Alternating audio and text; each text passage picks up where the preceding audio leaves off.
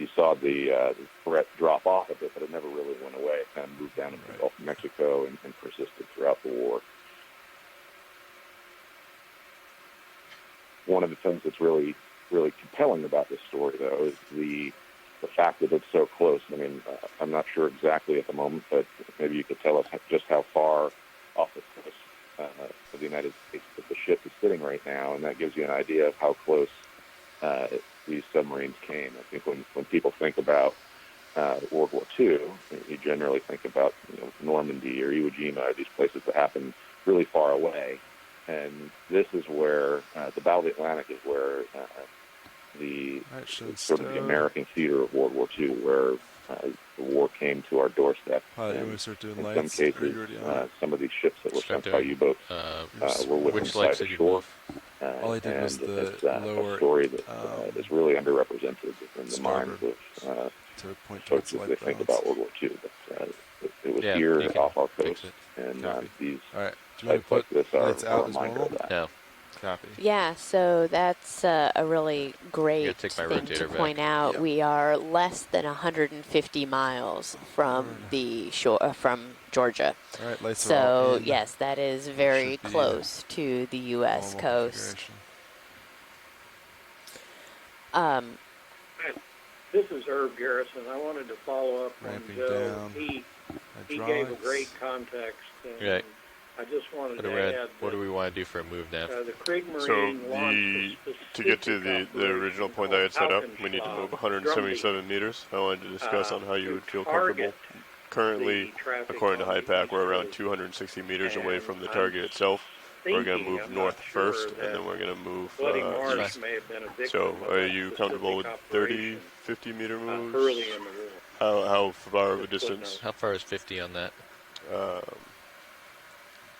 Yeah, so thank you for that, 50 right there. Yeah, we can do 50 meter. Okay, 50 meters so at earlier Mike had said that there's, so we'll be heading thousands, tens of thousands of wrecks probably off of the eastern coast. Yeah. And 50 meters, do you have any idea, like, what percentage have actually been located and mapped and then studied? 3 degrees, copy. I'm assuming it's a very tiny percent. I'll line up to 3 degrees.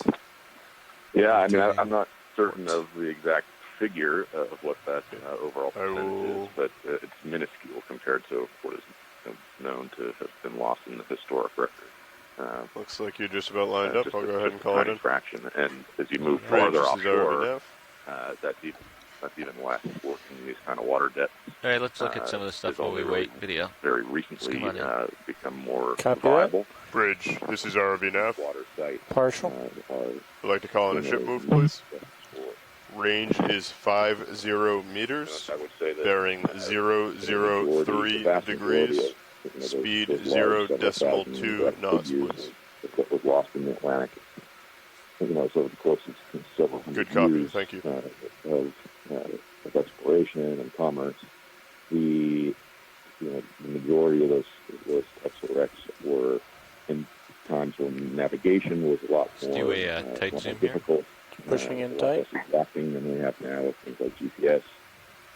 And when harbors and ports and safe anchorages were not as well maintained, so a lot of those wrecks generally happen quite close to shore, in areas where people are coming into heavily trafficked areas, and there are collisions with other ships, or they're coming into ports or undeveloped inlets, and we're running aground. So the farther you move offshore in this type of area, it becomes a little less dense in the number of wrecks that you would expect to find, but also a lot less explored. Okay, coming out. Video swapping out. So a few years ago, the Bureau of Ocean Energy Management funded a study to create a database and try and assess an inventory of how many shipwrecks we have in the Atlantic seaboard, and try and collect all the different historic and data information sources we had. That database contains just shy of 10,000 potential wreck sites that we know about, many of which we've never heard of and wouldn't know necessarily that they even had sank due to gaps in the historical record or information. Most of the ones where we do actually know about, like Joe was saying, are near shore, and I don't have the exact number within me, but right here, but it's in the range of about 500 or 600 wrecks where we know fairly confidently where the location is. Unfortunately, the water depths in some of the areas where they sank are such, we get very rare opportunities to go and examine these sites. Pilots, did you change the sonars? Yeah, copy that. What? Did you change the sonars? Opportunities to explore. D2 is at 80 right now. See if we can. Yes, I did. Okay. Have to tell another story of what took place in these locations. Yeah, that's great. Thank you.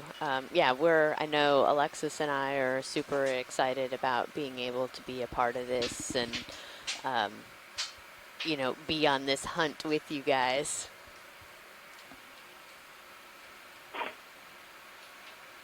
Yeah, just another historical note there, too. Even though this ship was unescorted, it did have armed guards on board and was equipped with a 5-inch and a 3-inch gun, fore and aft, and also had 8 20-millimeter guns on board. And during this cruise, it had a Navy blimp that was also kind of tracking activities near the ship and actually reported in when some of the survivors went into the water as the ship was sinking.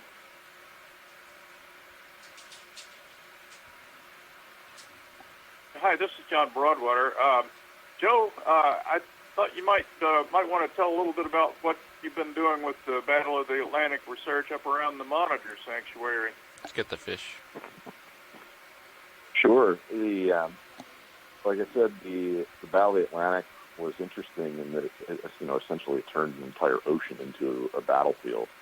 But there were particular areas in that larger battlefield that had particular strategic importance. And off the coast of the United States, one of those areas that really stands out is off in North Carolina, where the Okeanos will be doing some mapping next week, looking for additional targets that are associated with the Battle of the Atlantic off of the kind of Cape Hatteras area and a bit north of there. So this region, because of geographical features that influenced the shipping lanes and created sort of a concentration of a bottleneck around Cape Hatteras, was recognized as an area where the U-boats could have really effective success in being merchant vessels. So as a result, there's a particularly high concentration of merchant ships that were lost off of the coast of North Carolina, as well as U-boats that were lost in counterattacks and other Allied warships. So it's a really unique area that kind of serves as a microcosm to characterize this area as a battlefield, and really as a representative of an American battlefield, just like a place like Shiloh or Gettysburg, and that we're working through the Office of National Marine Sanctuaries towards trying to establish an expanded marine sanctuary extending out of the Monitor National Marine Sanctuary to protect and recognize this area and these resources as an American battlefield.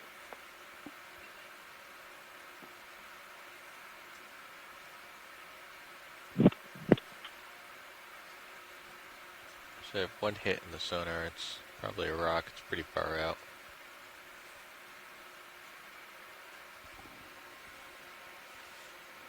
I think one of the interesting things about this story, and one of the reasons push out with the camera at all, such a compelling and worthwhile one to tell with these merchant vessels, the story of the merchant marine in World War II, and zoom in a little bit, that they made, is one that has really been underplayed. And looks like it's just the likelihood of being lost. Sponge. Let's come in tight on that out there. In World War II, the merchant marine actually had the highest statistical likelihood of being lost in service, even beyond joining the Marine Corps. It's very big sponge, maybe a rock. Represented in Let's come the history of World War II because of the fact that they were U.S. Merchant Marine. They didn't have veteran status until they were granted partial veteran status in the 1980s. It really didn't go far enough. So I think it's a really fitting thing to be looking at some of these wrecks that are merchant vessels tell that story of the Merchant Marine and can really give us an opportunity to shine a light on a piece of history that, there was so much happening in World War II that, that we're making headlines everywhere. Bringing your heading back around, Sean. This has sort of been lost to a lot of people. So being able to visit these sites and have this tangible connection is a really great opportunity.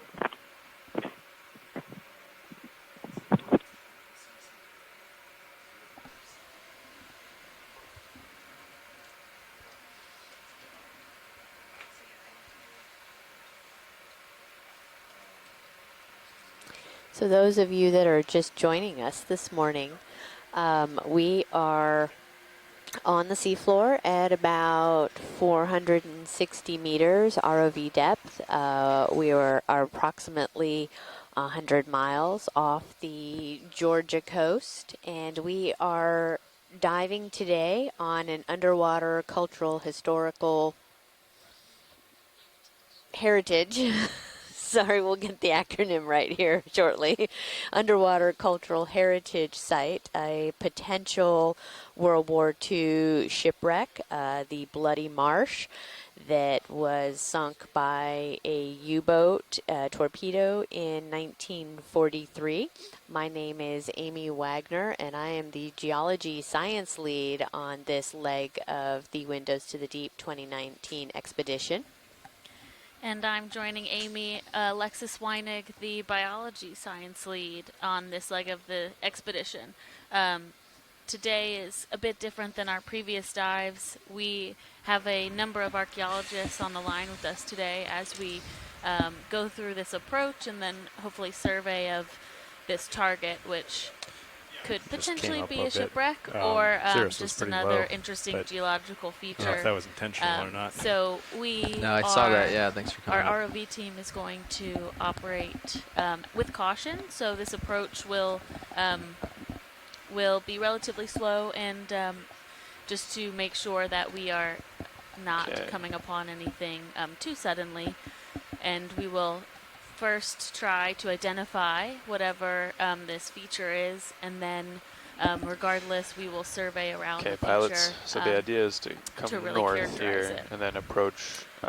So what you are, as we are approaching this feature, what you are seeing here is this just kind of the tether's not blowing right at it. Soft bottom. There's actually a lot of just completed. larger I'd like to get another one in whenever you guys are set. Some kind of dark rock. Let's keep them rolling. We sampled some of this yesterday a little farther south, and so trying to understand a bit what this is. And a lot of sponges we're seeing here, these kind of white fan-shaped things. Kind of the fault. Yeah. Okay. I did see that, thanks. Okay. And some coral as well.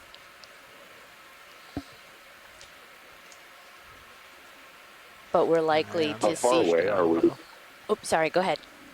Okay, coming down just a Sorry, bit. I was just curious, how far away are we from the primary target?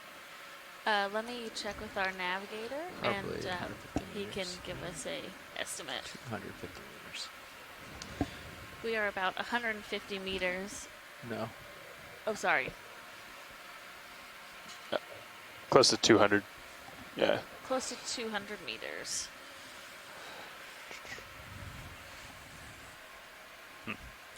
Yeah, Cirrus is some big swings around. We do have ship moves in though. Keep taking us, constant ship moves, taking us closer.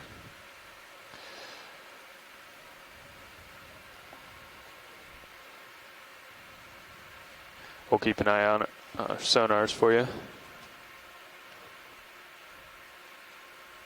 As Mike said, part of looking at this rather than beyond the historical component is the environmental threat. And just to put in context, when Mike said over 100,000 barrels, which is about a little over 117,000 barrels, that translates into 4,892,000 gallons. And then if you were to add beyond the cargo of oil, the bunker fuel that fueled the ship, estimated another 10,000, we're talking over 5 million U.S. gallons. So. Wow, thank you for, I think earlier I had said gallons, and so thank you for clarifying that. That is a lot of oil. Also, can you put that into kind of a context of, say, like compared to the Deepwater Horizon oil spill? Sorry to put you on the spot. Yeah, if you actually give me a second, I have done some work with the Deepwater Horizon. Okay, lower excellent. swing arms Convert are now. that. So, just give me a minute. Yeah, we could deploy them. You want them out? For sure. And Mike, as far as you know, the cargo might even bring was the that bunker uppers. C? Just stow them slightly so that they're. Yes, it was. You know. Yeah, it was bunker C, heavy fuel oil. Can adjust when we get on site. The Deepwater Horizon oil spill was I think 87 days. Some of the estimates range wildly, and there may be a final legal one that was worked out, but the overall estimates were about 3.19 million barrels. So that's, I think, approximately 130 million gallons. Wow.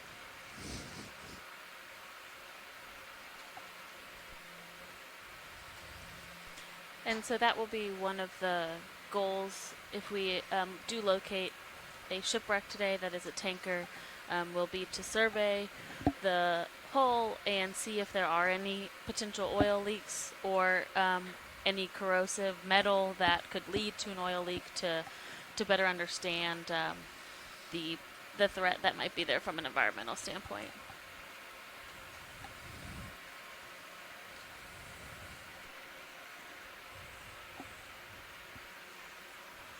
Good.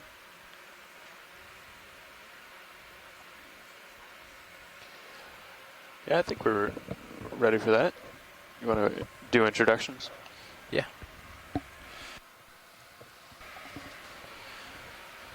We had the 9:30 watch change. Now sitting in the front row as pilot is Jeffrey Lanning. And a navigator, Chris Ritter. At co-pilot is Tony Arnold. Over in video, Bob Knott. And clipping is Art Howard. And we are all here with the Global Foundation for Ocean Exploration. All right, thank you guys. Yeah. How does that look for swing arms? And actually, we are all stable here now, so we're going to increase our ship speed just by 1/10 of a knot, get there a little quicker. Everything looks good from our end. Ship's holding station, or holding its heading just fine, so we're going to increase that move a little.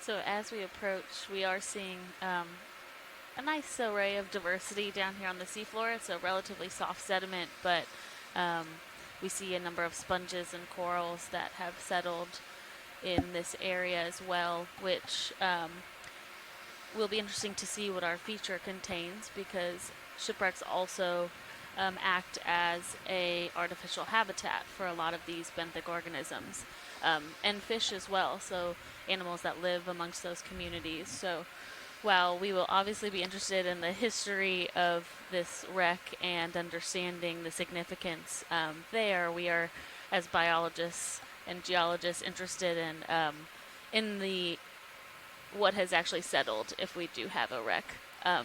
It's always, you have different types of communities sometimes on artificial reefs than you do on the surrounding natural reefs. Mm-hmm. So it'll be interesting, I think, from all perspectives today. Yeah, absolutely. You know, all of these, we're seeing a lot of these small octocorals and sponges, and they all need to have some hard surface to attach to. And so right now what you're seeing is a lot of them are attached to some of these, rock rubble that's down here. And if we find a shipwreck, that's a great surface for these organisms to attach to. And I have been fortunate enough to go scuba diving in Truk Lagoon out in Micronesia. And the shipwrecks out there are just phenomenally covered with soft coral and all kinds of amazing underwater habitats. Oh, look at this. Nice little fish here. Okay, I'm going to keep that move going here, pilots. Yeah, for sure. Yeah, these Sounds large, intact, kind of modern era steel shipwrecks that we have as a result of the Battle of the Atlantic are scooch the drawer in. Have transformed into these pretty incredible artificial reefs. And if you're looking at natural, can you bring the drawer in? Sure. Sites in this area, it's often the hard bottom habitat that has such a concentration of life. And pilots, that'll take close to 20 minutes to get us to this waypoint.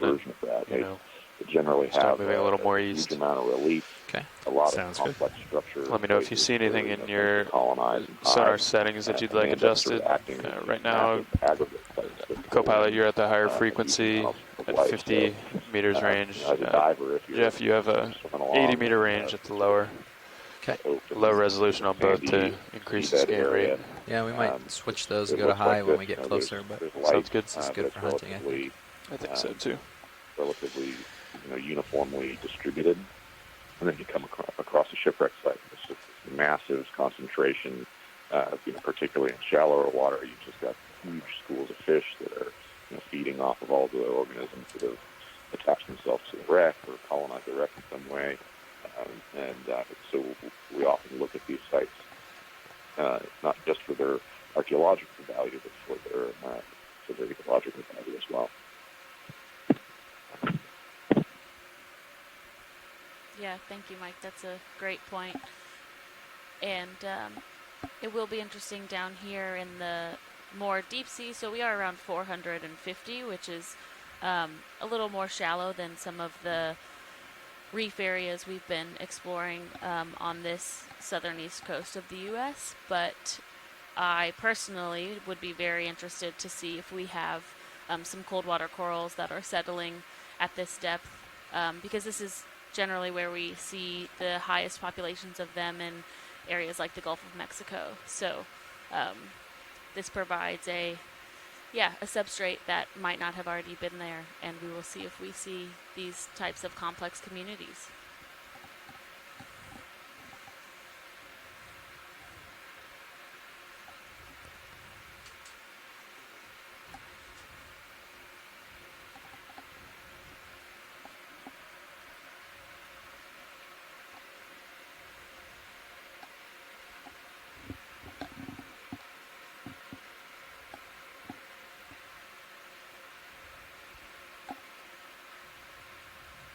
Guys, a little bit of background on the shipbuilder's son, Shipbuilding and Dry Dock Company.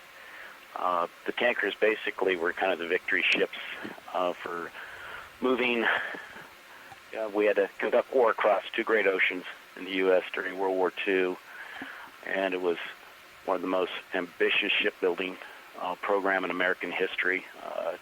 We had to, of course, transport oil and gasoline.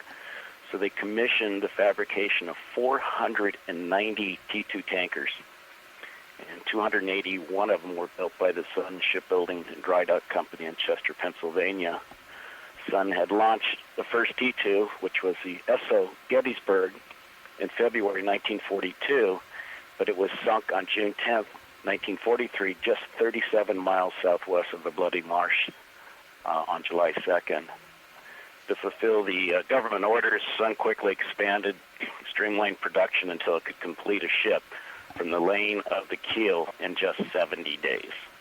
By 1943, it was operating 4 major shipyards with a combined 28 ways, together with associated shops, cranes, railroad facilities, and dry docks. At its peak, Sun employed 35,000 to 40,000 workers. any given year. By year's end, Sun had launched 318 vessels, including 35 cargo ships, 35 barges, and 8 military vessels.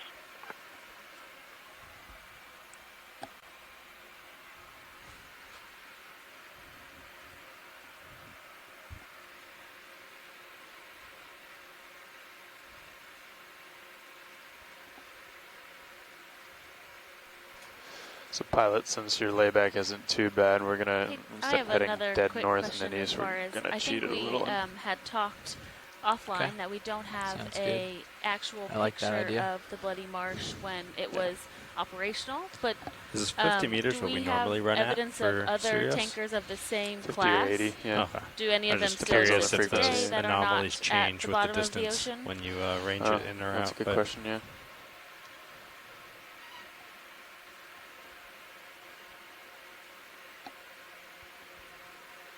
There's a lot of information on T2 tankers. They were like such an important player in World War II. Rail, you know, there were so many of them built, so there are What's interesting, lots though, of is that information, but I you can get it to go away. believe any survived. Does anybody know? Like if a target comes in there, Well, they it'll wash certainly it were out, and then it repurposed doesn't appear into for a private while. hands after ownership with the U.S. Maritime Commission, but I don't know if there's any around today. I remember that Jim said a while back, like when he was with NPS, he walked over some of them, but I don't think, I think we looked, and I don't know if there's any that still exist. Check for a lot of them have been scrapped. Got about 30 meters left in that move, maybe a little more, and then we'll just head a little north of east. Okay. How's that sound? So we have another 30 meters of this. Yeah, I mean, I can stop it short if you think we're okay. Yeah, it's up to you. And can you tell us what does that mean? What is T2? You're referring to it as a T2 tanker. What does that mean? It's only 3 minutes left.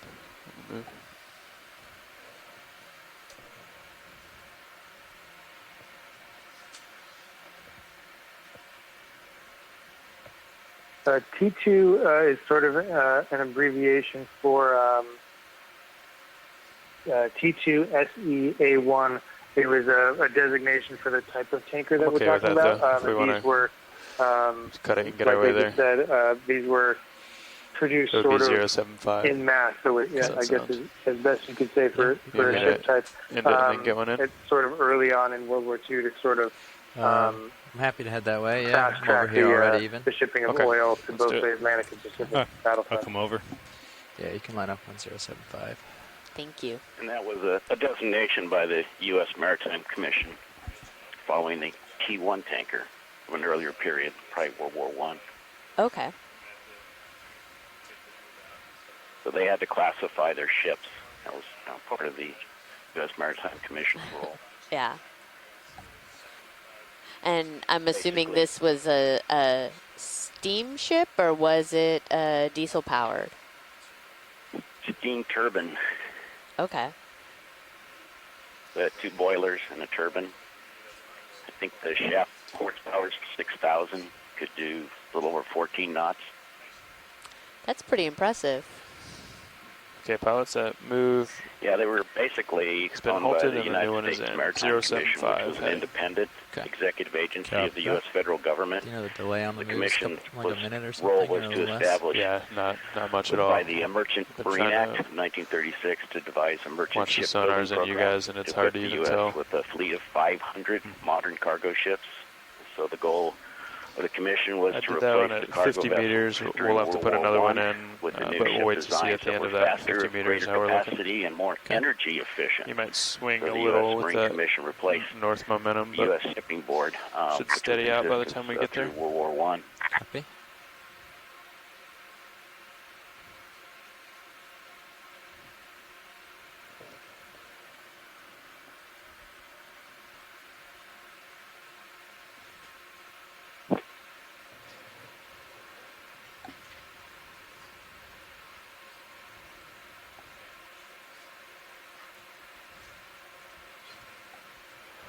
Watch lead nav. Hey, I'll just keep you updated as we go here. We're about 130 meters from where we expect the target to be. We'll see it in sonar before then, but yeah, we're just coming in nice and easy, looking for obstructions and surveying the area around it. And we're moving at 0.3 right now, so that should get us there fairly quickly in the next 20 or 30 minutes. Sure.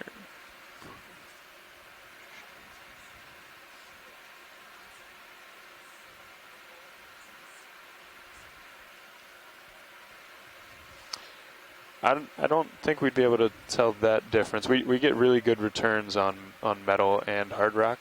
I think if it was metal, we would get a very solid return from very far out, better than any natural object. But if it's really hard rock, we get a pretty decent return as well. So we'll keep an eye out and see if we can determine anything more in sonars as we go.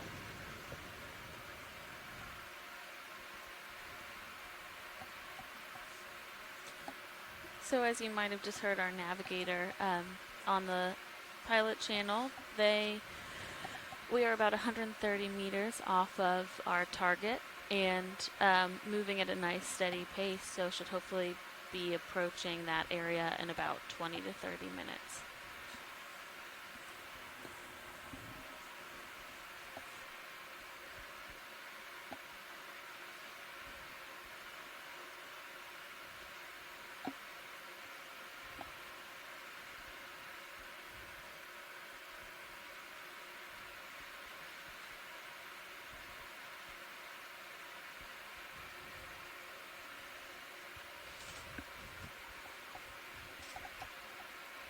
Joe, are there any other shipwreck targets in this region beyond the Bloody Marsh that you're aware of? I'm not sure of anything, depending on how you would define the region, but I'm not sure of anything that's particularly close by to this site, but I'm sure that, there's certainly another World War II era wrecks up and down the East Coast. Mm-hmm. Co-pilot, if you could just take note of how the tether's doing as we get there, kind of where it's swinging out, so we can southwest. You know if that's ever been located? Going towards me so far. Yeah. Yeah, I'm not. So we were hoping to avoid, not sure. but just so we know when we're setting up for moves and shots and everything. Gotcha. Yep.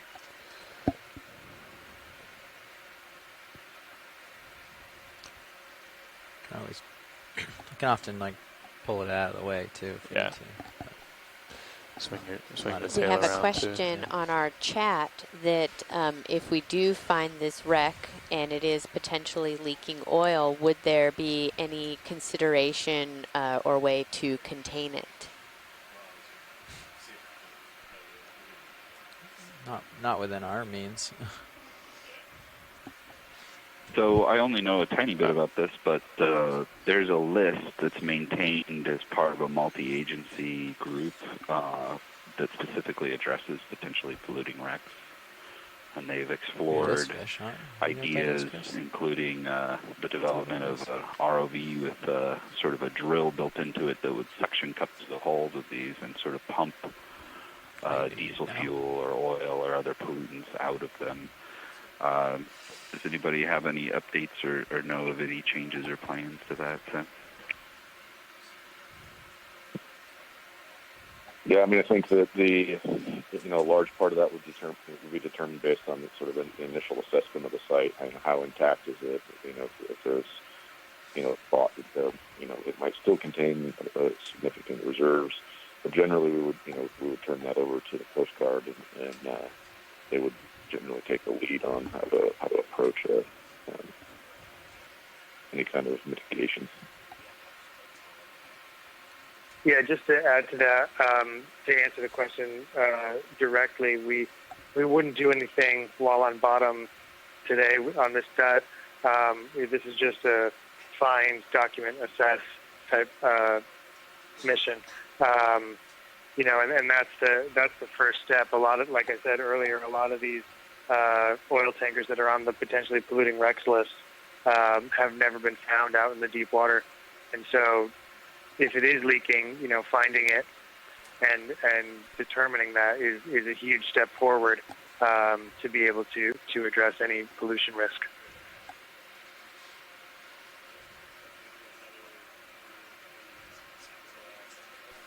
Yeah, absolutely. Thank you all for answering that question.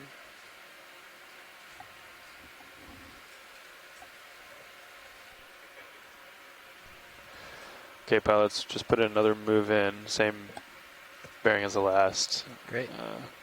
Another 50 meters at 0.3, that'll be 5 minutes. So it seems like we're creeping here, but we're making good progress. And keeping an eye out for any midwater lines or obstructions. Ship looks like it's holding this heading nicely. Should be coming into D2's rate, sonar soon, right? Yeah, at 80 meters. Yeah. Take a scan here. I'm facing sort of the wrong way at the moment. Do you want to, I can drop a little target here and make it active if you want to get a, yeah, there you go, get a bearing and distance.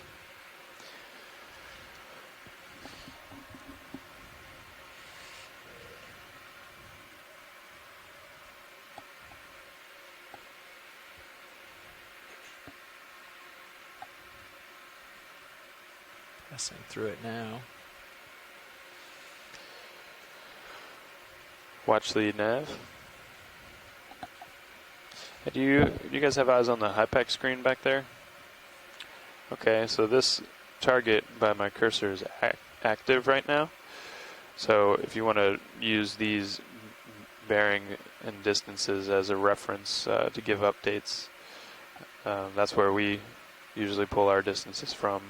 So just so you know, so you can have a check every now and then. Got it.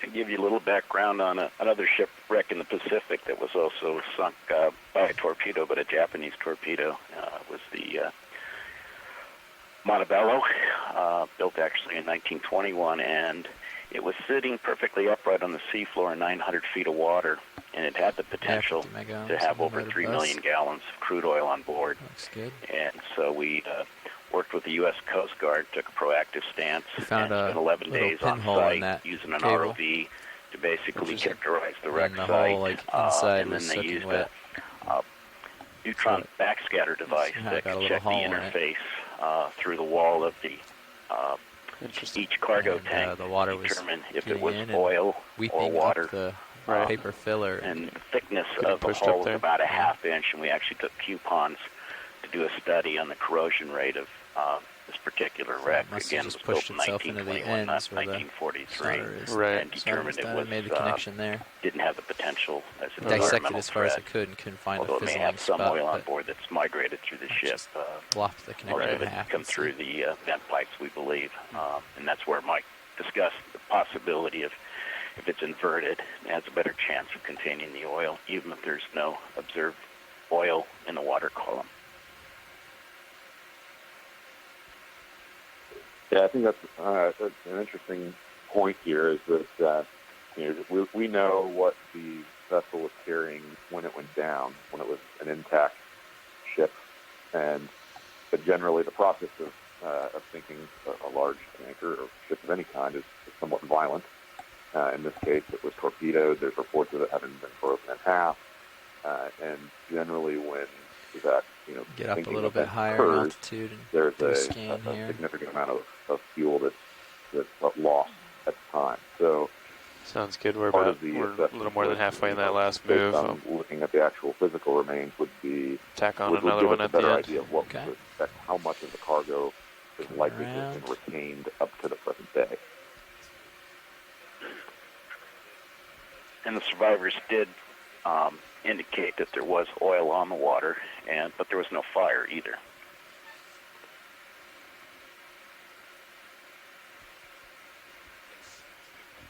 And there was a loss of 3 lives in the engine room where the first torpedo struck.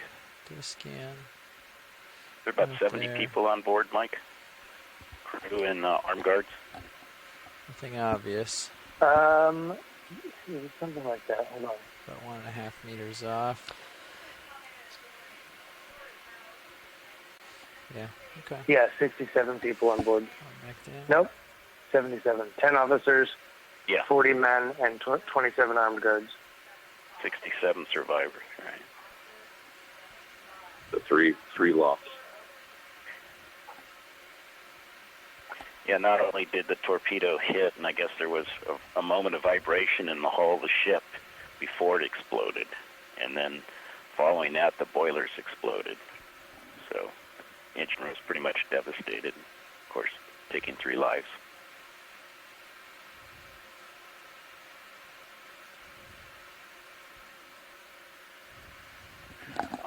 Would that be for the merchant marines, Joe? Would that be considered a war grave? So I would definitely consider this stuff to any site that has had lost a life of war grave. I'm not sure. Did you say that those lost were armed guards? Merchant marine. No, they were. Yeah, I mean, the crew. I think irrespective of their role, it was to be considered a war grave.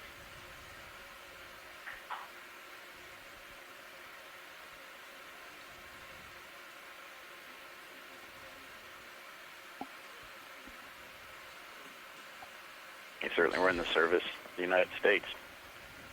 It's the ultimate sacrifice. Another outcrop.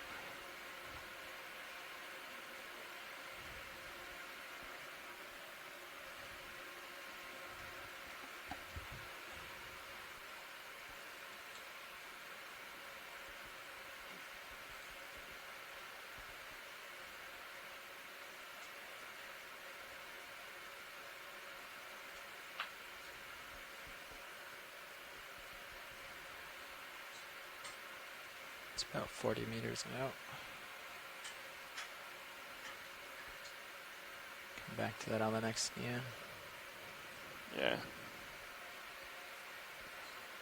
Definitely something there, huh? Seems like it. That'd be a little south, though. Yeah. For what we expect, but that's Yeah, could be part of it. Could be a debris or something. Yeah. Yeah.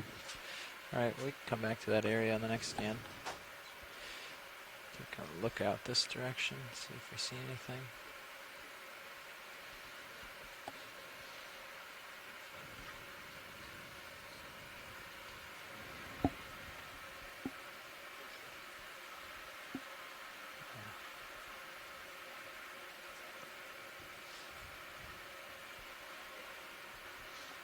Tether looks good. Yeah. Looks like it's behaving today. Yep, no loops.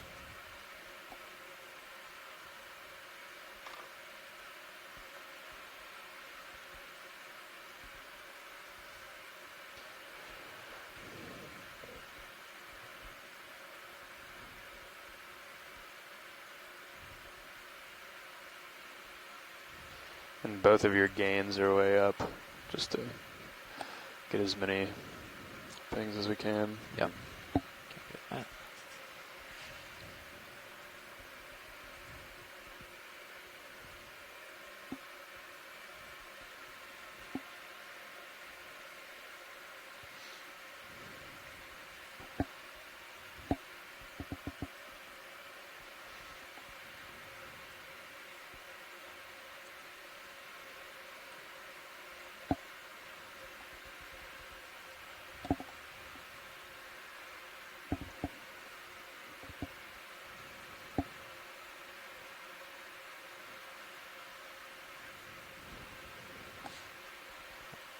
Some something here, some shapes.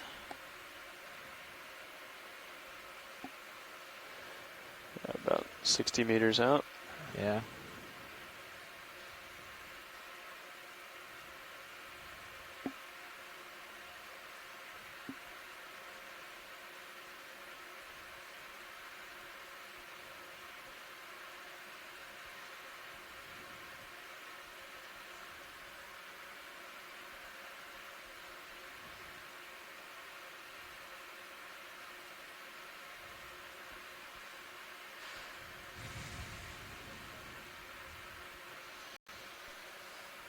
just to let you folks know, we are less than 50 meters from our first target site.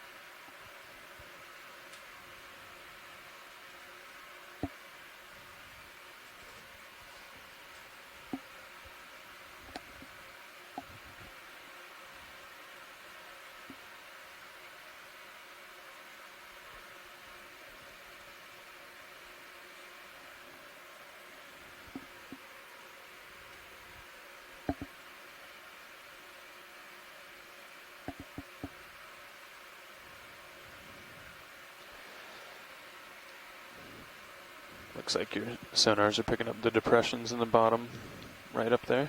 Yeah.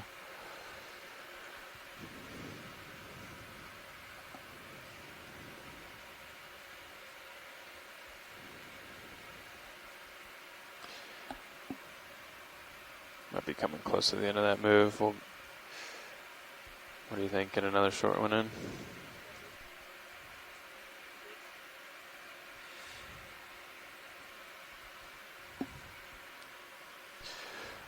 Yeah, we can do another short one, or I don't know if you want how much you want to let this one settle out first. But I don't see anything in Cirrus view. Right. I don't have anything yet, so you could probably tack on a little more. Yeah, 20 meters or so. Sounds good. Can I do another ship move, please? Range 20 meters, bearing 075 degrees, speed 0.2 knots.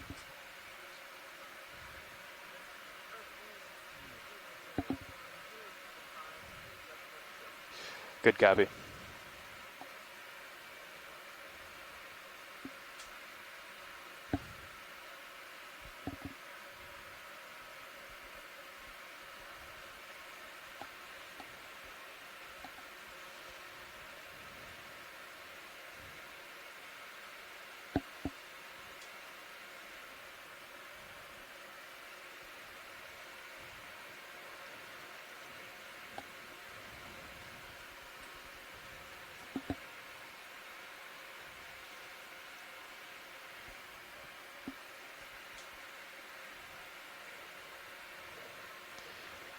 Still no hard returns out there in your sonar.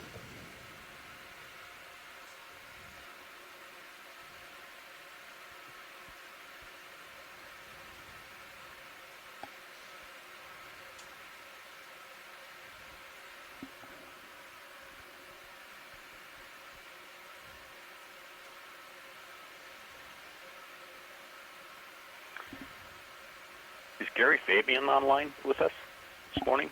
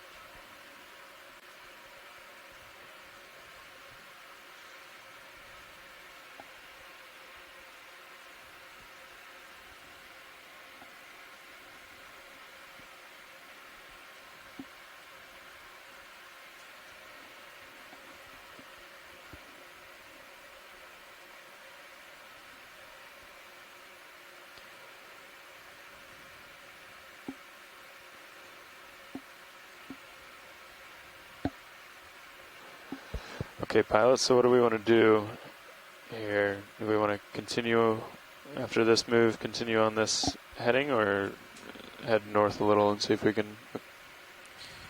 we can get on the little ridge crest and a little long, I guess, right? Sure. So I guess we can keep the same bearing for our moves. Do one more like this, I think. Sure.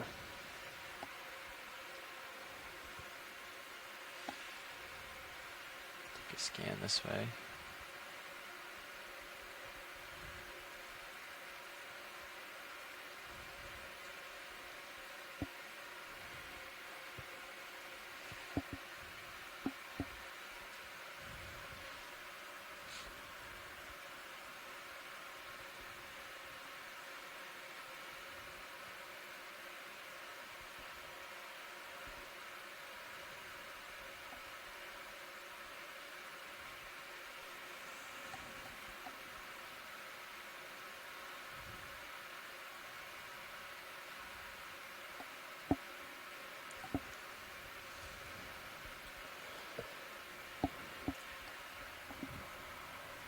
So if you're just joining us, we are currently diving about 125 miles off of the coast of Georgia.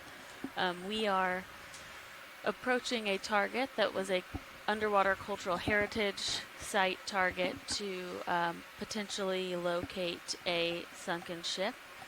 And we are going to survey this area a bit around and see if we can either see a shipwreck, or we will start later on into a benthic dive where we will spend time characterizing the habitat of this site. But we have a number of archaeologists with us on the line, and we will just continue to kind of go around this feature and really where I am now, do our best to confirm what this site is. All right. Just to look at over here. Okay, coming around. 050, another 20 meters. Let's do it. Another ship move, please. Range 20 meters, bearing 050 degrees, speed 0.2 knots.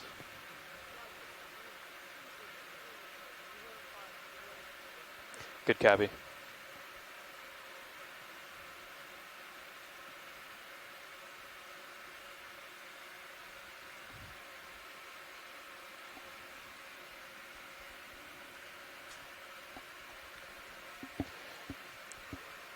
Okay, pilots, that move is in. Sounds good. Looks like you're already on that heading. Yeah.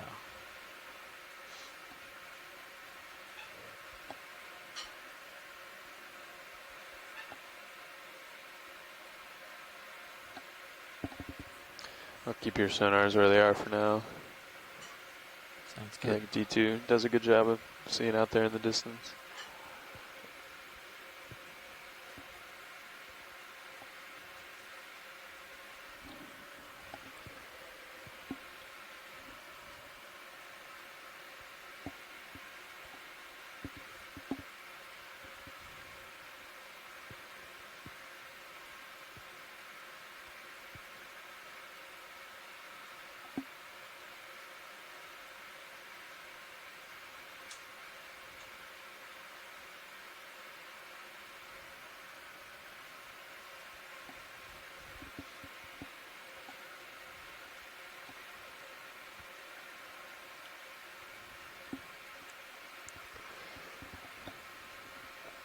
Looks like you're still headed uphill, huh?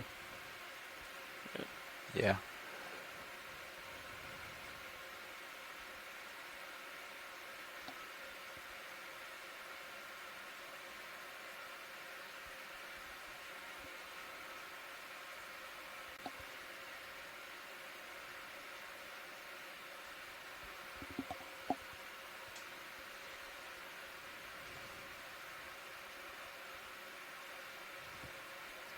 I think you could range in on the... On yours? Mine, yeah.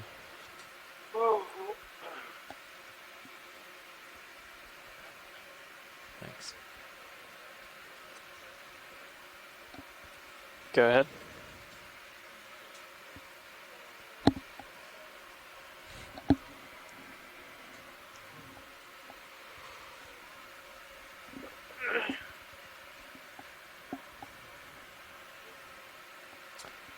Sure.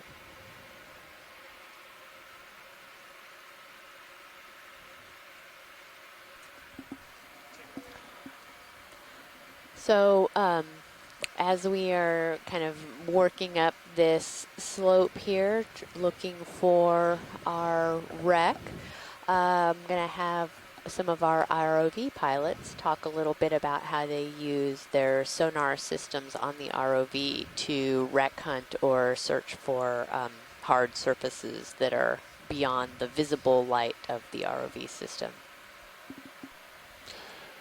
Sure. Hi, everyone. This is Chris Ritter, sitting nav with the Global Foundation for Ocean Exploration. So we have a sonar system on both vehicles, on D2 and on Sirius, and the sonar on D2 as a forward-facing sonar, so we only have 180 degrees to see out in front of D2, but Sirius has a 360-degree range. And what we do is we usually keep, when we're searching for hard targets out in the distance, we'll keep, since D2 is out in front of Sirius, we'll keep the D2 sonars at a lower frequency at 385 kilohertz and range out to about 80 meters so that we can detect anything that might be out there, and we'll every once in a while come up off bottom a few meters and give a good survey, see if there's any hard targets, any metal or hard rocks that might be providing some hard white and yellow returns on our sonars. And then we'll come back and we'll do the same thing on Sirius as we move forward towards our dive target. And we can adjust our gain or sensitivity as we go, and also our contrast so that the harder targets show up brighter in our sonar screens. So we'll play with those settings and adjust as we need to give us the best chance of detecting anything out there. And yeah, right now we're seeing these hard returns on this mound in front of us and on the D2 sonar, but we're continuing forward and looking out on the horizon for anything else that might be out there. Great, thanks so much, Chris. Really appreciate that Thank you, Bridge. description. Okay, pilots, that move is complete. Do we want to do another one? Whatever uphill is for you, maybe a little more to the east for you? Yeah, maybe a little more east. You want to just do 090? Yeah, I'd have to get over there, but we can do that. Okay. We can keep it 0802. I think that would be okay, just as good. Sounds good.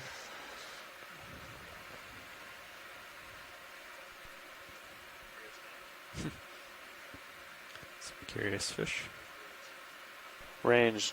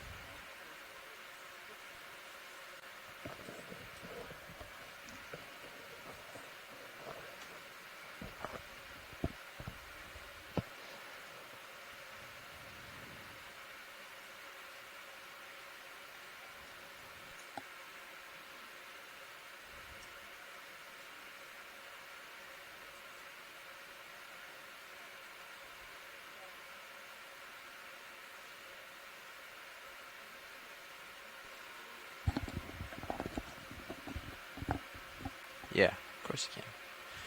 Video, you want to zoom in? We'll try to light it up a little for you. Do you want to further deploy the lower swing arms for me? Sure. Just bring them all the way down. Get a little light in there.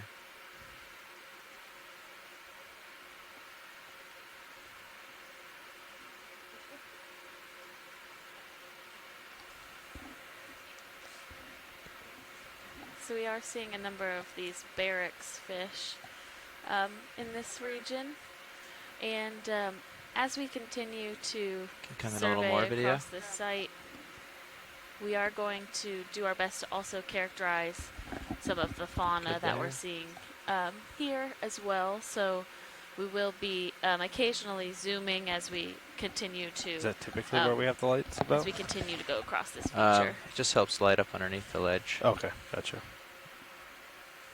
Let me know if you want them more, or if you want the fog lights. Yeah, try to get them fully deployed, like as far down as they'll go, so you can get under here. Copy. There you go. Gotcha.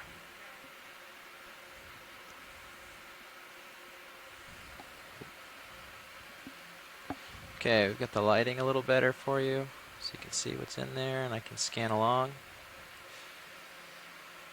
Let me know if you see anything you want a tighter look at. I am kind of far back just so we can throw the light underneath there. Yeah, this is good. Thank you, pilot. Okay. Just to get a little idea, a little peek under this ledge. Okay. A photobomb.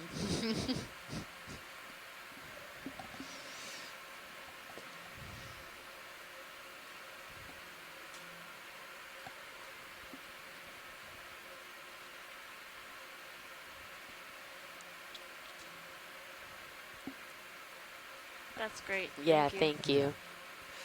All right, I'll come a little closer and get light up a little better, and we can get an idea of what's on the edge of this crest. I'm sneaking in video, just so you know, for your focus. A bunch of little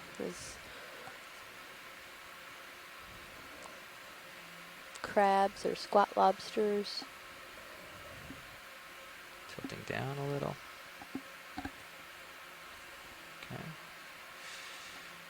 So is that a little plexaurid coral there on the sticking out on the end? Yeah, the white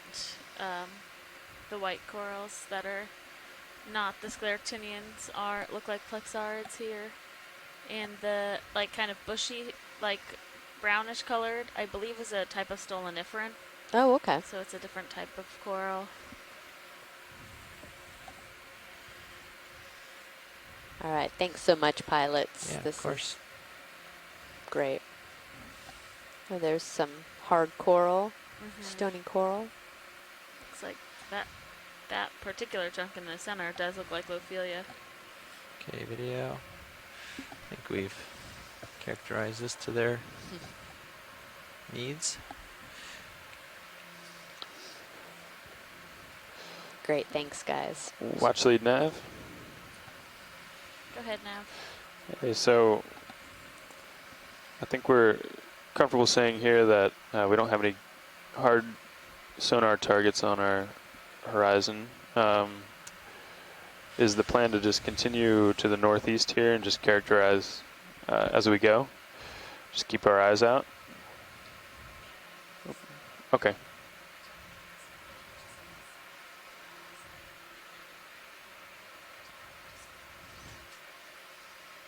Okay.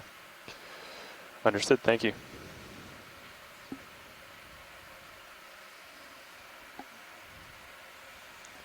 Okay.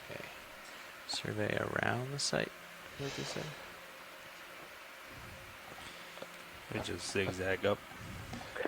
Yeah, I think we'll. Can we get an update on the location relative to the center of the primary target?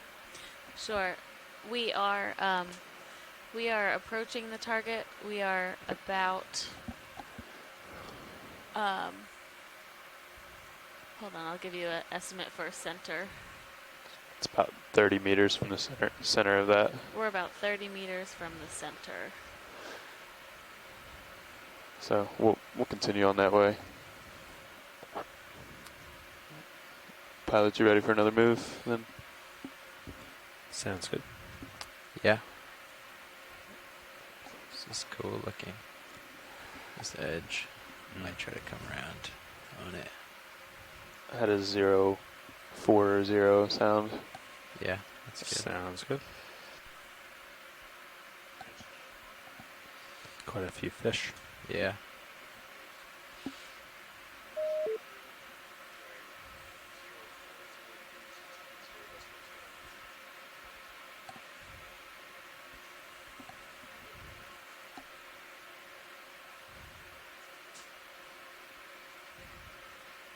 Yeah, you can take the skids out video if you'd like. Thanks. Try to keep your arms where they are or bring them back up. I think there's enough little ledges and stuff. We should keep them out for now. Copy. A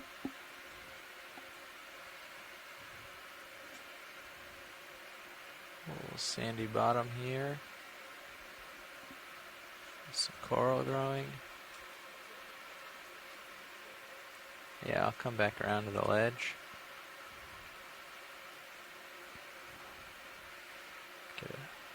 Get a look under here. Losing me off my port, but it's just serious swinging. You can follow me. Might be you pulling me. Am I too far? Doesn't seem like it though. But that was a big swing of lake. You're definitely pulling them. Yeah, I'm pulling you. Okay. Coming back. Some very friendly fish. These fish. Yeah, you can come in video. I have to back up, give myself a little bit of room on the tether, but you can get what you can from him now, and I'll get a little closer in a second. We're moving this way. Sounds good. I'll come down just a little bit. Thanks. Oh, Oh, there's yeah. We need our fish folks on the line. Why don't you bring those swing arms up for a bit? Copy. As I'm chasing fish. He is well below me. I am uphill from him, so it's going to be hard to follow him around like that. These fish are all about holding their territory. They just chase you right out. Wow, look at that guy. Yeah, gotta keep my eye on the tether still. But he's coming out. There he is, yeah. What's that one, Chris?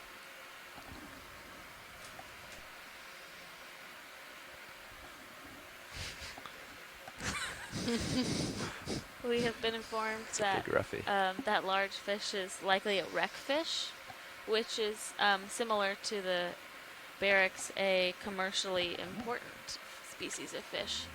And we are currently in a HAPC, so a habitat area of particular concern. So it is important for us to document especially the fish species we're seeing here. I'm gonna sneak around. Keep an eye on my tether for me.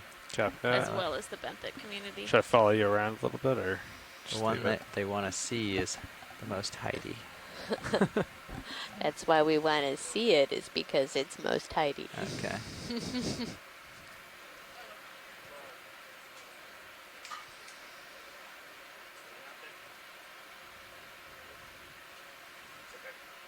Okay. Tilting up.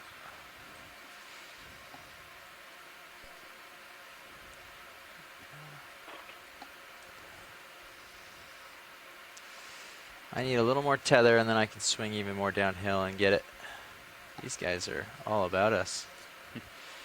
Yeah, they're very curious and like to...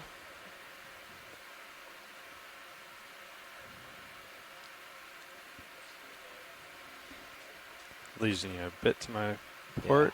Yeah, just make sure I don't tug on the tether, and then we're good.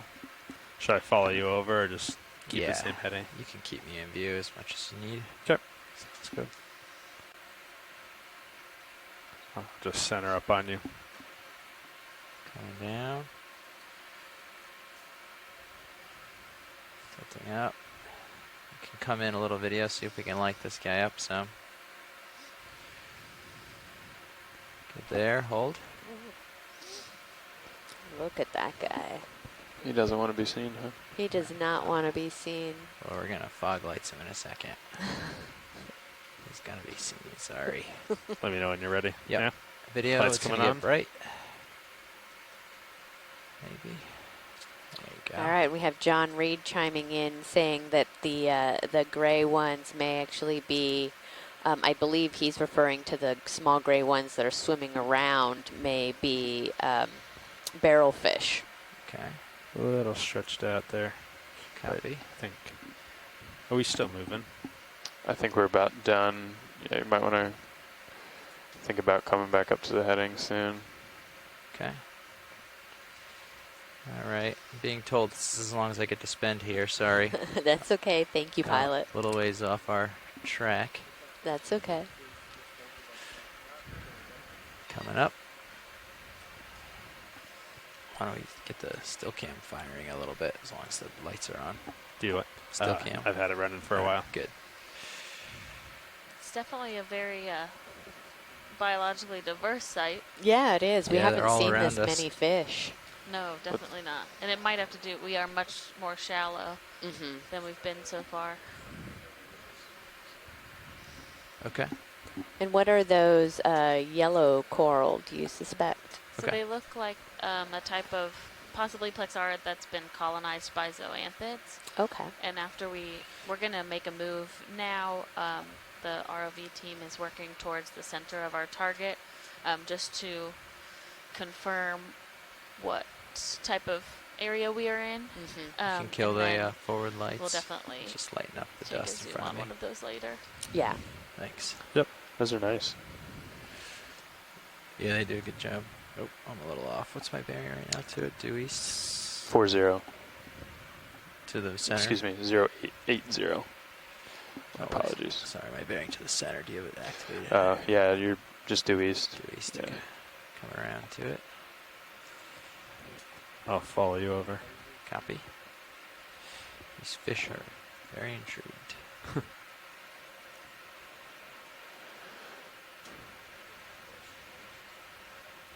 Copy, lasers on. I think. I hit Kind the of button. weird. Oh yeah, there they are. Weird how they just hang out in there. Lasers are just above this rock face. There they are. You see them?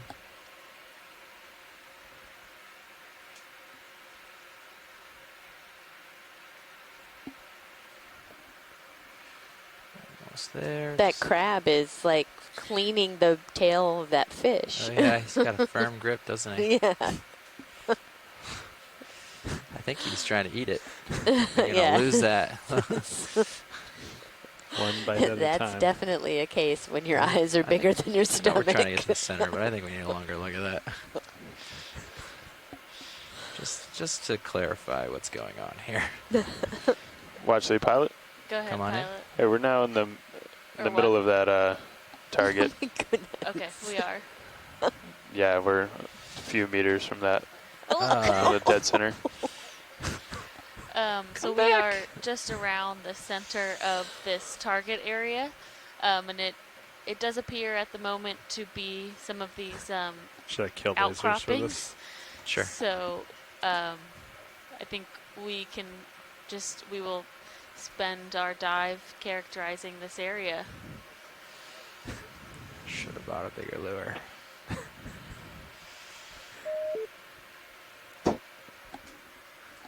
Well, it's the nature of exploration. You don't know what you're going to see until you get on the bottom. Absolutely. And I mean, we all, everyone on board, it was definitely a very potential target. So if we want to, if you guys have anything that you'd like to talk about as far as the process of this type of shipwreck hunting and how, I think we're okay. Even though today did not end up so far being a shipwreck target, it was, this type of information is also useful all the fish. For us to be able to say that we do know at least this feature is not one of these tankers.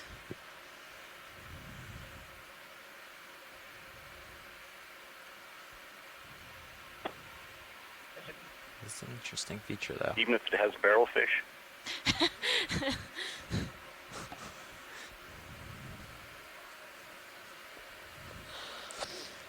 Yeah, we found a wreck fish, but not the wreck today, maybe?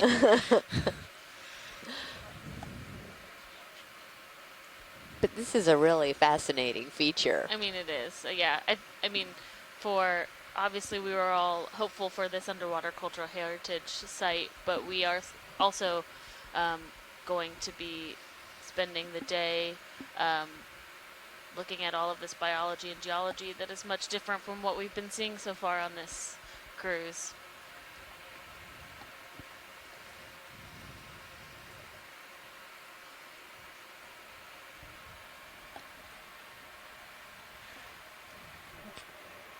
Just thought I saw.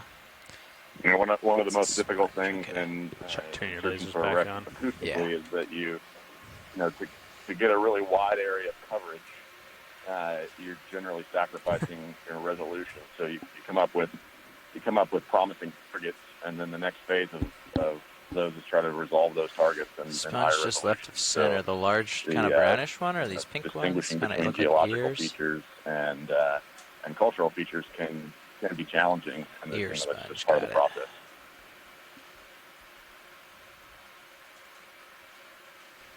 Yeah, thank you. That was definitely true.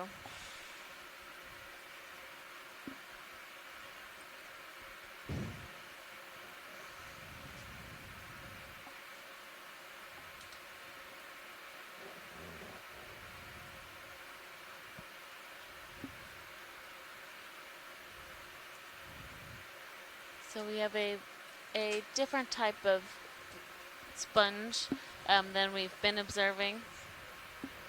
Has this more of a light pinkish color versus the stark white or yellow sponges that we've seen so far. Tilt down a little.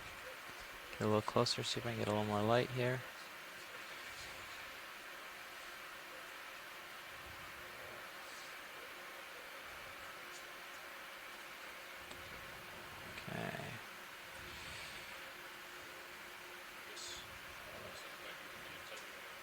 We've been turning it on and off. Yeah, we're good.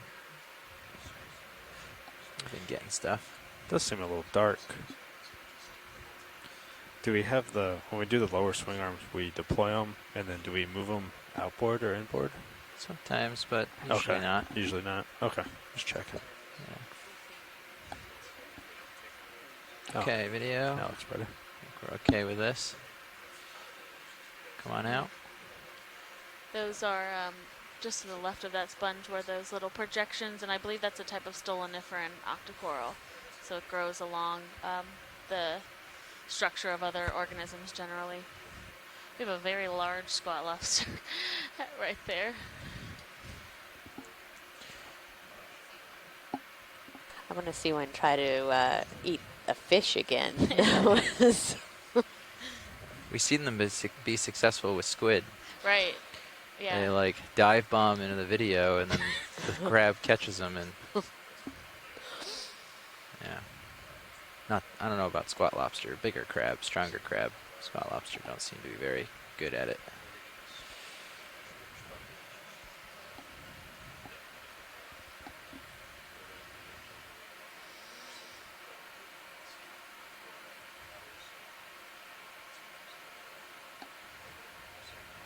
It is interesting to see the squat lobsters up on this more hard top. I think maybe it's they have some protection under those ledges, because we often see them where they stick their claws out and all you can see is these little red claws. Yeah, those little white mittens on the tips, but yeah, because I would think they would be fairly exposed, but it does look like there's a lot of ledges and overhangs, and even probably under some of these sponges and stuff like that. Yeah. Definitely interesting cracks along here. Yeah, that is pretty awesome. Okay, pilots. Yeah. We have a plan. Copy plan. Watch leads nav. I'd like to discuss the rest of our time here at this feature, if that's okay with you guys. Absolutely. All right, so what we were thinking is to come maybe north with the vehicles and then just survey the perimeter and make short moves, just as we would on a feature this big. Come in real quick. Come around the outside, see if we see any ledges that we want to investigate anymore. Right here. And the center is kind of within a tether length, so if we stay on this contour more or less with Sirius, we should be able to characterize the whole thing and cover as much ground as possible. Does that sound like a good plan to you? Sounds like a great plan. Roger.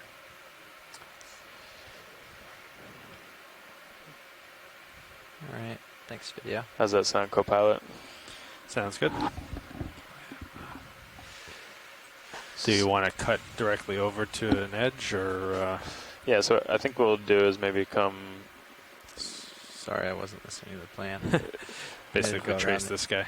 Go around the edges. Yeah, basically follow this contour with Sirius, and then you should be within a tether length, more or less, to explore. Okay. So I'd say maybe just acquire the ledge or bottom of the feature to the bunch of coral north rubble. or northwest.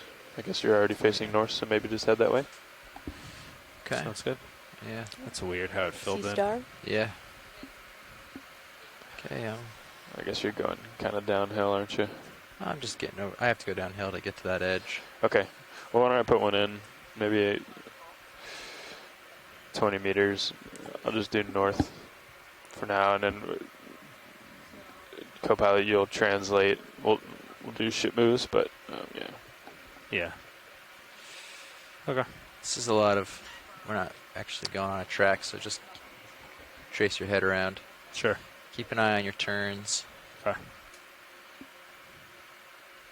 Yeah, Sirius has been swinging kind of wildly, like that. Yeah. Yeah.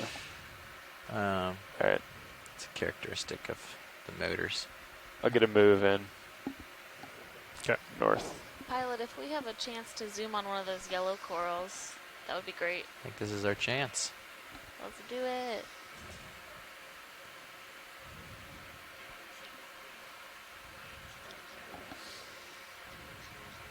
Can start in video. Just frame it for now. Looks good. Thank you. Try to kill lasers. Yes, you can kill lasers.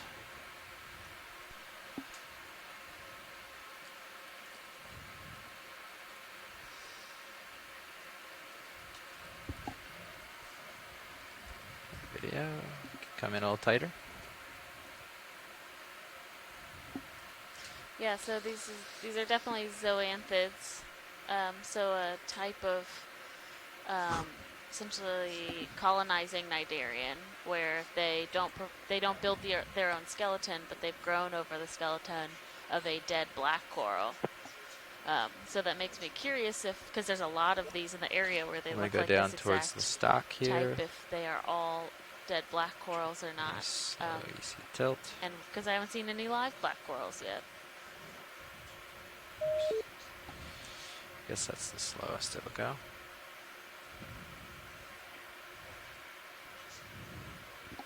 Wow, that's a cool shot.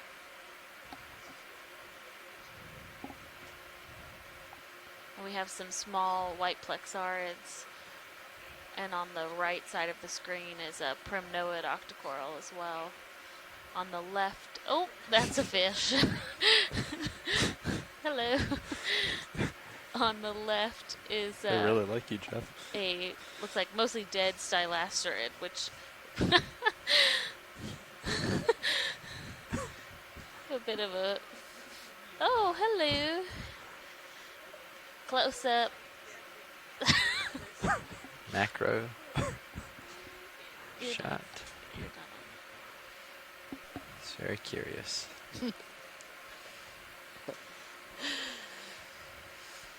Hopefully not too curious.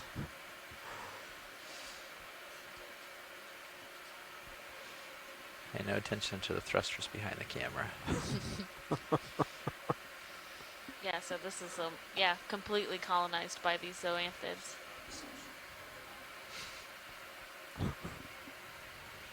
Are they opportunistic, or will they kind of take over and kind of kill the coral?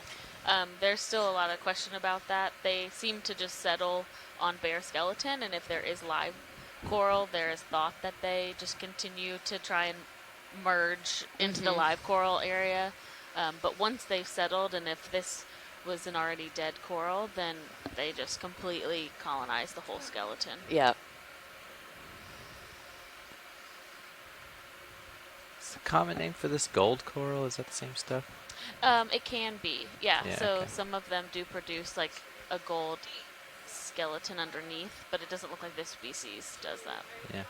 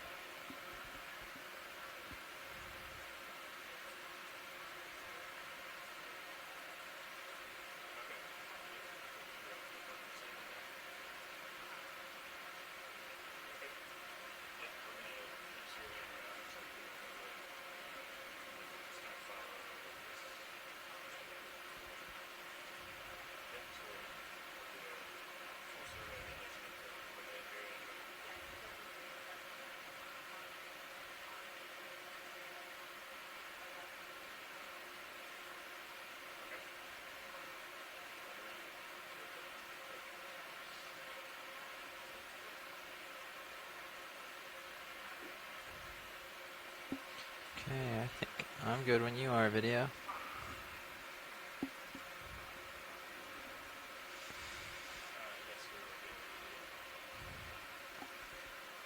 Okay. Continuing on. Yep, looks like I caught up to you a little bit. Great. Still, this is, let's see. Say 60 degrees. So as we are still looking for the a potential UCH site, this looks a little different than what we've been looking at the last couple days. There's been a lot of sponges and some different corals or different other benthic organisms. Yeah, and we also have different hard bottom here as well. We've already seen a couple of these ledges and a couple shelves of this black, possibly ferromanganese encrusted sorry, rock. I'm a little high. So we are going to work our way around the edge of this feature towards the north and really do a characterization of the site from the perimeter. Yeah, that might even be the edge. And then we'll make our way onto the top of the feature as well. On the edge. You guys are on the edge. Nav, did I hear correct that we're still calling this potential? That is affirmative. Okay, so I should not set down still. We are currently at a ROV depth of about 445 meters. So we are a couple hundred meters more shallow than we've been diving over the last couple days, or the last week, I guess, where we were around between 800 and 700 for the majority of our dives. So it is interesting to see a different community, but also somewhat expected, as a lot of communities are successioned through depth.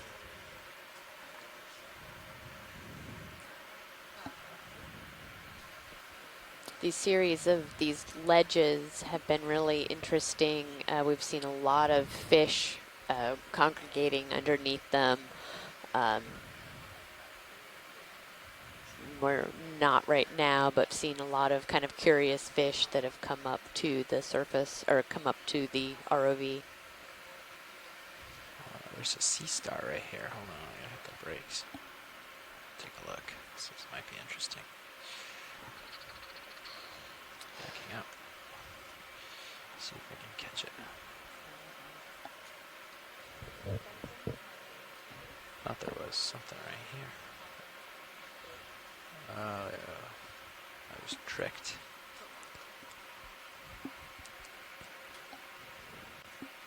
Looks like that move's finishing up. Yeah. Want to get another in and urchin. Sure. Same, and then that'll get us to that edge at least, maybe. Or you want to come over? Yeah, I'd bring us a little. Rock here. Gotcha. Got another fish underneath there. Wait till he's done looking then. Come in partial video just in case he backs into the hole. Slightly different than we've been looking at so far today, although it looks common from what we've seen other days. Snapper-brike eel, maybe. Yeah, it looks like it could be. We can't really see its tail, which can help identify that, but it doesn't have as blunt. It has that kind of narrow nose, which looks characteristic for a Synaphabranchid. Yeah, actually, co-pilot, I think I'll just keep you coming north, because I'd rather, instead of him always having his tether away from, you, we'll get you a little bit further up there. I've been sneaking in video to light it up, just so you know. I can get a short in now, if you want to bump up 15 meters or so. Works for me. Okay. Just to close that distance a little. Yeah, and we'll just let Jeff focus on that there. Gotcha.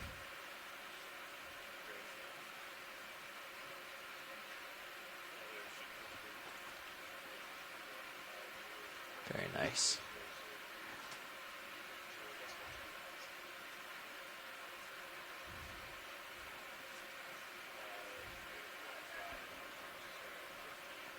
Okay, video. Moving on.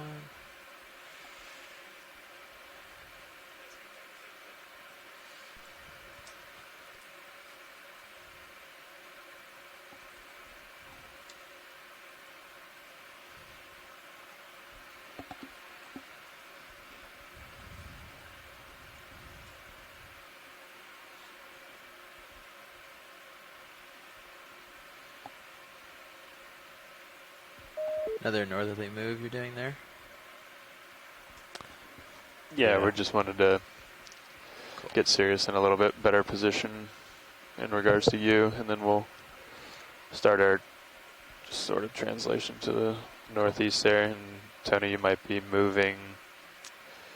It'll be a little bit non-typical. You'll be moving 90 degrees off of your heading as we kind of come around. Depending on where D2 is, but gotcha. We feel comfortable doing that. This is the only pretty big feature in the area. Yeah, gotcha. We typically do that for a UCH site anyway. Gotcha. Okay. Scorpion fish, maybe. I think we've seen a bunch of these on this cruise. I don't know about on this dive, but yeah, can get a quick snap on it. The lasers on or off? Off. Oh, you want to kick them on for me? Thanks. Sorry. No, you're good.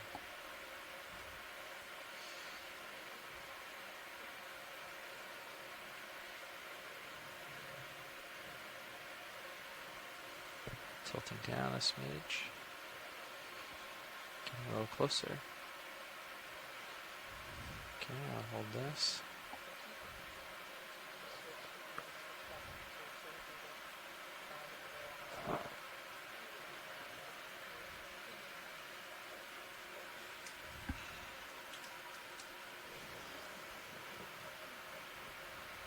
Looks like a small scorpion fish nestled between some colonies of Lophelia. There's a little Lophelia at the top above him, and then that white coral right next to him is also a little bit of live Lophelia pertusa. We have a small sea star down there as well, little goniasterid. Ravioli star.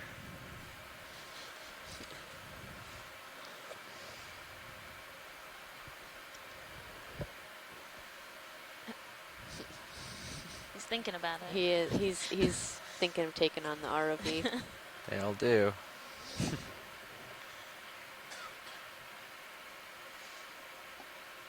Okay, video. We can start coming out, I think. Got a good characterization of that.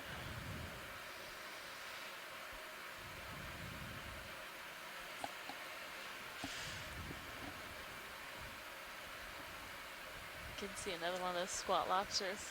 Mm-hmm. With little white mittens up in the air. It's like he's waiting to pounce on something to come out from underneath that ledge. Yeah.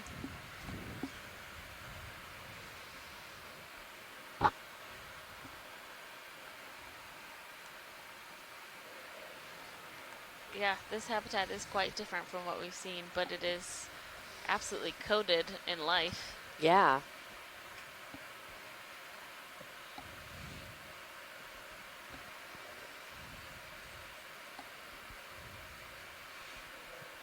It's kind of nice to just get to mosey along like this, get a long look at everything.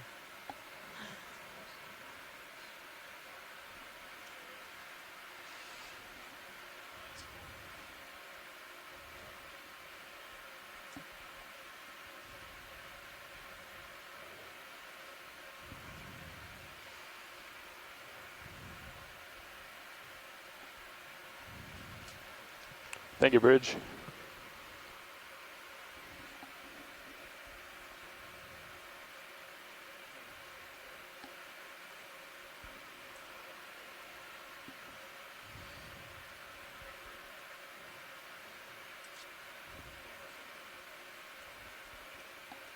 We have a number of sponges and corals living here. Looks like from scleractinians to stylasterids to octocorals, and at one point black corals, because those colonies we were seeing earlier of zoanthids were colonizing a black coral skeleton. Definitely the most fish we've seen on a dive yet. And we are in the Stetson Miami Terrace deepwater coral habitat area of particular concern. So it's nice to know that these habitats that are under protection are fostering these communities of deepwater fish as well.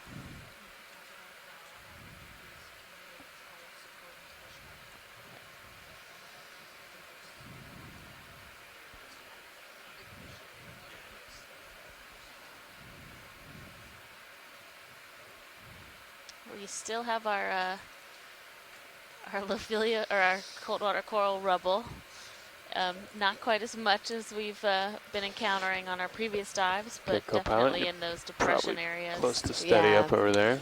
What do you think about turning? It'll be really interesting. One of the things that I'm particularly interested in following up with after this expedition is to get some age and then dates on this let pilot rubble. know how you're doing with your moves and that kind of thing. At some point, for this rubble to be here, the top of this kind of mound must have had a significant amount of hard coral coverage. Is there any particular spot we're trying to get to changed up here in what type of coverage? It's still a very diverse benthic environment, obviously, but the change in the type has shifted, and when that shift occurred, why it occurred is really fascinating to me. Yeah, and we do see little bits of live Lophilia here, which so one thing that we've observed is that we don't necessarily know that there was once a lot of live coral here. We just could know if it has been accumulating for a long time. Partial video. We see that in the Pacific kind of quick. I don't know if we'll get a tight well, shot, but we can at least. Not large aggregates of live scleractinium, but you do have a lot of coral rubble at some of the bases of the seamounts. So good, Cappy. There's a couple stories that could be told there potentially based on what you get from that age data. Little coral hake. Yep. Little tiny goniastrid. Coral hake. Coral hake. Another one of the Plinthaster. Is that what they were? Yeah, I think so.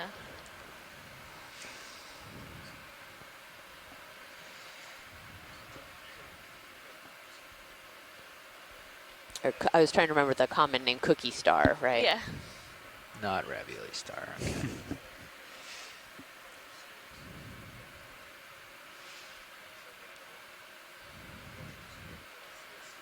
So while unfortunately it doesn't appear to be a shipwreck, it's also really interesting and important, again, going back to the, why we're out here and what this can tell us. And, we saw this feature on our bathymetry. We had the backscatter, which indicated that this was a hard surface. And so when we come down here and actually ground truth it and take a look at it, we definitely see this hard surface, this rock, potentially these, ferromanganese oxide crust that's over this, this feature. And all of that goes into these habitat characterization models. So really trying to understand what we're seeing with the bathymetry. And then, okay, well, this is approximately this depth. It's a really hard feature.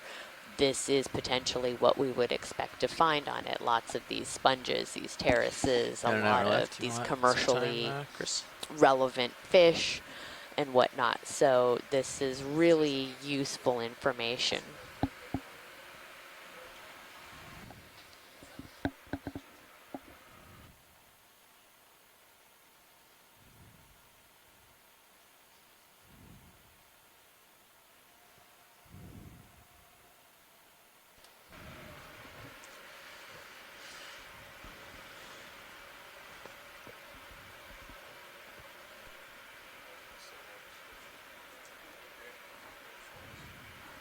Sound good to me.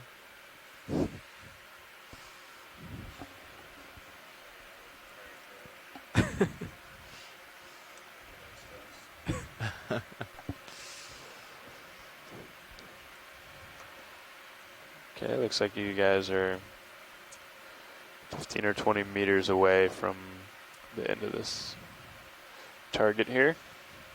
Copy. And I should be moving towards you now, and I think it was a pretty short move on the last There's one. 20. I can tack on a few more if you want. Yeah. Do yeah, maybe. And yeah, I can tack on 20. Yeah, let's do that. That works. Because I think that still just put me. We're gonna have a lot of fish photo bombs today. Let's get the still on. Yep, I have it running now. Okay, cool. That fish Whenever these guys show up, I turn it on because they kind of swim in and out. It's 15 seconds of fame.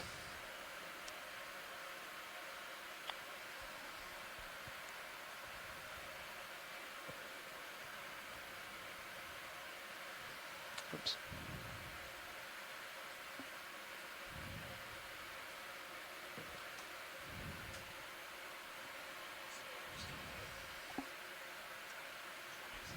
If you see anything, you want a closer look, I am just moseying along. Okay. If I see something, I will. What would you go like for to it, look at? We could take a zoom on that urchin that's just to the right of center. Okay. Good, yeah, you can start it on the urchin.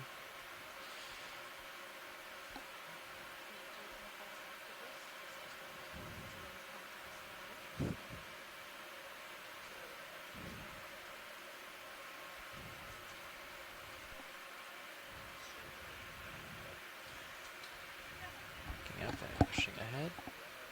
I'll bring it back, video, sorry.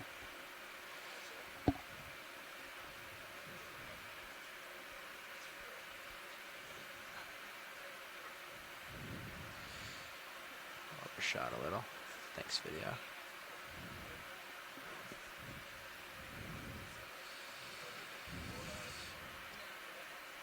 Coming up. Go ahead, Nav.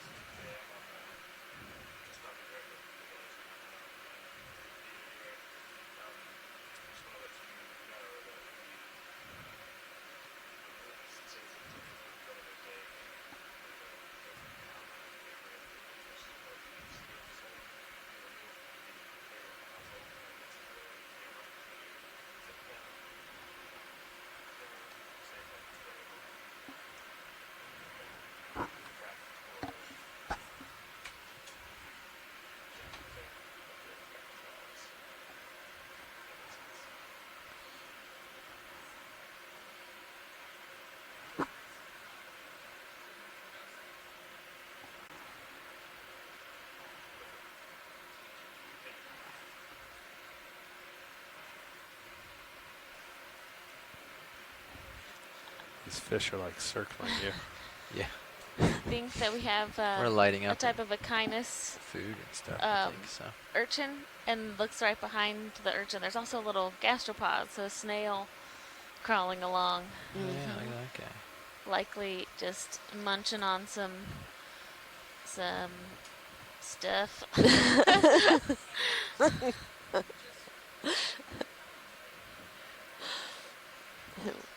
Some detritus or something. Yeah, there we go. There's a good word. Ah, nice.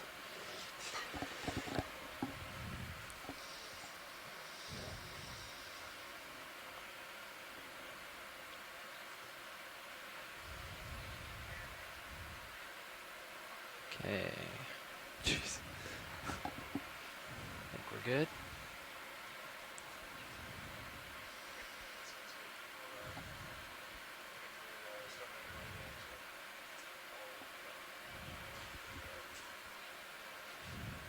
Sponge. Oh, this sucked up. Oh, look at that anemone. Yeah, it's all closed up. Anemone. Oh. So, starting to catch up to you. but I think we're still okay. Great. A few minutes. I love how anemones just look so plain when they're all closed up like that. So not plain when they're open. I know, yeah.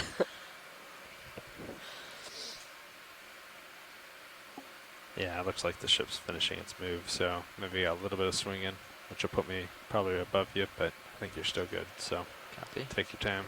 That's still the right bearing for our next move, so whenever we're done here, and it looks like there's a cool little ledge to your port over there. All right, video, I think we're good. Thank you, Bridge. Just gonna look at the ship. Doesn't look like too much of a current down there. Not seeing a lot of. Wow, really? I think we have a exciting day for our geologists out here. Yeah. More so than some of our previous dives. Yeah. Lots of little pieces. Yeah. Yeah.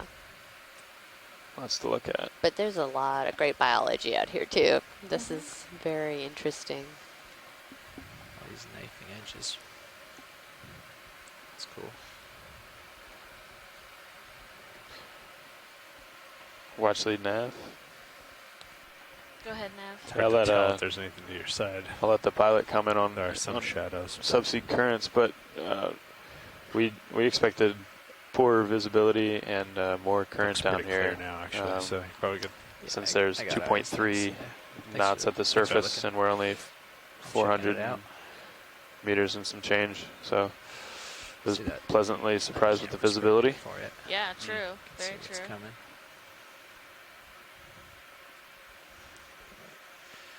This is quite the overhang. Yeah. It is just a little crab down there. I think Hiding that's in a the crab, shadows. not Yeah.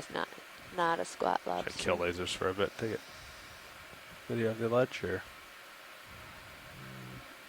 I don't know if I can get any lower. I know. Crabfish interaction. I know. The Okeanos has documented some really interesting interspecies, or I guess between species interactions, where we've seen crustaceans grab fish or squid out of the water column and start to eat them, which is relatively unexpected and very rarely observed. So we're always keeping an eye out for those exciting moments. I'll let you get out ahead a little bit before we call another one in. You want me to boogie over there? No, no need to boogie.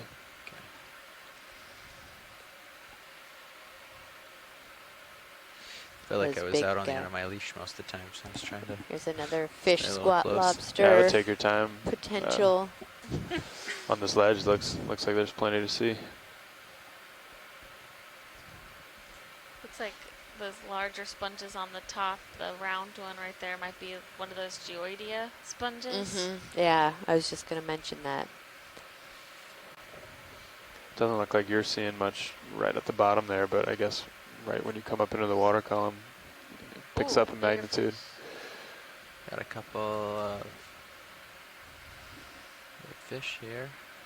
Yeah, it'd be nice to, if you guys are on a move, I understand, but it'd be nice to just get some footage of these fish under this ledge. Okay. As we've mentioned earlier, we are in the Stetson Mesa Terrace Deepwater Coral Habitat Area of Particular Concern. So seeing these really larger, sometimes commercially significant fish is a really good indication of how protecting these areas fosters these communities, not only on the benthos, but all of these fish that rely on this environment for their own habitat. And they definitely seem to like these ledges. Yeah. They're curious, but they're also somewhat protective of these ledge systems. Their homes, they come out, take a look. If you've been watching, we've had numerous fish photobombs. Looks like there's another ledge even under you. Yeah. Wow. It's like an aquarium here. Yeah. Yeah. I mean, we are in the world's biggest aquarium, but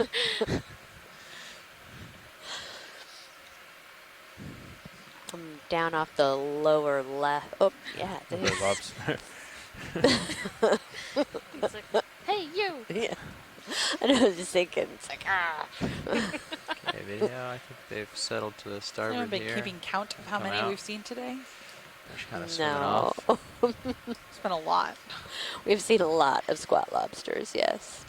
I'm just going to back I'm up sure for you someone guys. will go back through and Give you a look. do some video analysis So on there's how that many ledge. individuals we're seeing. Ooh, And then there's that. an additional ledge here. Oh. Sort of get an idea. Ledge on If you look at ledge. Cirrus view, there's like stairs here. Oh, yeah, cool. So it looks like this used to be a big maybe dome or something, and all the pieces sort of collapsed and are piled in rubble below here. Almost like the sediment underneath washed out or something. Not sure that's what's going on, but it looks sort of like that. It looks like those barrel fish on the top level and then Apartment the complex. barracks on the bottom Yeah. level. It's like a fish condo. Yeah.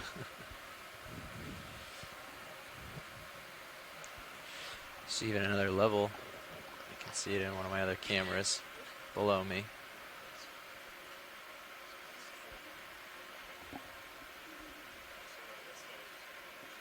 Just gonna do one more step backwards. We're stable, right? You Yep. Good where you are? Yeah, we've been here for a bit. And I got you at 90, so. Just dropping down to catch the next condo.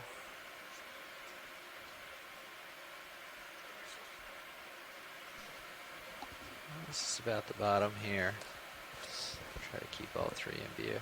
Yeah, that's really great, Pilot. That's seeing those different levels and the fish and the underneath all the ledges. Yeah. I think it's this is also an example of how habitat having a complex structure within the habitat really fosters different places for all of these organisms to live. So versus us being on just one large flat top, we probably wouldn't see this high diversity of especially the fish species. Yeah, absolutely.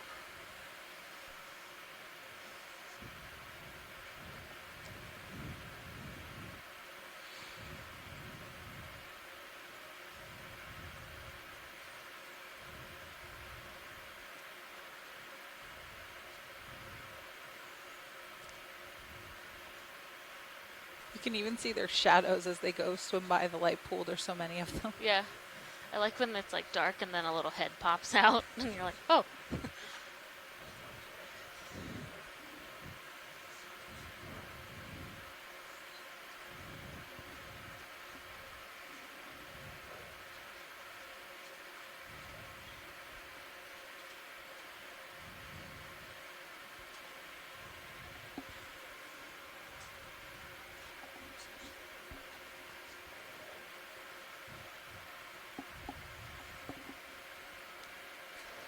It looks like the tether's being blown to the north there, but you don't really see too much down when you're close to the bottom, huh? No, not much. Oh, you have a couple shrimp here. Shrimp. Yeah, so for that target you dropped, is that... Is he stuck? Got himself wedged a little there. It's coming on the shrimp rather than the wedged fish. Come in a little bit, video. Do we want Sirius to be there or D2? Oh, that Because is a D2 really can cool probably shrimp. reach it from here and we Come just in a little rotate closer. over. D2. A little tighter, video. Oh, there's two of them. So we probably Oh, don't have yeah. to move for a bit. Good eye, Pilot. I think that urchin. Oh, my goodness. So many phylum in one. One shot.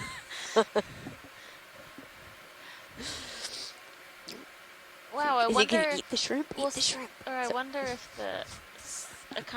the urchin and shrimp are both feeding on something, because they're both kind of scavengers. So it might be that there's something under there that has attracted all of these little individuals.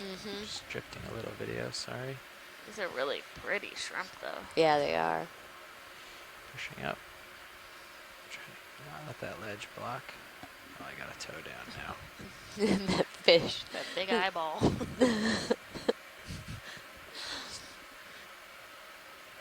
This one's cool. I'm going to tilt up a little. Go for that one. You can get his face. Can you go a little tighter? Oh, yeah. Hold there. Tilting up a little more. Try to keep it in video. There. We're both backing. Backing away slow from each other. Look at the, like, fibers on the top of that shrimp's rostrum.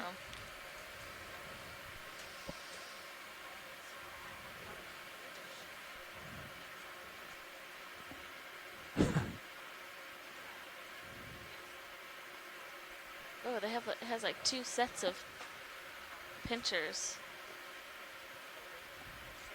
which is interesting.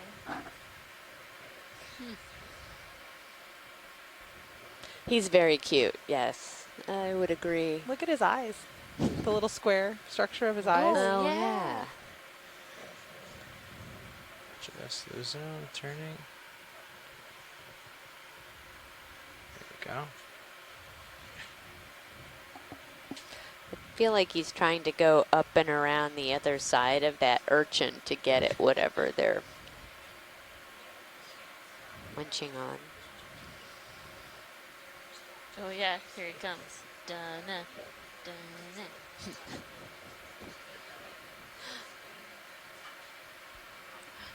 So without the clear nozzle, that means we can't use the suction at all, or it's just more difficult? Just curious, sorry.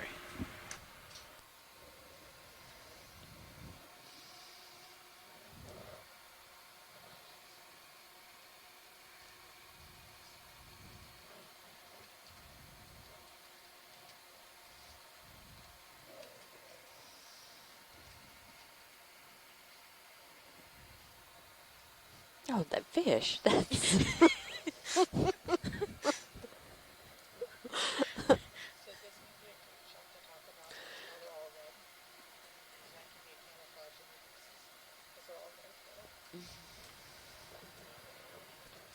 yeah, so it's interesting to look at this. We said we have all of the, now the fish swam away, but we had the, the fish, we have this shrimp, we have the urchin, all different phylums, but they all have a red color. And I have students ask me a lot about that. Well, isn't red, we're seeing this, it's a very bright pop of color that we're seeing down here. Well, we're at 450 meters water depth, and usually this area is in complete darkness. There's no sunlight that's down here. And so that red color is actually a camouflage, because the lack of light, they blend in with the black darkness. And so it's a really, and the shrimp is kind of that translucent red color. And so you get, they are not easily spotted if you don't have light on them.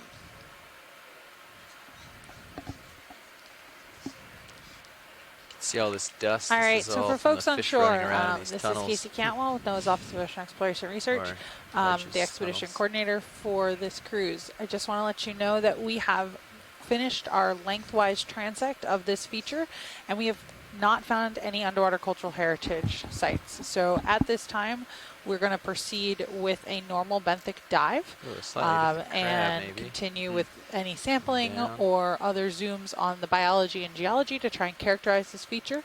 It is still a very interesting feature, particularly since a lot of the coral mounds that we've been looking at have been to the east of the Gulf Stream. This is the first one during this cruise that we'll look at to the west of the Gulf Stream.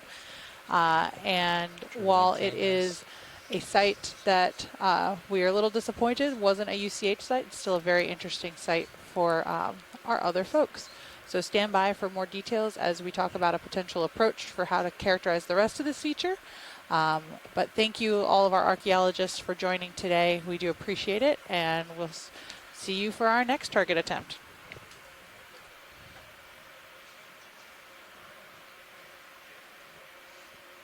Yeah, thanks Casey for relaying that to everyone. So we are going to just continue on our benthic track here. We will survey around this whole feature, which has proven to be very interesting from a geologic and a biologic perspective. And we have this crab orienting itself to say hello. I can't, off the top of my head, remember. I know it's a type of swimming crab, but Come a little closer. Oh, we're getting a lot of shadows from the fish. Those fish shadows going between light. It's like this big ominous. Oh my gosh, that's such a great shot. He's eating. Oh. Nom, nom, nom, nom. He didn't like that one. So just picking up, using all of its arms and those claws to transfer the detritus really into its feeding appendages. It's getting a lot of sponge spicules. It does not look very tasty. It's like, yuck.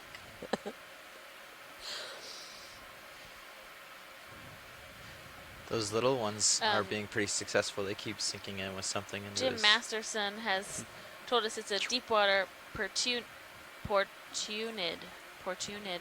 crab, and that the arm spine should be diagnostic. So, if I think, are we at max zoom? Yes, I think we are. Okay. Do you have any more video? Cool. Yeah, that's it. But you're getting a pretty good view of the arm spines, yeah, I think. you are. Oh, and I lost my footing. Come on out, video. It's going to be bouncy for a second. I think we got a good shot of that, though. Yes, Continue that on. was great. Thank you. A little bouncy at the end, but... The huge school of fish. Same ones, kind of... Oh. Moseying around us.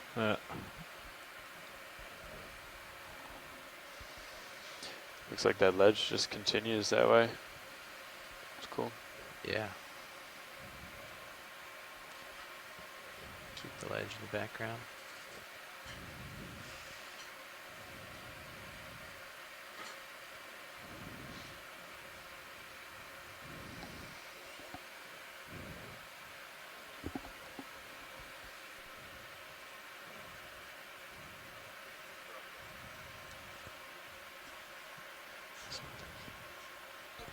Something over here. Let's take a peek. Make sure it's nothing of interest. Another one of those crabs. Are you hungry? So, Nav, I think the tether started on my starboard side, and then D2 kind of backed up, but as long as D2 turns to its port, then we should be okay. Does it matter if the tether swaps sides on me? Talking about for the... Just in general. No. Okay.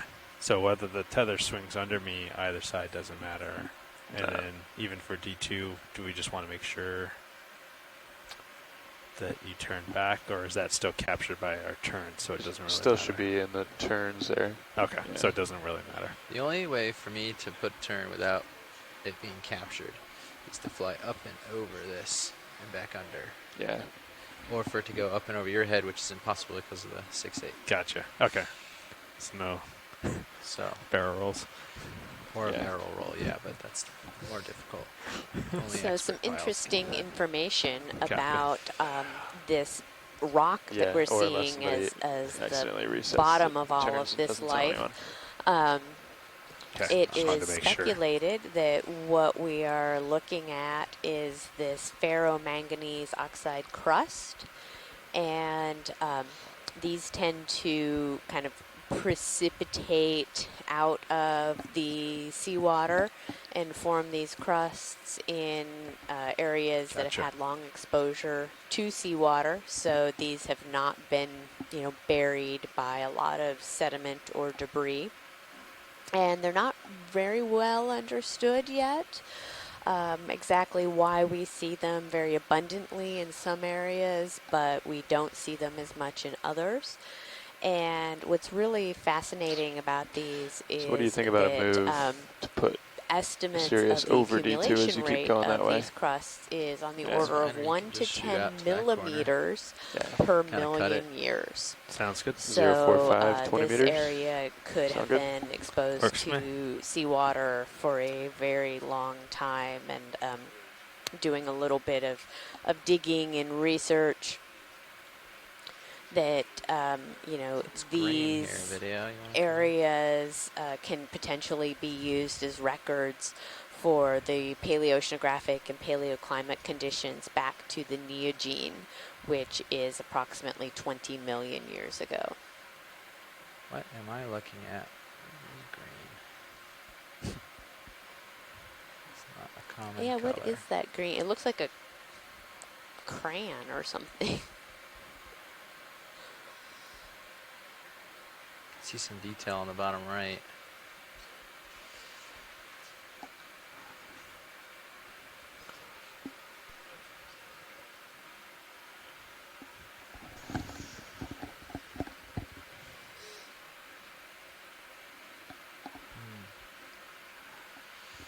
Coming up a little.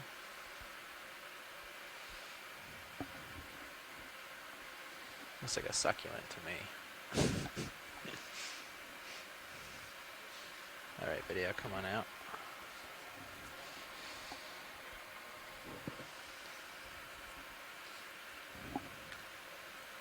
There's another shrimp down there, lower middle or lower center. Do you need a closer look? Sure. Okay. A little hermit crab. Come on in, video.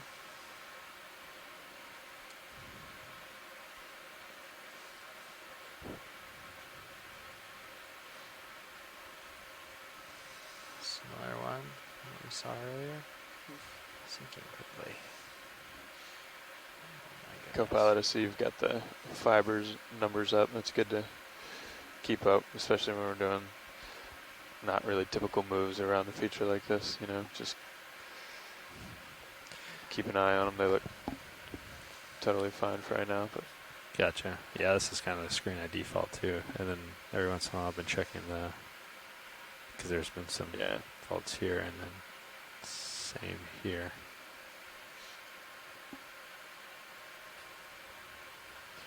yeah, it's good. The pilot usually can't cycle through those. Gotcha. So it's kind of on Copilot to check those numbers out every now and then.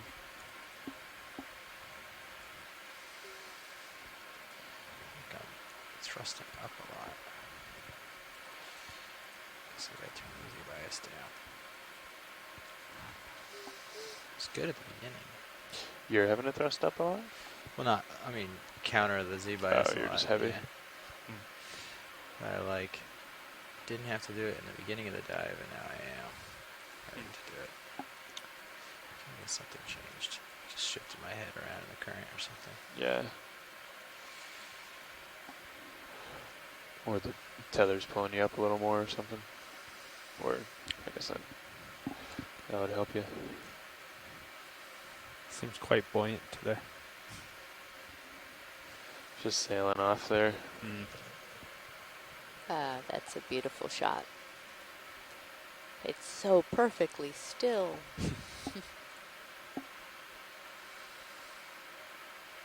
It's taking a nap, I guess. Mm-hmm. Certainly not feeding. Either napping or feeding, it always seems. Mm-hmm.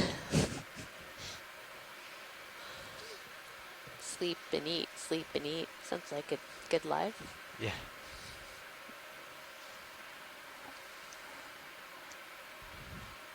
Alright, we got some time on this video. Thank you, guys. Maybe lasers on? Yeah.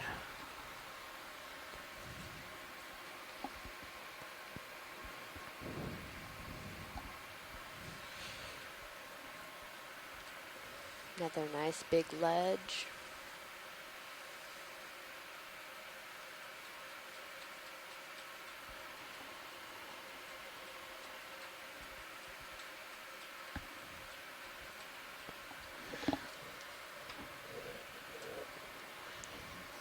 Good, Chris? Yeah.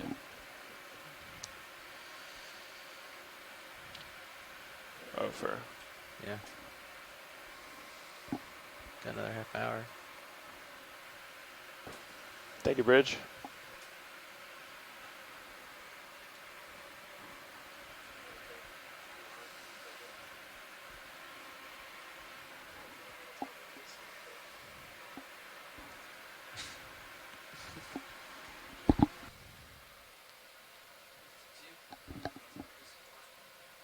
All kinds of critters that want to be stars today, swimming in front of the camera.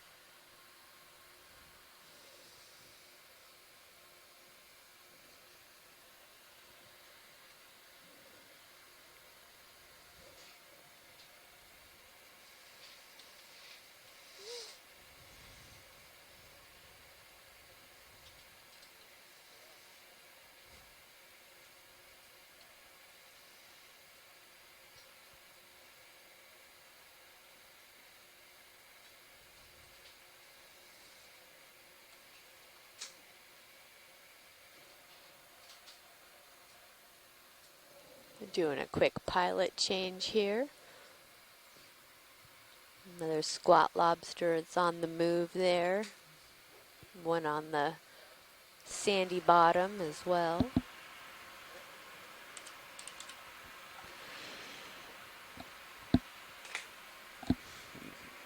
Nav Bridge just called down and said that that move was done. I don't think I wrote it in the log yet, but.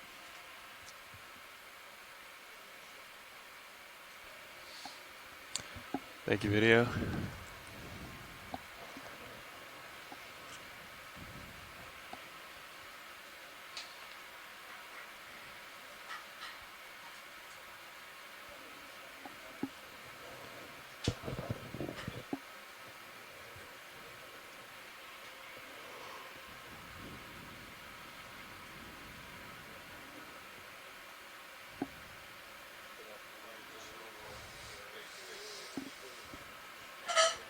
Hey, Brian.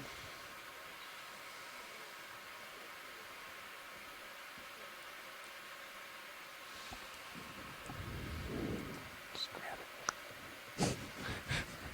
It's a good one. That'd be a prime.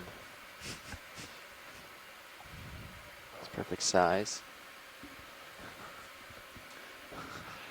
It's the exact radius of the jaws.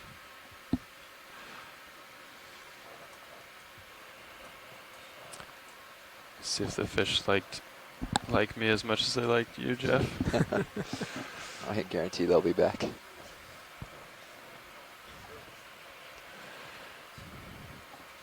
So it looks like this might be the north end of this feature. Yeah, it looks like you're kind of starting to come around, huh? Yeah. If we want to get right on there, we could get him do like a 30 meter and get him over on this edge. Yeah, I think that's a good idea. That's around. It's a little bit of an awkward setup that we have right now. So that's maybe 130. If you want to come around to 130, co-pilot, see how that lines up with the pilot, see if he likes that direction. We can also do a little bit more east of that if it's kind of cutting it too tight. You let me know. That puts him pretty much right behind you. He'll come over you and past you a little, and you just keep going around.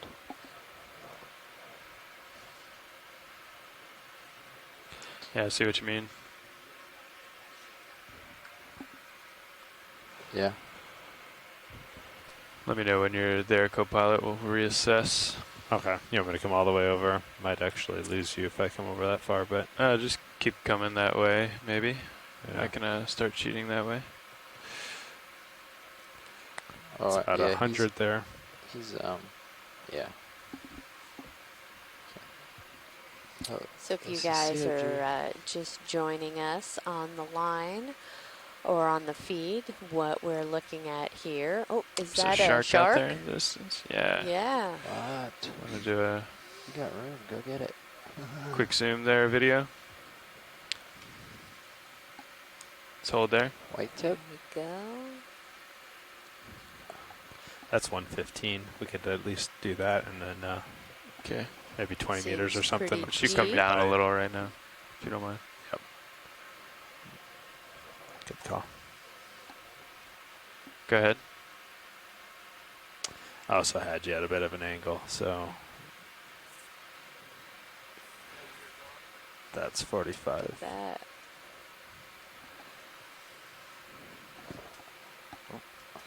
That's why we haven't been seeing any fish.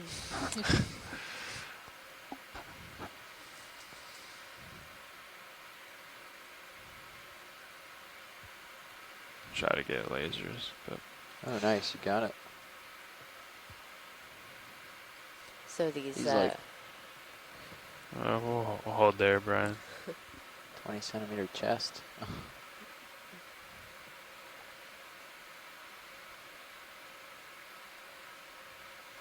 Ooh. Got another big fish out there. Look at grouper? that. Is that a grouper or something? Or is that another wreck? Do you want to get us headed that way? As big as the shark. Yeah. Do we have one in or no? Not yet. So that's 140, which is what I'm on. Okay. 140? 14. But we could go a little bit like 120 or something if you want to go a little bit more that way.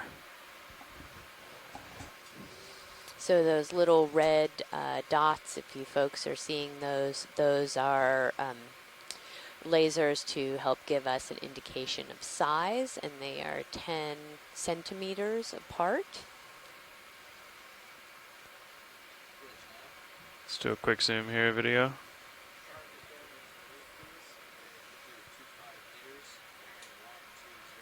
Hold there. Possible snappy-branched eel. He might not. As you guys zoomed out, we did see the. Can we zoom out video? The big shark and fish. Yeah, they're still. Okay, yeah, they're still out there. I can't hear you, co-pilot. What was that, co-pilot? You still have some range if you want to push out a bit. Okay. I've got you at 42 now. Sounds good. You could come down to like, Yeah.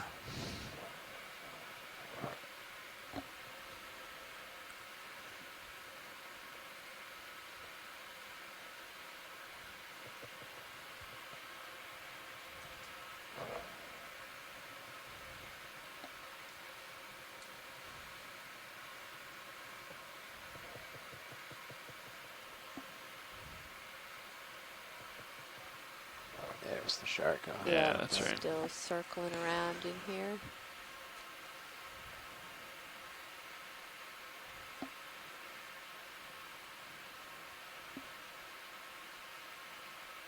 So did I hear a speculation of a white tip shark? That's wrong. Once we saw it better, I knew I was wrong. Oh, okay. Yeah. Saw a flash of light, but it's not like, or a flash of white on the fins, but it wasn't the right shape. You can come back in video. See. So while we're waiting on that ship move, see if we can catch a predation event.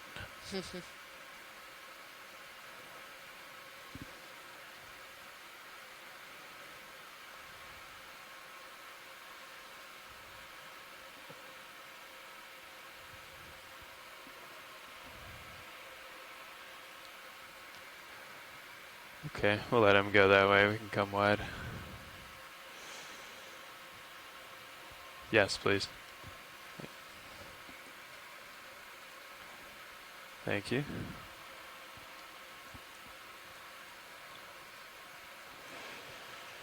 Copy. Thanks, video.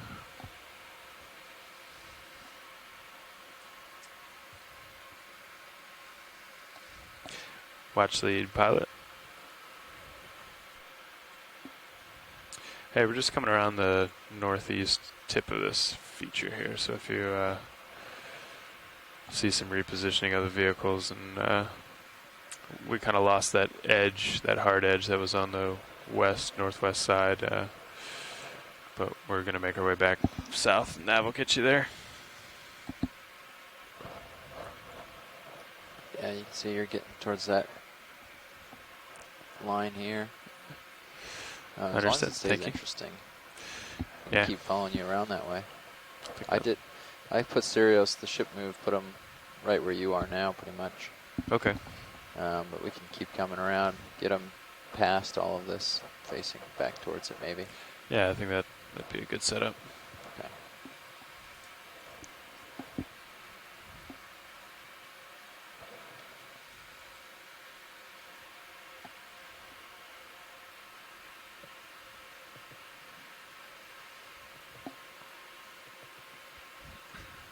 Just get a little overview here. Yeah, so what we're seeing here follow you around just a bit. Is a kind of sounds good. Hard just to see what you're looking at. ferromanganese crust covered with a lot of sponges. There's a crab there. We're seeing a lot of these kind of like little mini tree-like corals, which are stylastrids. These are another type of hard coral that forms a calcium carbonate skeleton. Seeing lots of plumerella and plexaurid coral. Yeah. What has he got in his claws? Anything good? Oh, is he munching on something? Oh, I think he is. Yeah, we can go in tight video.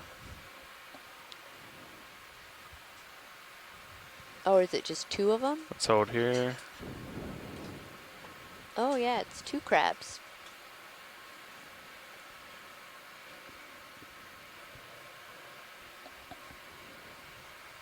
Oh.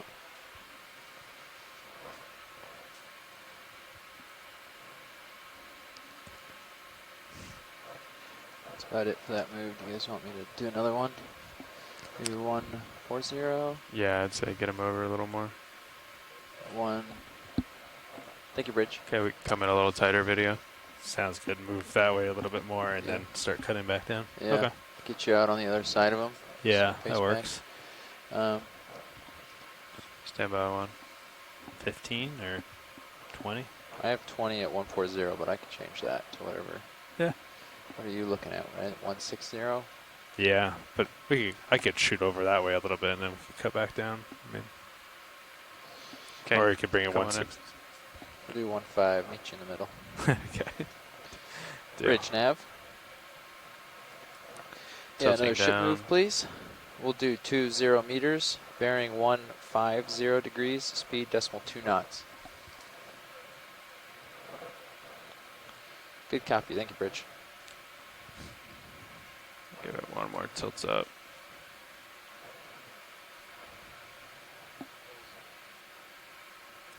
So it's suggested that, yeah, this is a Bathel swimming crab or I'm trying to get that toe in there. Longispina or Spina. And they are distinctive because of those spines on their claws there. You can fill frame if you want to take a... But yeah, super cute. Do we know if this is a different in age or gender or why one's way smaller than the other? I do not know why we have the size difference.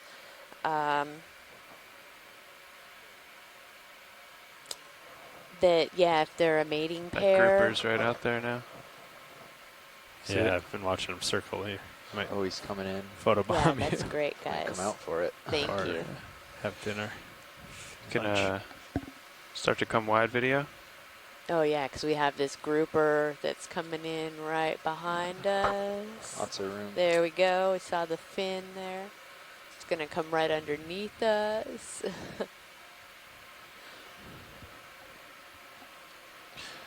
Yeah, let's come wide. Yeah. And from the camera too, we can see as we're sitting here on this little perch, all the kind of cracks of this crust around us is very cool.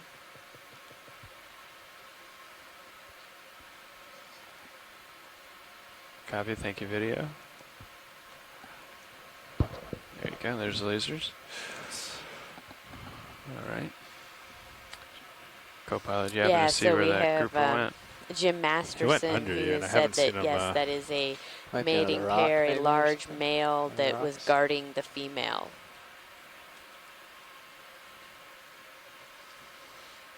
I haven't seen him come out on the other side. There Oh, he is. yeah, there he is, right behind you. Oh, there we go.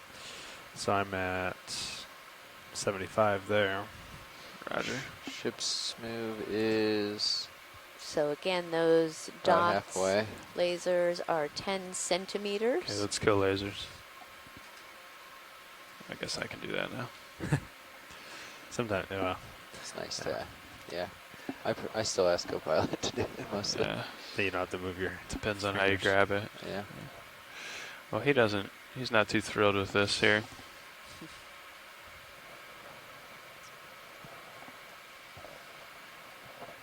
But it's a quick grouper. Yeah. He's just kind of like lazy right in front of us. Right. Yeah, and this type of habitat is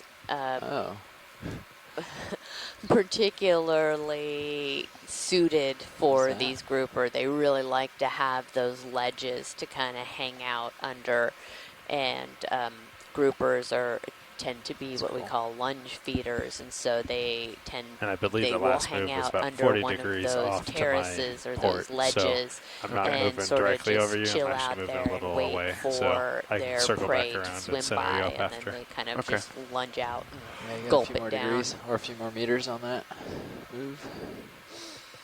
I'm just gonna see what we can see in this tether length here. Yeah, so feel free to push out and I'll follow you around. Okay.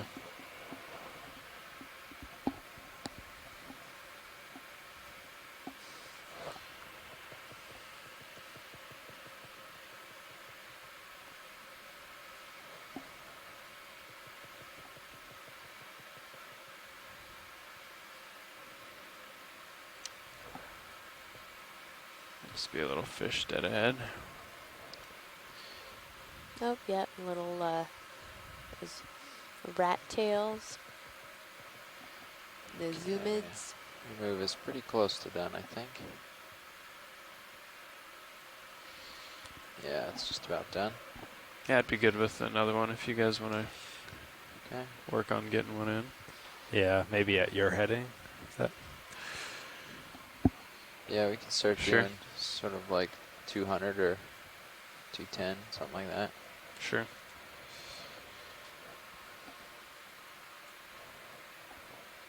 Yeah, because it looks like on the manip cams to my port, it just kind of dies down after a little while. So I think if you keep Sirius over there and I can just keep exploring up here, that'd be good. Yep, sounds good. Thank you, Bridge. All right, so we'll do 30 meters at 200. How's that sound? Sounds good to me. Sounds good. Great. And I think these kind of fan sponges that we're seeing, Bridge nav. that these are a another ship move. Rhapsodidae. We have 30 meters, bearing 200 degrees, speed decimal 2 knots. Black coral that is covered by Good copy, thanks, Bridge. zoanthids.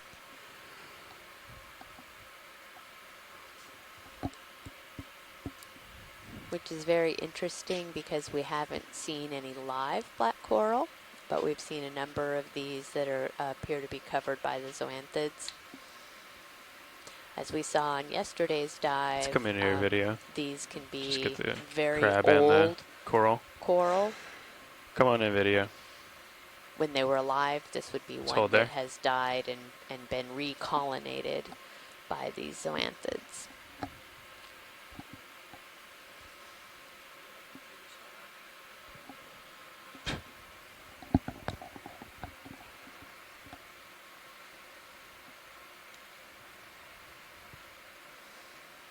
Okay, we can come wide. I just wanted to get a full shot there.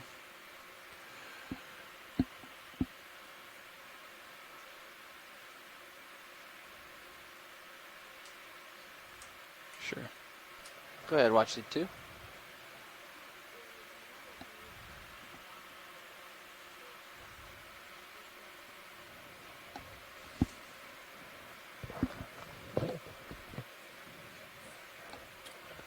Can't. I think she means 100-meter call-outs. Okay. Yeah, did you mean our 100-meter call-outs, or do you mean the actual chat updates, like the...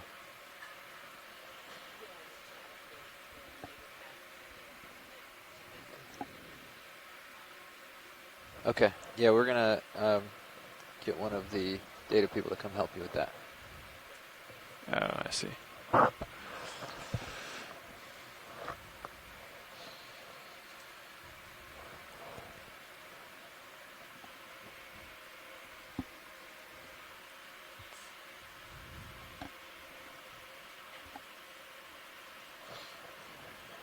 Or 10 meters in, 20 meters left. Copy that. Is that move working for you guys? Pretty good? Yeah, I think so. We might want to... Could always cut in a little bit more, but see how far over you Yeah, I mean, I could always cut in more too. I think I'll start doing that. Seems like this is a more interesting feature. Yeah, this is sort of bean shaped, so the next one can be sort of towards the middle of the bean. Yeah. 225 or something. Sounds good. Great.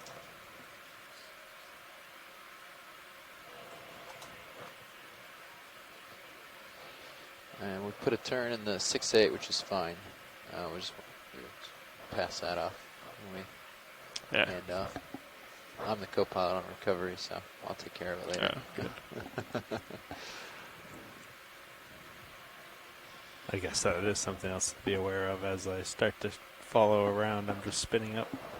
Turns in the 6-8 over 400 meters, they kind of don't really matter. Could even recover with that, which is, it's good to keep it at 0 so that we don't keep adding turns.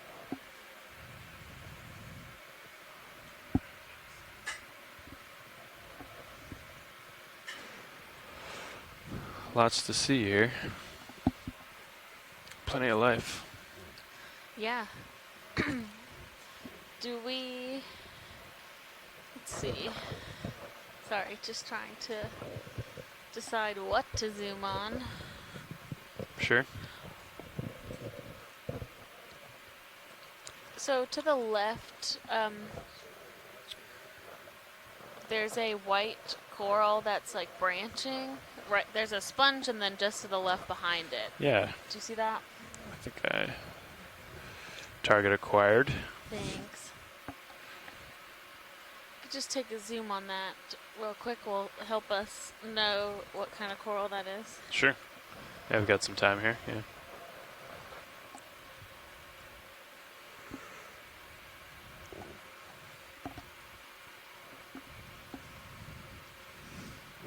Okay, video. Let's start to push in a little. Maybe even a little more.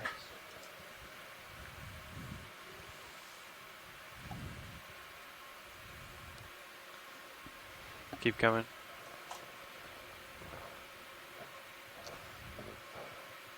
Keep coming. Yeah, so this looks like a stylastrid coral, which we've seen. Is that max zoom? We're seeing a number of them in this region, and John Reed has chimed in to say that there are numerous species that we're seeing here. Copy. So these are a little different from some of the other corals we see in that they are actually hydrozoans instead of anthozoans, and so they don't have the same polyp structure as that's about it for the ship octocorals or the hexacorals, but they do create this calcium carbonate skeleton. Yeah. To follow the contour would be like 215, but we can do a little bit. I don't know how you guys feel about this configuration. Yeah, I'm centered on 240. Cut it in a little bit more. Okay, I think, is that good for characterization watch lead? Okay. Yeah. Let's come wide video. I'm having trouble holding that toe there. Come full wide, please.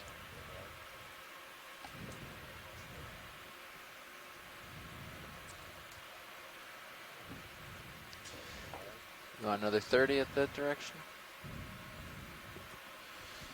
At, what was that? 240. Bearing 240.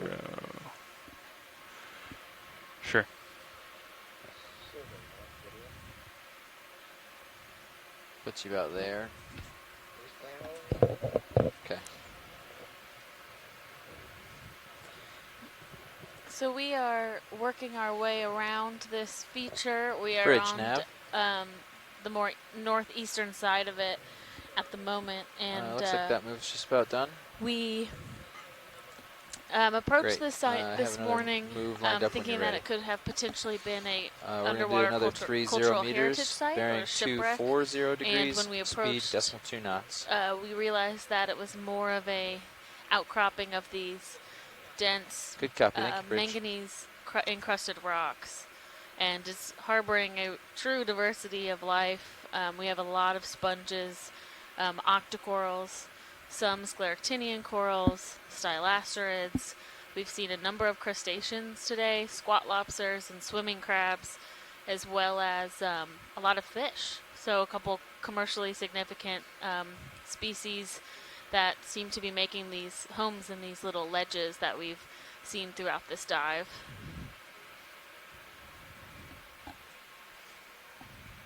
And Joanna Xavier has joined us on our chat, and she is a sponge specialist, and she's just taking a quick peek between some of her meetings today, but says, wow, this is one of the densest and most diverse sponge gardens that she's seen. Truly spectacular. So thanks, Joanna.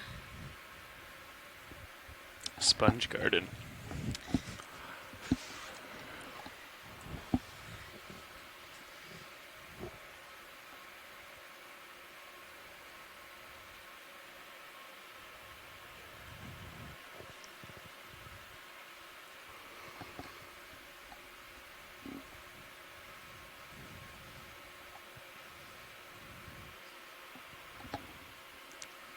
So right now, just kind of, I'm over on 260, so maybe just 20 degrees off center, kind of translated. Sounds good. Could we take a zoom on just what's to the left of center and down? It's like an orangish. Yeah, sure. I think it's a sponge as well. Okay.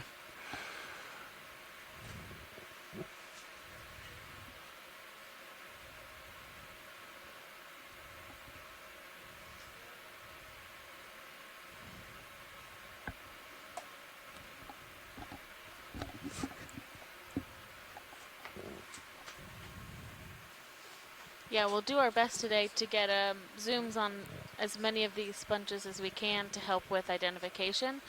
We now that we have transitioned out of video, let's come on in. Underwater cultural heritage dive into a benthic dive, we do have the ability to sample, but we are limited in our capacity. So since there is so much diversity here today, we are not able to sample Hold there. all the different species.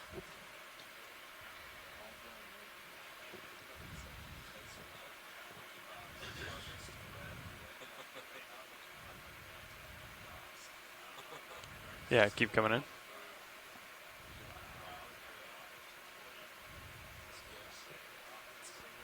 Yes.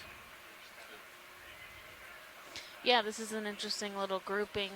Looks like we have a sponge that is overgrowing some dead matrix, as well as plexaurid octocoral on the right, and some scleractinian, likely looks like Lophilia pertusa on the left. So really using all of the space provided by whatever is underneath that sponge.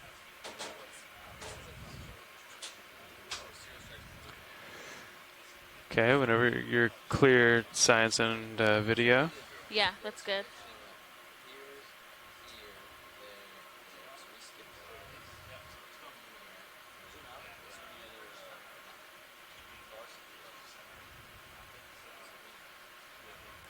Copy that.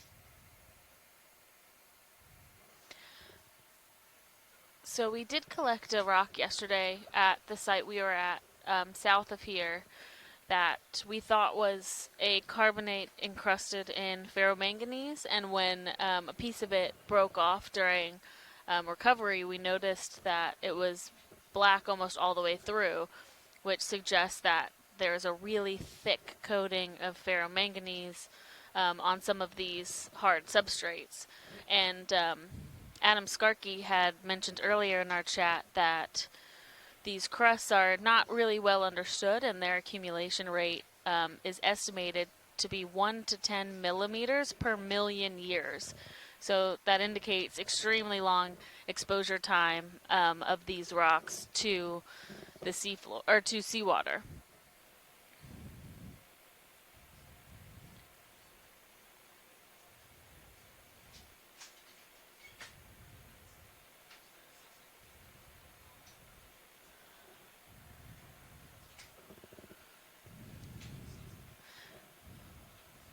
So we're just doing a quick pilot change. Move so that complete. We can Thank get, you, Bridge. You have a new nav. This is Levi sitting nav now. Everybody a chance to have lunch today. Kind of in a All right, pal, you're starting to bit drift of off comic my starboard. relief. We have seen the most crabs since we've Copy been that. out here I'll center surveying these different sites, and today's lunch is crab cakes. So right on theme. Got you there at 7-0.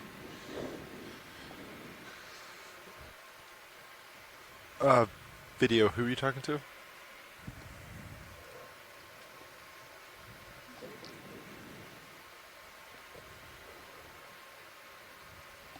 Copy that. Laser, ooh. Let's measure them real quick. It's nice size. You gonna snap it real quick, video? Perfect. Hold that.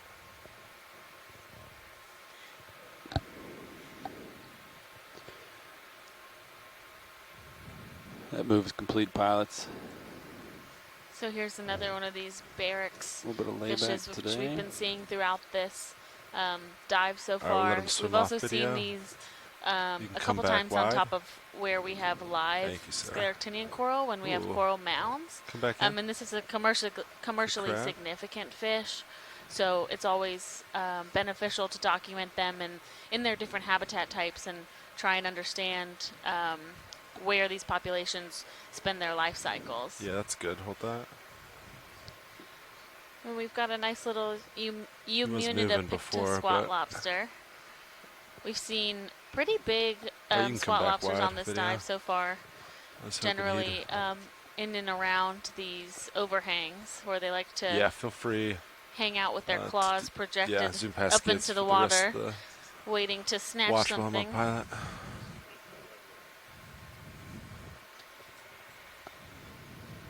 Curious fish, huh? Yeah. Yeah, they've been checking us out all day. Hey, watch these just for reference. Have we already gotten good footage of these fish? We have had, yes. Okay. And I think they'll continue to be on our dive, so we can feel free to zoom on them, but we do have some footage already. Okay, good to know.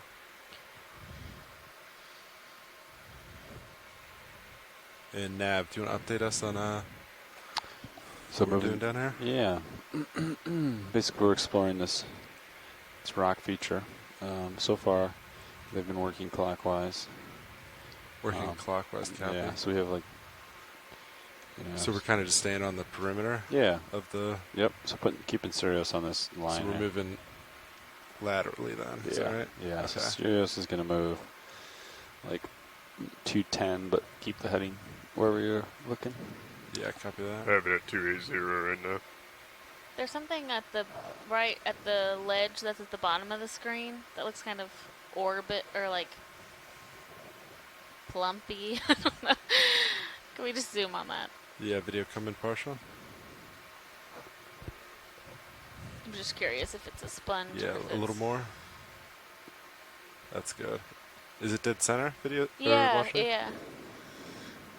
I'm not sure. I think That it's video, a sponge. you can take more, go in more. Yeah. Hold that. Yeah, it looks like a sponge that's grown on the underside of that ledge. Is that all you wanted, Science? Yeah, thank you. Alright, video, you can come wide. Thanks.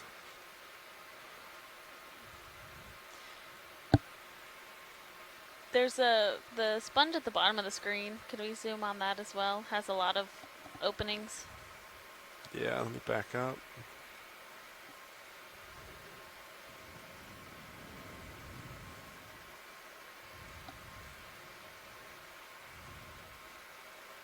Alright, video coming partial. Ooh, and a nice Geoidea sponge right there, too. Hold that. Alright, you can take more.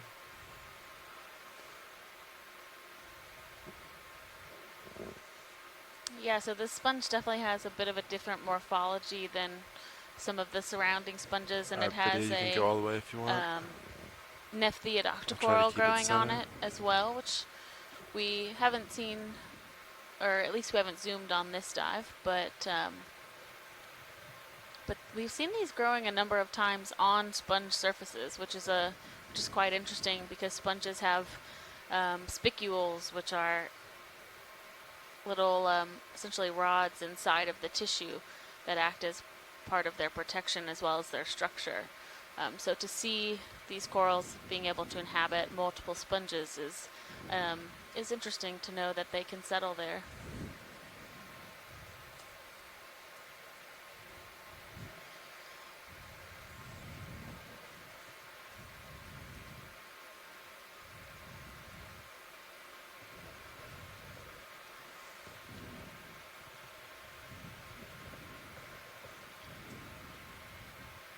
Alright, video whenever you're happy.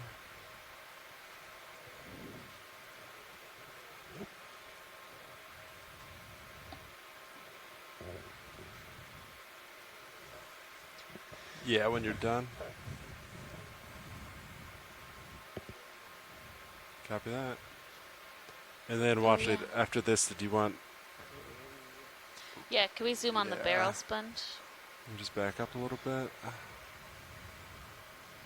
As well. This looks like a Geoidea sponge, which we've seen a couple times throughout this expedition, but these are rather large sponges. Alright, video, you can come on in.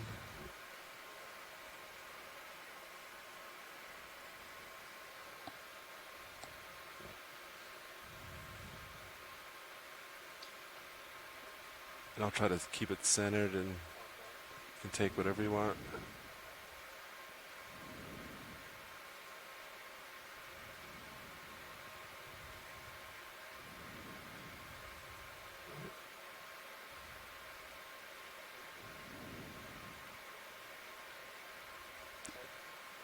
Tilting up.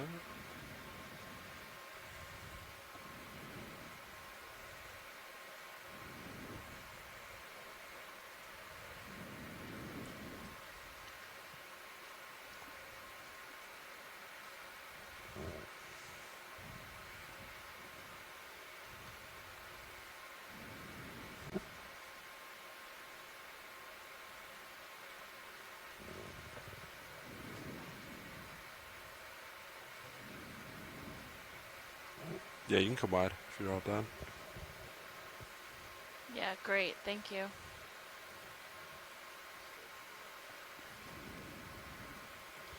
And we often talk about how productive corals are in coral reefs, both in shallow water and deep water. But sponges have been shown to be equally as productive in nutrient and water cycling. So really, here comes the fish. So it is the sponges contribute significantly to ecosystem health, just as well as all the corals that we look at. So in order to characterize these sites and identify the different sponges and corals, we spend some time getting really close imagery with those zooms, and when something is really interesting or characteristic of the site, we will take selective samples during these dives. Alright, I think he's about to leave.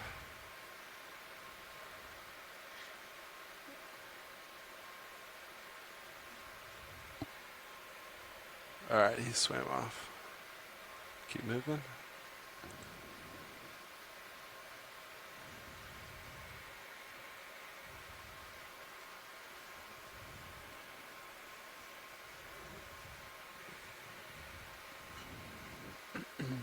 Maybe for a move, or you want to? I yeah. wouldn't really be moving Sirius's heading, but I'd move Sirius over, you know? I think that's fine. I can just try to I'll just 20. Stay in the center while she moves. Be nice and easy. Bridge, this is RV Nav.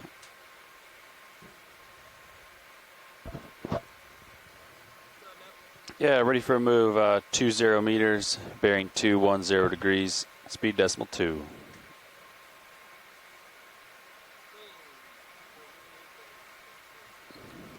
It's a good copy, Bridge.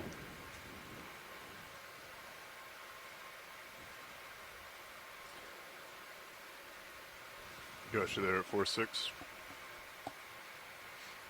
Copy that. 4.6.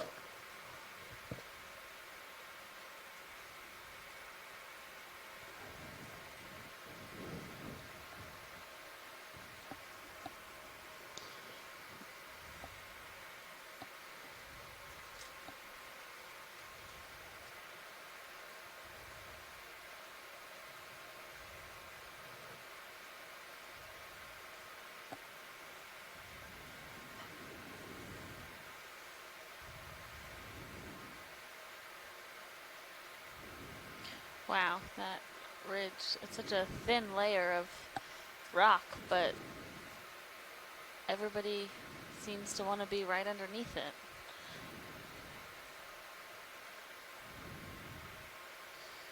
Could we zoom on one of those black tufts in the sediment? Yeah, we can do that. Dead center. Video go for partial.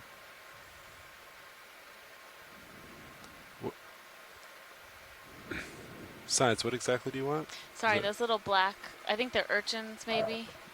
Just right in the sediment. Yeah. You got your lasers over. Video go for more zoom.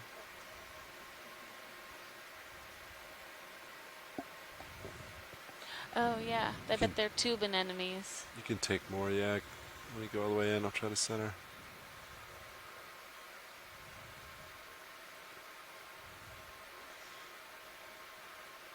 So this is a type of anemone that has a tube that it lives inside of, and that's likely buried in the sediment here. And then they have their tentacles out above the sediment for feeding. Yeah, that's good. Hold that.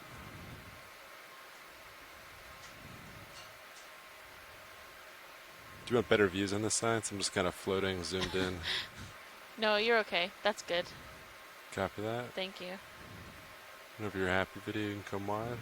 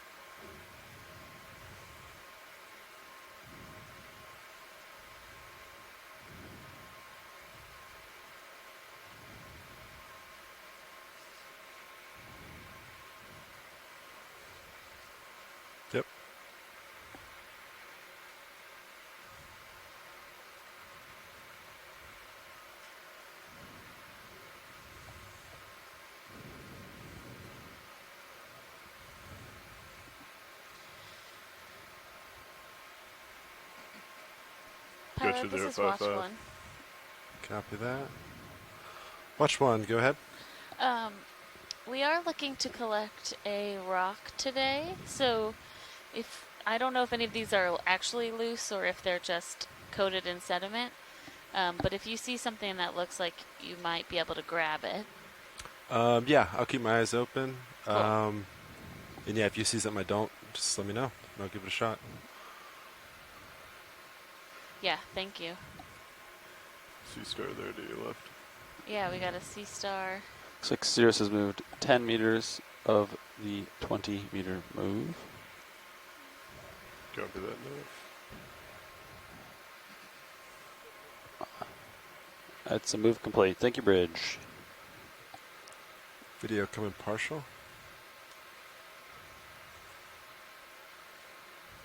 Yeah, hold that. Alright, video, you can go more. You can go all the way if you want, and I'll try to keep it centered.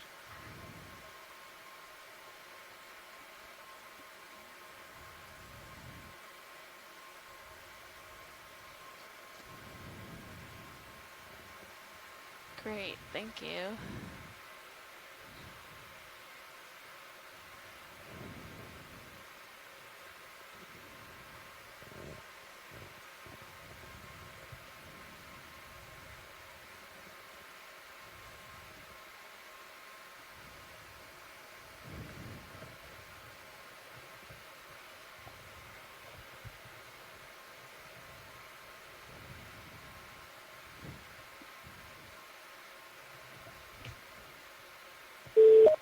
Yep, there he is.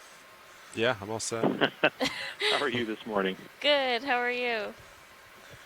Good. I guess it's afternoon now. Yeah. So everybody can actually come along and just help me identify this by counting the number of popular rows that are on the sea star. And when you were zoomed in, I counted 8. And so that actually is the diagnostic character for the genus Ophidiaster. And Ophidiaster is a member of the Ophidiastridae, which is commonly a shallower water group of sea stars. And it's interesting because they're typically not found in deep water, although there are some deep water groups that occur when you have these kind of I'm not sure this is a sunken reef type habitat, but there's a sort of intermediate, shallower range when Ophidiastrids are present. They're usually microfilm feeders. That one looks like it had its arm on that sponge, however, so it's possible some of them feed on colonial or epizoic animals. But there were a number of small, each little hole on that arm has the papilla, the gills, and then off to the upper side, that little green dot is the madreporite, the sieve plate, where it brings water into the disc and circulates fluid into its tube feed and so forth. So hopefully we'll see a few other sort of sponge feeding sea stars. Looks like there's one right straight ahead as well, if we can get a zoom in on that, please. Ooh. Yeah, come partial. For once, my showing up doesn't actually discourage sea stars from appearing.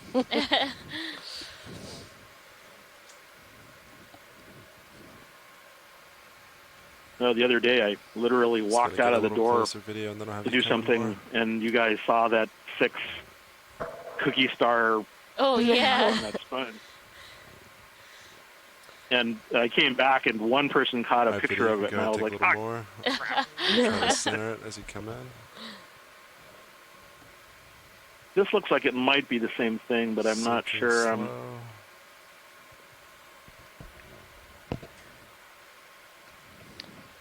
And can you say the genus name again, please? Ophidiaster. So kind of like Ophidios, like the snake. Mm-hmm. Yeah.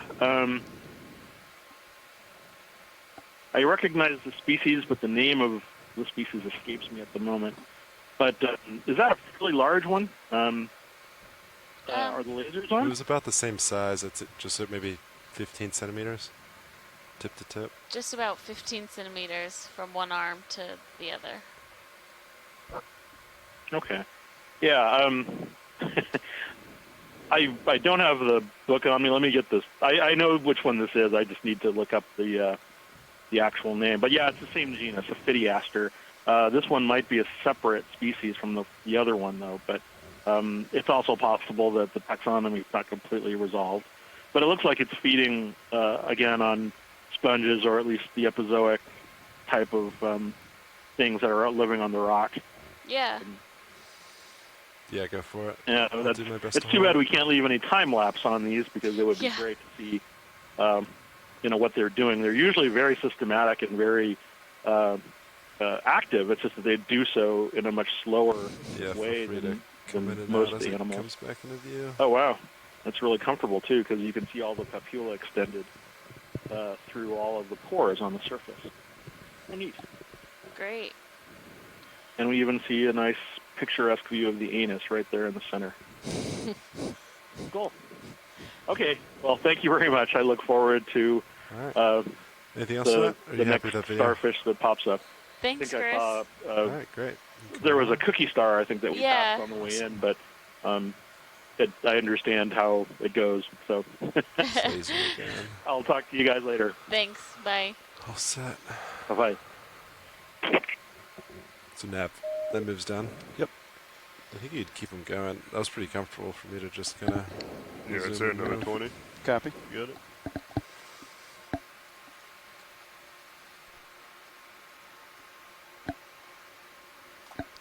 Bridge, this is RV now. Yeah, ready for move. Same as last. 20 meters, bearing 210 degrees, speed decimal 2.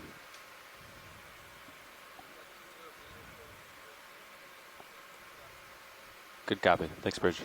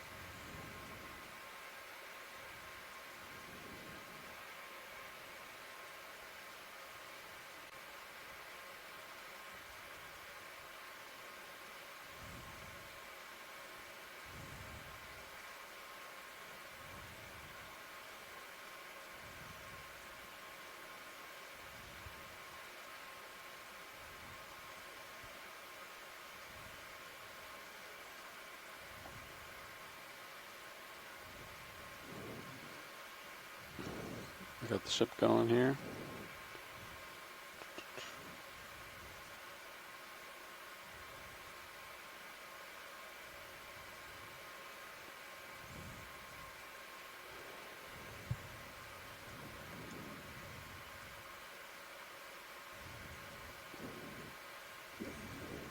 Elias, what other area did you have interest in?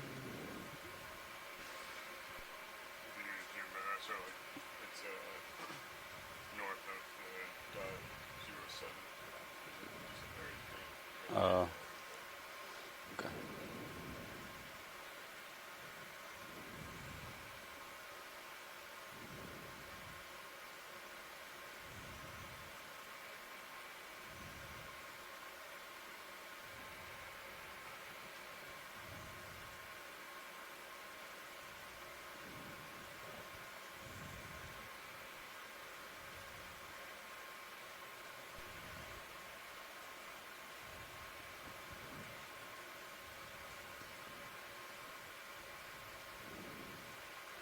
So you lose rocks? Yeah, can we take a zoom on the sponge at the bottom of the screen? Yeah, I'll make my way there. Thank you.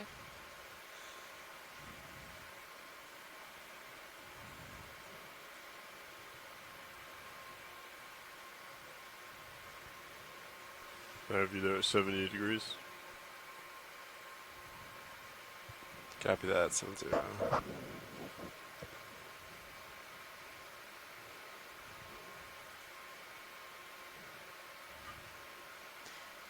Oh, and there's also a gastropod on that sponge. Alright, video coming partial. Great. Hold right there.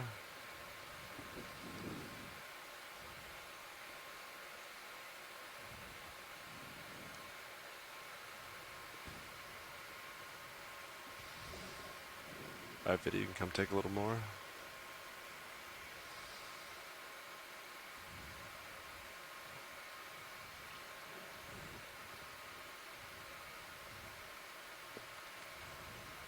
Yeah, go for it.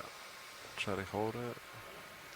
So Nolan Barrett from Georgia Tech is letting us know that this is a rock sponge or a Move complete. Thanks, Rich. lithisted sponge. Oh, and there's a tiny little sea star down there too. Oh yeah.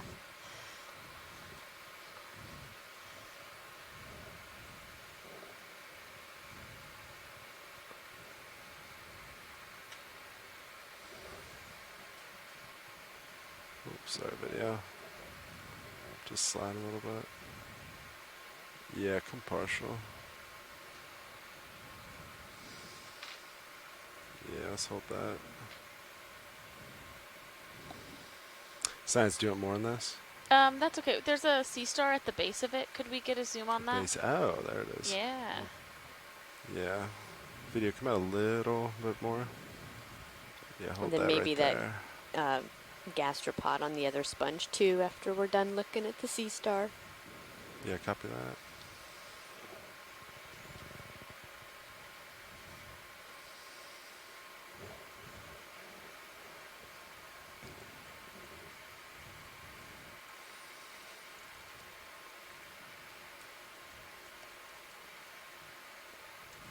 Alright, video, you can come on in. Yeah, go for star. Oh, it's a little. Yeah, back up a little bit. Yeah, go for that.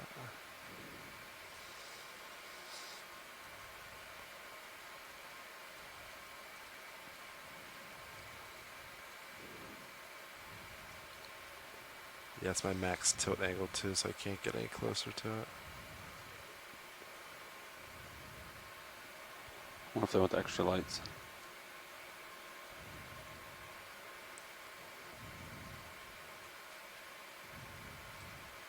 Yes, video if they want it. Video, we like the extra lights.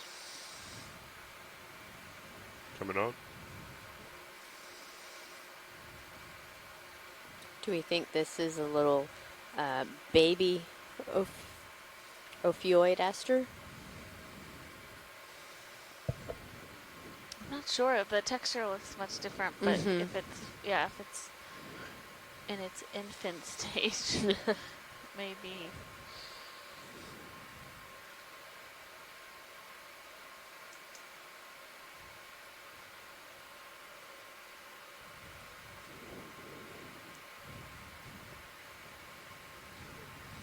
Alright, you can come wide.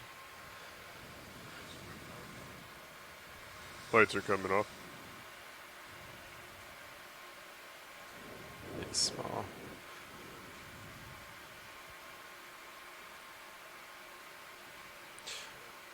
And then just at the bottom of the screen to the right.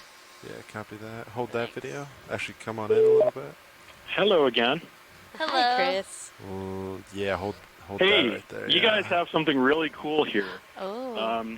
This is something that I don't know that I've ever seen in this ocean alive in situ before.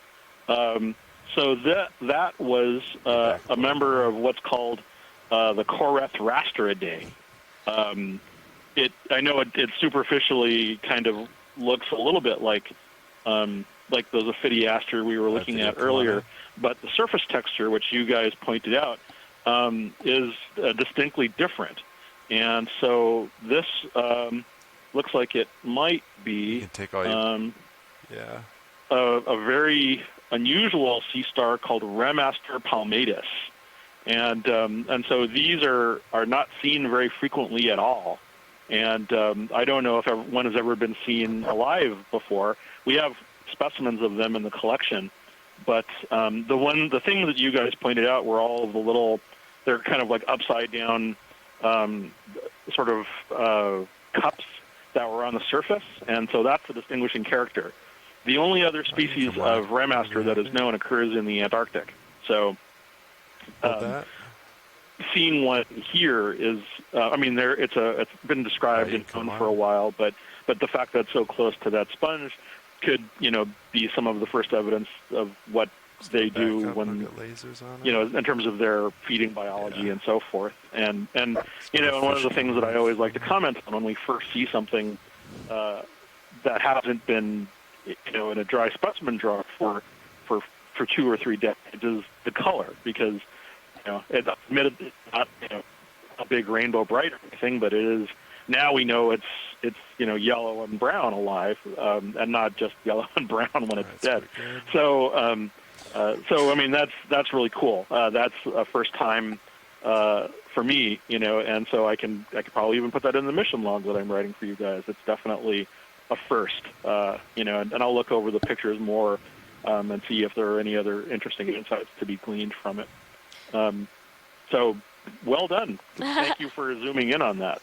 Great. Thanks, Chris. That's always exciting to know that some of our real experts in their fields have never seen some of these organisms in this ocean alive.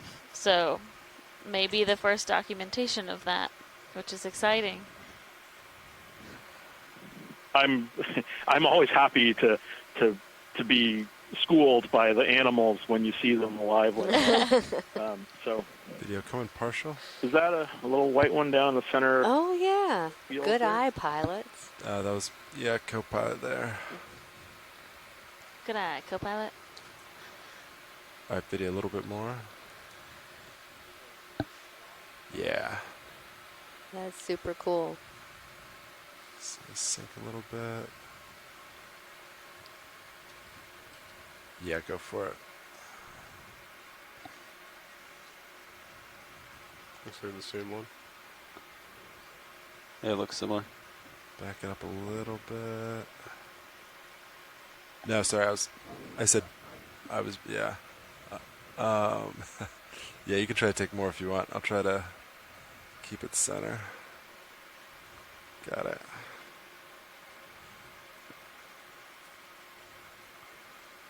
That one's moving. Oh, we better slow down. He's gonna hurt himself. Yeah, he's cruising. Nav, you want to set up the ship to follow?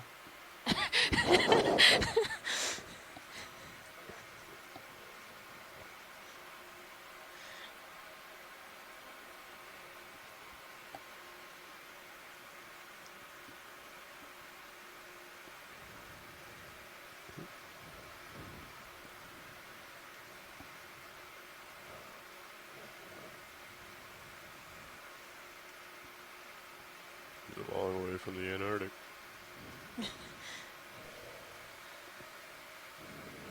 This one's also, it's like earlier we had or not today, but on another day we had a jelly. It's like mesmerizing to watch it twirl, and this one, it's just kind of mesmerizing to watch it anything you want, crawl along the seafloor. Yeah, it just, with all of those feet, it just glides. Hold that there. Yeah. All right, science, all happy with that? Yeah, thank you. Thank you. Just gonna lift off. Zoomed in. All right, you can come wide video.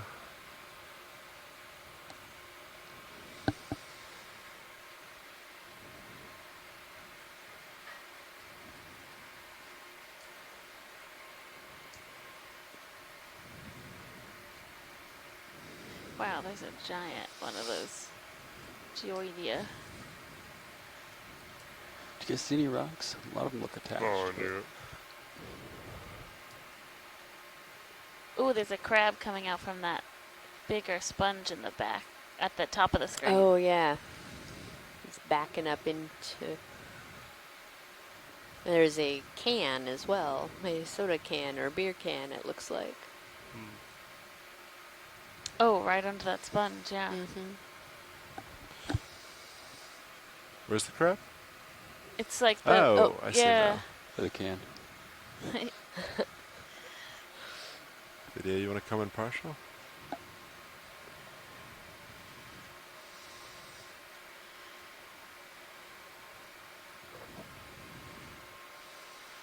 You can take more if you want it.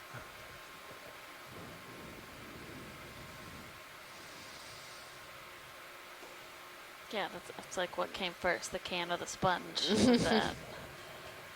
Yeah, go for it.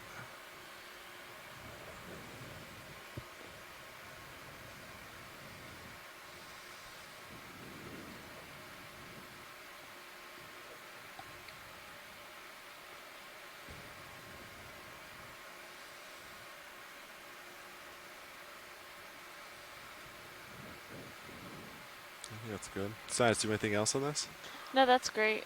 Great. All right, video. When you're happy, feel free to come on out. Looked like maybe another one of those Bathanectes longispina, spina.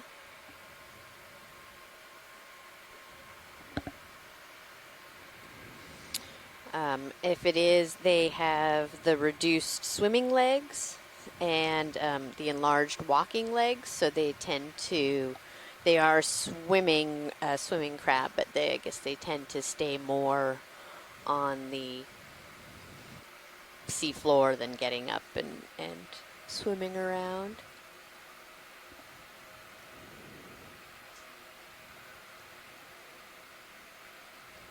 Video, do you want to do a... Oh, Lars, I think... Oh, that was weird. What?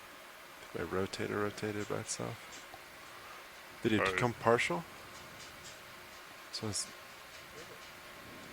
Oh, no, sorry, I meant, could you come partial? Yeah, that's all good there. Does anything there look loose? Looks pretty cemented, I think. I mean, there may Give be. a bump with your toe, maybe. There's a lot of stuff down there to bump, though. Yeah, watch it if you want. I could try to get the arm out and poke him. Yeah, why don't we go ahead and try, just so we know as we're looking around. Yeah, copy that. Video, go ahead, come wide.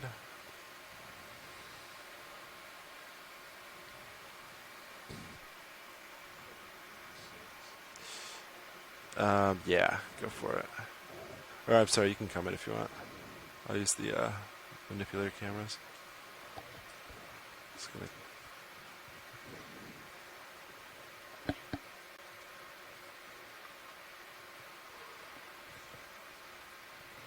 Alright, video, come in a little bit more.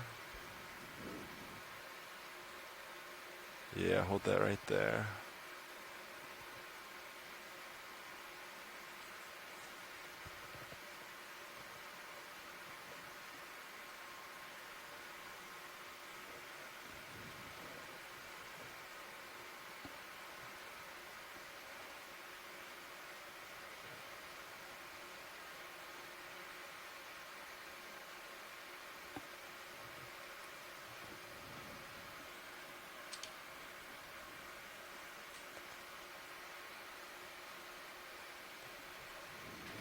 Alright, watch these. I'll go for, the one centered up. Yeah. See if anything's loose. Alright, co-pilot. Can you get hydraulics on? Yep. All up and ready to roll. Awesome.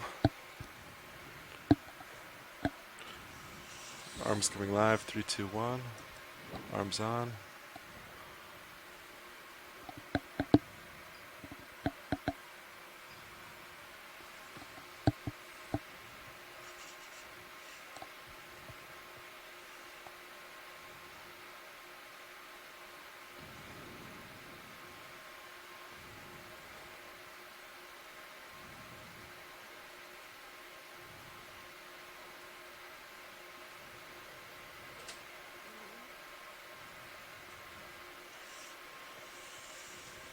gonna center up mini Zeus for me?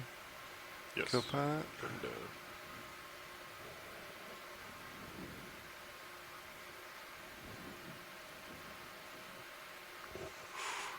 very stuck. Okay.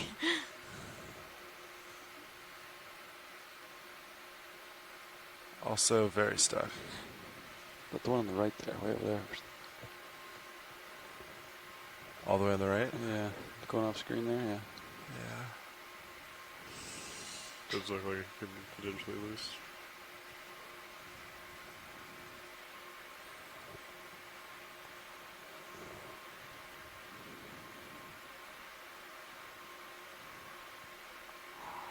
Copy.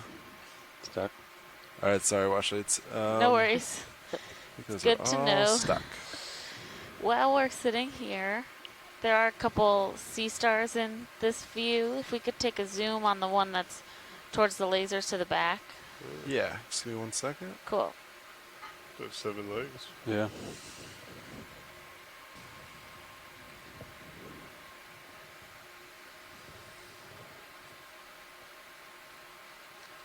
Alright, you also got like a little one. It's you can see it in mini, but not on the camera. Arms off.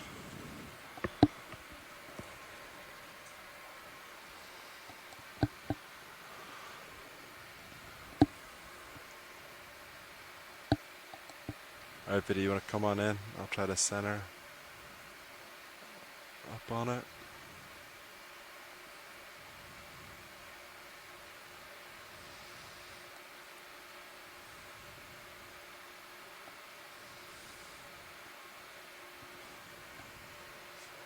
Yeah, that's what we're going for.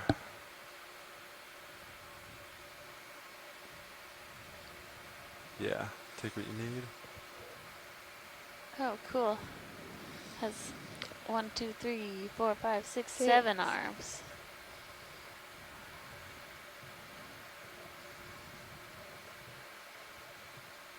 Yeah, I'm coming there That's slow. very cool. Does it look like one is maybe missing there? Yeah, or like it grew. Yeah.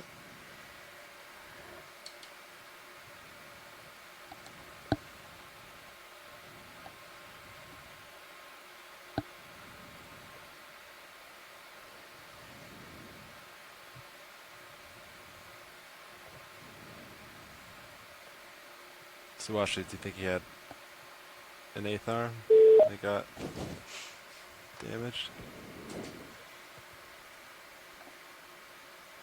Hi, Chris. Do we have you? It's twice, I think, by rotating. Yeah, I'm just staring at the video screen. Okay. Yeah, copy I wanted that. to sort of get a look at it before I said anything. We'll hold it for a couple seconds. It's pretty small, right? Yes. Yeah. I kind of figured. We're at 400 meters.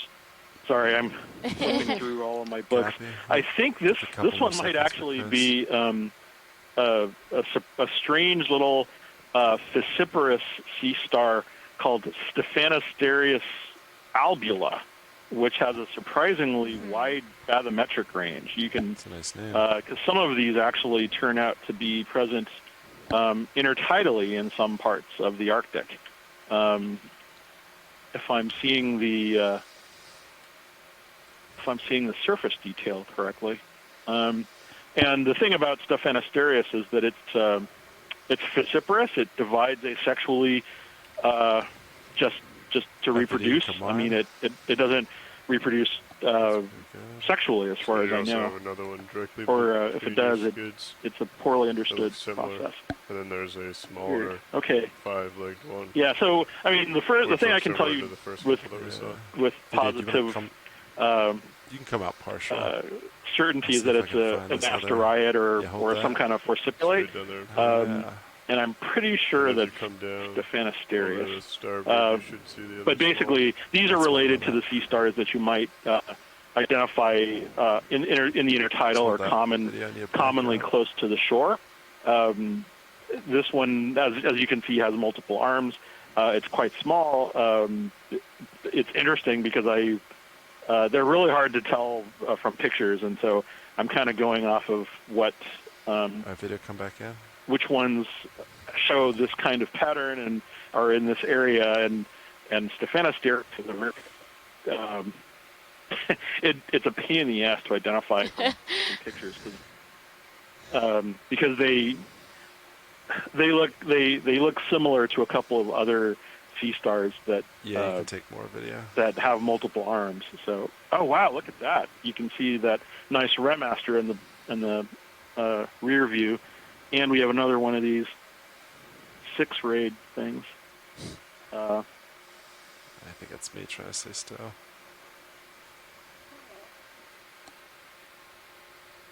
Yeah. I'm going to go with, I think I'll stick with my answer before. There's a possibility that it could be something like Amphoraster, which is a sort of another similar type of sea star in that same group, but it's usually really fleshy. That is another one. And we're at pretty shallow water, I think 400 meters, so that's about right.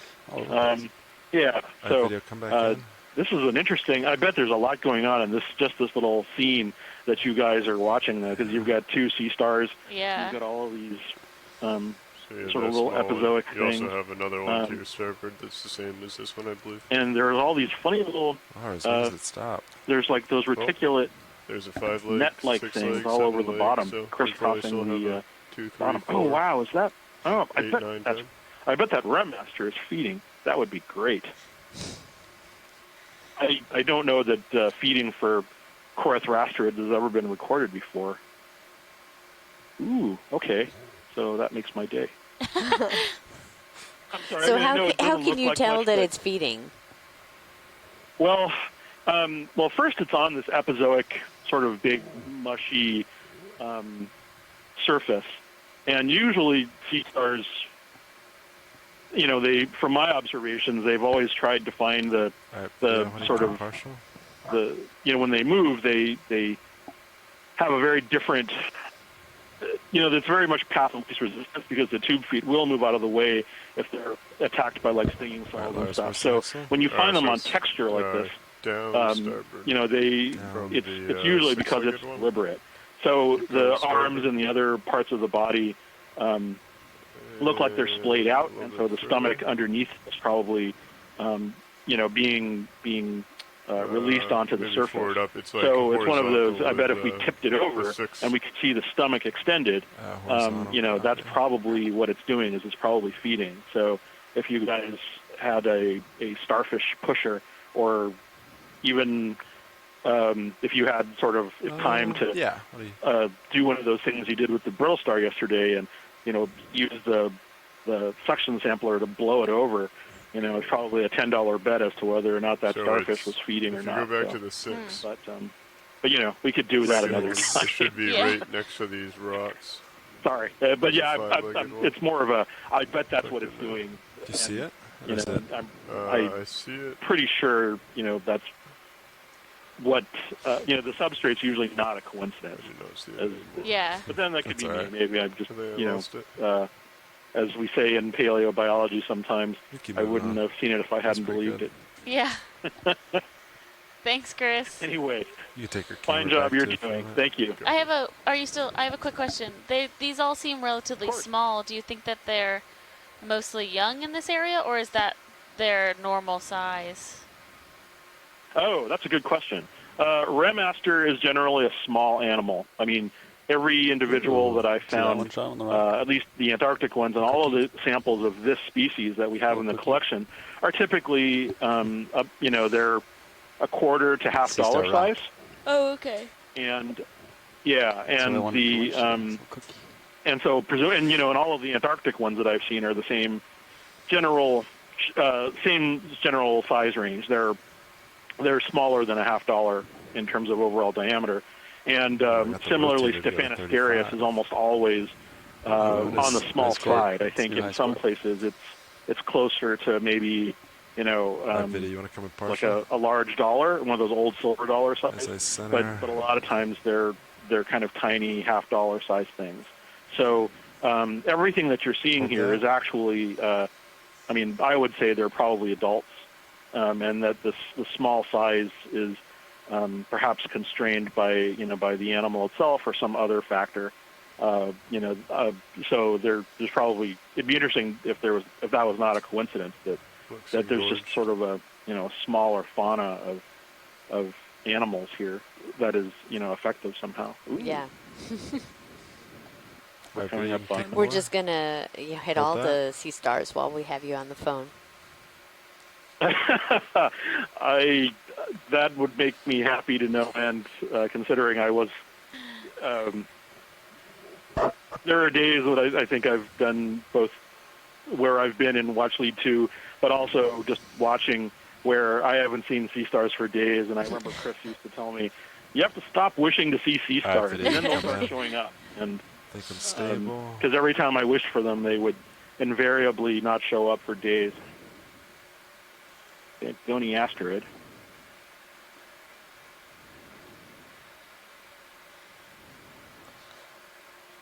Wow, look at that detail. It looks like, too, that there's a sponge growing on a sponge. Mm-hmm. Oh, wow. Yeah. So this, I think, is... Yeah, it's like max tilt. Yeah, I think this is... Could back up, but... Saramaster. There's, yeah, okay, so the surface looks like there are little tables or little sort of platforms coming off of the surface. So that would be indicative of either Saramaster or Peltaster. And if the plates on the around the edge, you notice they're darker, those are probably bald. That means they don't have any granules on the surface. So yeah, this is probably Saramaster. Which is another one of these little cookies that the Goniastridae seems to have in abundance. There are maybe 3 or 4 genera in the Atlantic that have this kind of general appearance, and this is one of those. We've seen them in collections a lot. We don't ever see how that's adaptive for something, or if it is. And I'm seeing a lot of these in association with sponges during these cruises. So maybe this is actually some kind of association that makes them more effective sponge predators. I don't know. Interesting. But this is why a lot of these in situ observations are just, provide so much important data for scientists like me, because without seeing what they do when they're alive, we just have them sort of in a bucket or a box in the museum, and making trying to figure out what their evolutionary history is like, or what their ecological functional morphology, all that important, good, long word stuff, becomes very difficult without any context. So that's lovely. 3 in a row. So I'm going to go home and have some ice cream tonight. Anyway. I think we'll have some ice cream tonight, too. Thanks to everybody, and thanks to especially to everybody in the front row, if I know you or not. So. Yep, they are working hard up there. They are. Thanks so much for calling in, Chris. Wait, Chris, stay. Oh, wait, got another one. For me again. What is it? It's big on that sponge. Oh. I've got a big Goniasterid. There's 2 or 3. Copy. Oh, there's a feeding frenzy again. Oh my gosh. Video Chris, come back. Oh, tore it apart. He was upset he missed the feeding frenzy yesterday, so... Oh my... Yeah. Wow, and they are just munching away on that sponge. They're inside of it. There's that big urchin, too, which... It was funny yesterday. There was like one urchin and a bunch of sea stars, and we see the same thing. We get low. Wow, there's 1, 2, 3, 4, 5, 6, 7 of them on the sponge that we can see. This is like a... And then 2 that are just off, maybe? You know those chocolate balls that had all the candy inside of it? We promise we're not just replaying yesterday's video. Yeah. Yeah. Wow. But I'm curious if, like, the sponge, there must be some type of chemical that's put out or something as it's degrading, because how on earth would all of these sea stars happenstance? Yes, please. Holy jumping yikes. That is just the freakingest thing I've seen all day. Wow. Maybe you should go buy a lottery the one ticket. You guys saw yesterday. What? I'm sorry. I said maybe you should go buy a lottery ticket. I might. Okay, and the thing about this is that even though they're all cookie stars, I think there might be more than one here. Yeah, because that one is kind of pinkish. Yeah, so the big yellow one on the top there, that's Peltaster placenta. And the pinkish one, you can the hold pinkish that. one might be just something look else. Around. And then there's that See if sideroid. What's the catches sideroid doing there? It's like... Is that like... Why is that? It's the urchin looked like it was spitting things out. Yeah, that's excrement. That's what I figured, but you know. Yeah, so that orange one, that's Peltaster. I'm sorry, that's Plintaster dentatus. That's another genus entirely. Wow, that. Wow, I am definitely. You're just making all the little lights in my head go off right now. I am just the one yesterday was a missed opportunity to see it twice. I don't know. This must happen. I don't know how frequently this happens. And on top of it all, we're watching the sideroid pooping and eating it in the same place, apparently. Yeah, hold that right there. That is just ungainly for an echinoderm, really. But I mean, look at you can see where those things are just sort of, they've been, I don't know, maybe it's too much to assume, but this degenerate area right underneath light up the inside that one on the bottom looks completely sort of eroded compared to the others. But I wonder I'm just curious why they're all attacking That's what one I was, individual. Right. That's what I'm curious about. I wonder if there's some type of compound that's put off by the sponge when it starts to degrade that they're attracted to or something, because how could they all end up on this same sponge just by happenstance? And yesterday they were on Go ahead. Right. Oh, I mean, the thing was that it's twice now. I mean, we've seen this go for a video. Yesterday, too, or was it the day before? It was yesterday. And at a different depth. Yesterday. I mean, yesterday we were at 700 something. Today we're at 440 right now. So, this is... I wasn't around to see the actual thing yesterday. Is it the same kind of sponge? I mean, no, it was a hexactinellid sponge, and then this is the Geodia demo sponge. So, two different types of sponges as well. Okay, so they're not even different. Oh, interesting. Yeah. I don't even know where to start. I mean, it's sort of. I mean, I know that like when sea stars detect something that could potentially be food, they move in on it and they attack and eat it. But why they're all on sort of clustered on this one, as opposed to sort of more spread out on other potential food. I mean, unless I know I've read some people speculate that multiple sea stars, sort of have greater success working together. All right. I mean, it's not a cohesive thing where they're feeding on, in a pack or anything, but just kind of. But the sponges aren't exactly mobile, so that's really strange. And then the fact that sideroid, I mean, I've never heard of sideroids feeding on sponges, but I suppose that's what it's doing. Huh, wow. Yeah, that was really an exciting sight.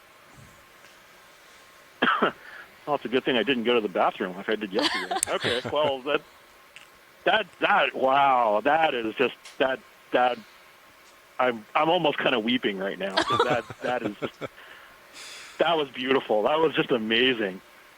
Wow. Okay, I'm sorry. I'm going to have to go. No worries. Go into the back room and calm down now before I faint. So. Thanks, Chris. Anyway, thank you so much. That was just wow. Thanks. All right, and can we zoom in on what's hiding under this rock? Yeah, video, go for partial. The longish thing. Yeah. Yeah, hold that. Oh, is it a ray? I'll get lower.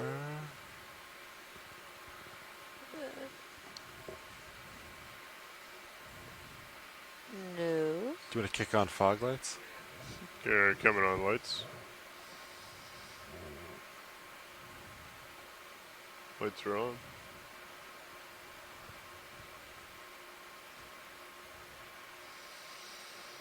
Yeah, go for it.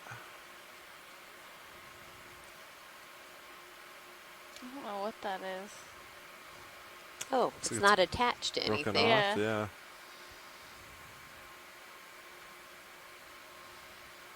Yeah, go for it.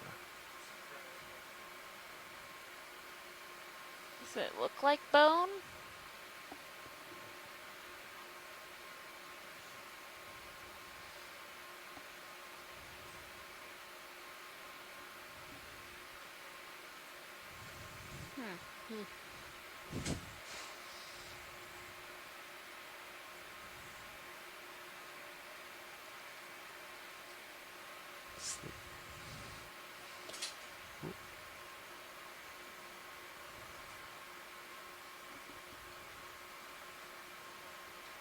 Tilting down. Yeah, can you pull focus to the back? Yeah.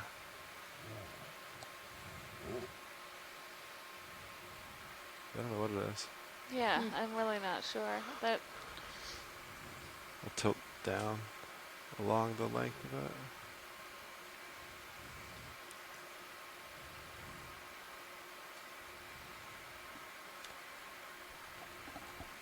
Jim Masterson says maybe an odontocete jawbone. Come partial video? Yeah, I want to get lasers on it again. Or Blackbeard's sword. It's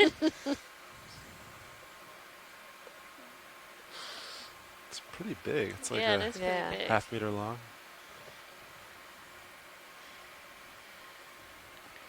It's interesting. There doesn't seem to be other What is the bone black ring in front around. of it? So. Yeah. You see those black spots in front? Are those rock or?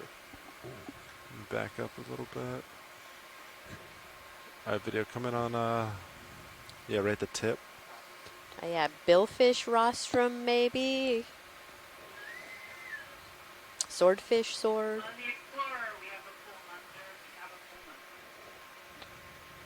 Those look pretty loose, pilot, if you want to take a rock sample. The fingers might be a little big. Trying to beat my record. Yeah, copy that. Are we going to try to sample one of these little rocks here? I think it's just out of our size range. Oh, okay. Actually. Alright, Biddy, you can come wide whenever you're happy. Science, are you all happy on this? Anything else you want to inspect? I think we're good. Yeah. Alright, great.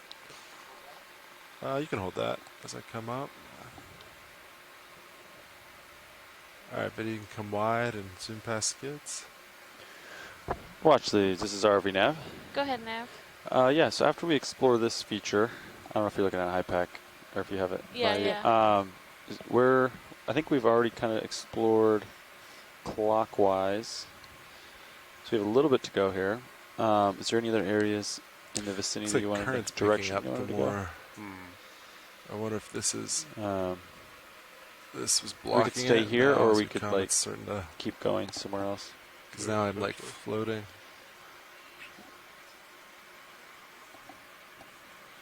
Yeah, maybe we could wrap around here and then ride the top. Okay, sounds good. All right, now what's our plan? All right, so we just Plan of action. We'll just keep going until it kind of ends. Yeah. And then we'll wrap up and around and get to the top and then ride the top. Nice and easy.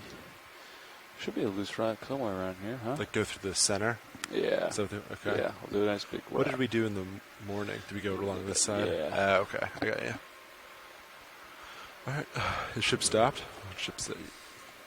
We can do one more move. Okay. That way, and then rotate, or you can start cutting it now. One more move would be good. Copy. If we can make it. Yeah. Because I'm looking. Bridge is RV now. Yeah, upslope is like where you can see it.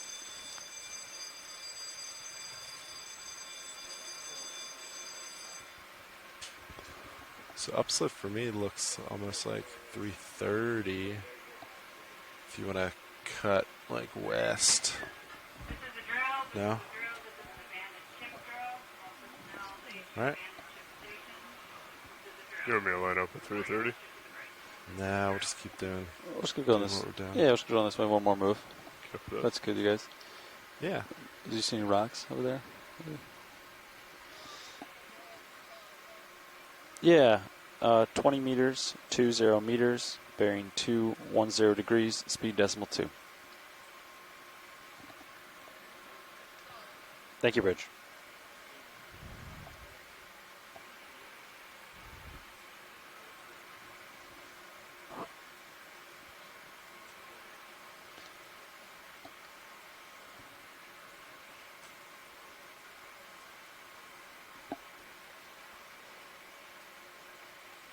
It's that little circular indent. Yeah. Video, you want to come partial?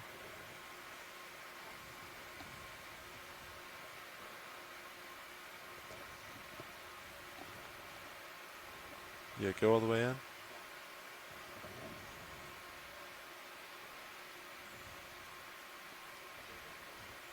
I was wondering if that rock rolled. I think you have an open mic, Bridge. Think that rock might be loose? Yeah, maybe. No, just letting you know you have an open mic. That's all. Sorry. Watch it. Any interest in poking this one? I can't tell if it's. Sure, might be cemented again. If it's an easy place to sit down, we can try to poke it and see if it's loose. All right, great. Video, come partial.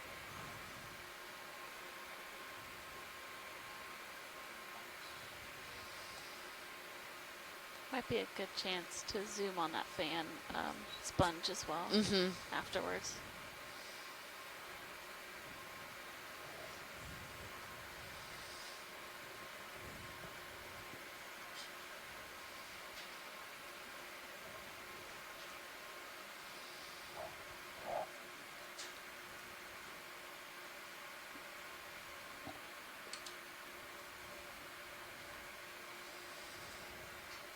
All right, Copilot, you want to get hydraulics out? Hydraulics are up and running. Awesome. Changing my screen to HD2. Do you want the fog lights off? Actually, yeah. I forgot they're on. Coming off. Arm coming live. 3, 2, 1. Arms live.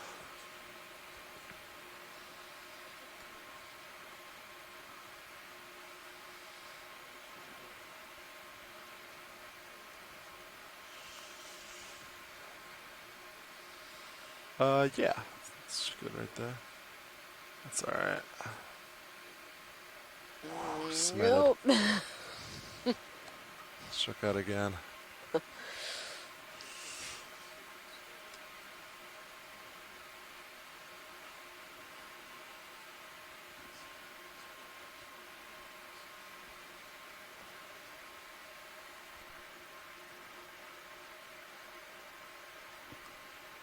Alright, arms off. That.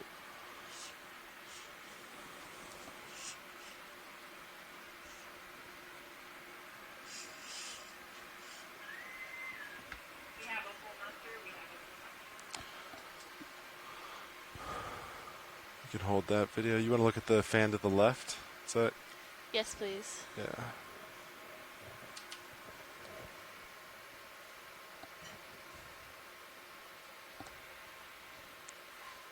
Alright, video, come on in. And you can put your camera back if you want. Copy that. Copilot.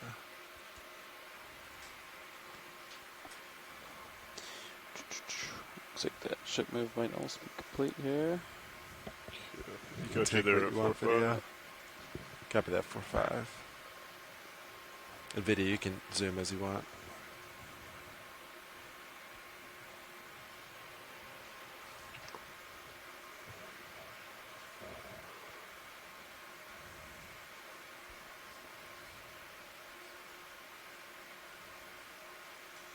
Yeah, these fan sponges seem to be pretty characteristic of this site. There's a lot of them when you take those like profile views.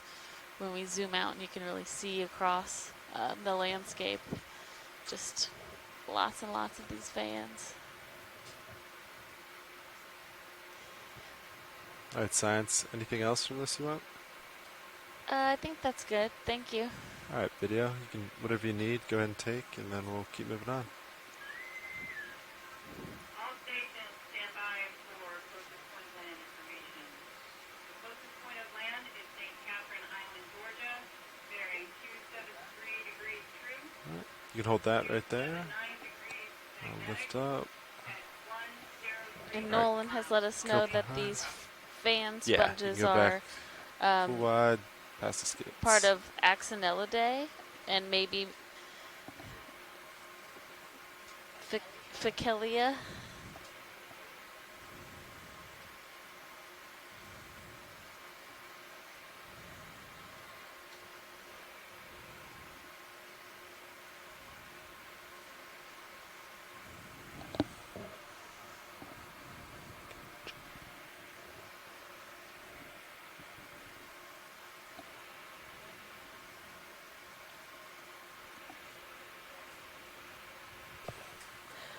So we are coming around the southern side of this feature, and we're going to be kind of just transiting along the top of it. It looks a little so definitely softer up here, not as much of the exposed well past the rock. At this point. Okay, so we'll start moving the way DT's headed. Let's see. Do you want to? Yeah, we can start cutting. Is that what you want? Cutting across west. Here. Yeah. You move westbound? Let's do it. Okay. Yeah. I'll do 30 or 20. We'll do 20. 20, copy. 270, something like that. Work for you guys? Yes, 270 should be. Sounds great.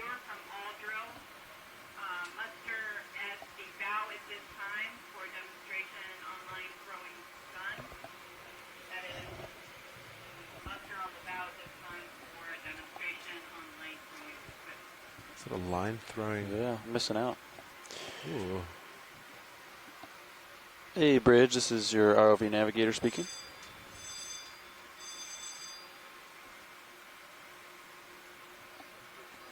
Yeah, I'd like to move 20 meters, bearing 270 degrees, speed decimal 2.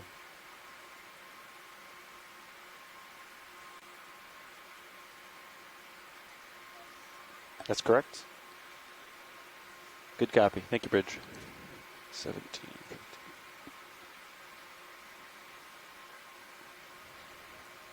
So yeah, we'll just cut across here.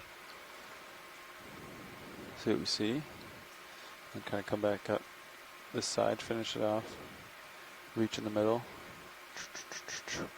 And then ride the top.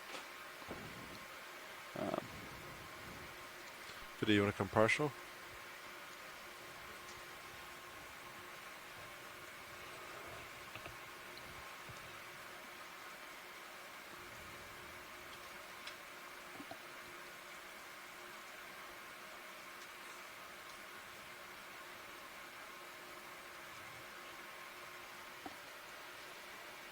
Yeah, go in tight real quick. I think this one's different. Science, have we seen this yet? Do we need views? We'll take some views, yeah. Alright. Yeah, you can take more if you want video.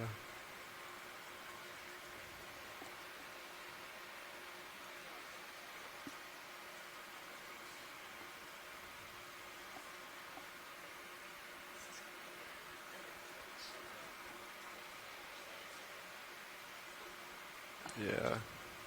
It's gonna get lower real quick.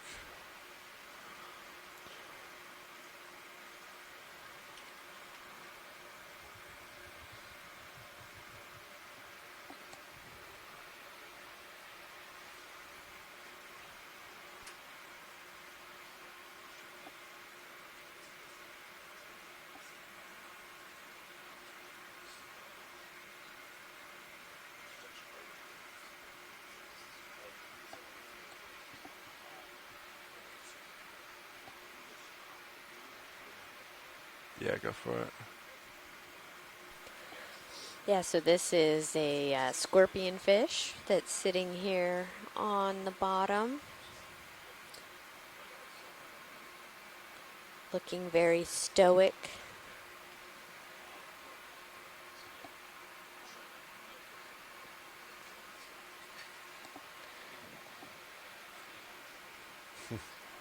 Yeah, it's all right. And those of you that are watching, you'll notice that we, on a lot of these fish and the sea stars and whatnot, it's really important for us to get these close-up images.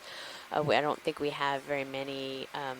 We have one or two fish people on the line, but for future identification, things like the face, the tail fins, the gills, and things like that are important for IDing these fish later on.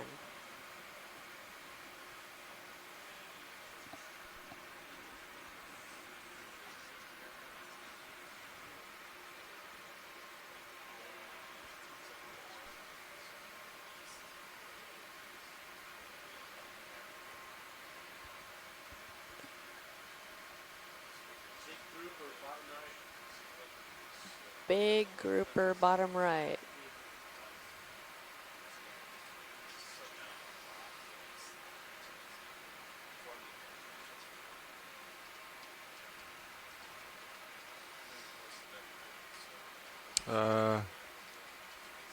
I don't see a grouper. Yeah, did we scare it away?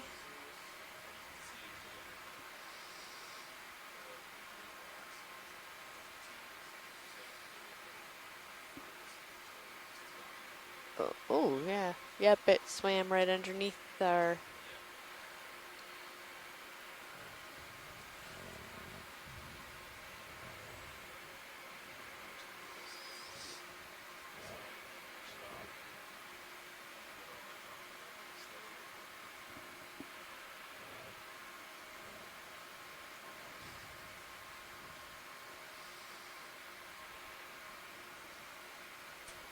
Looks like the ship's done moving.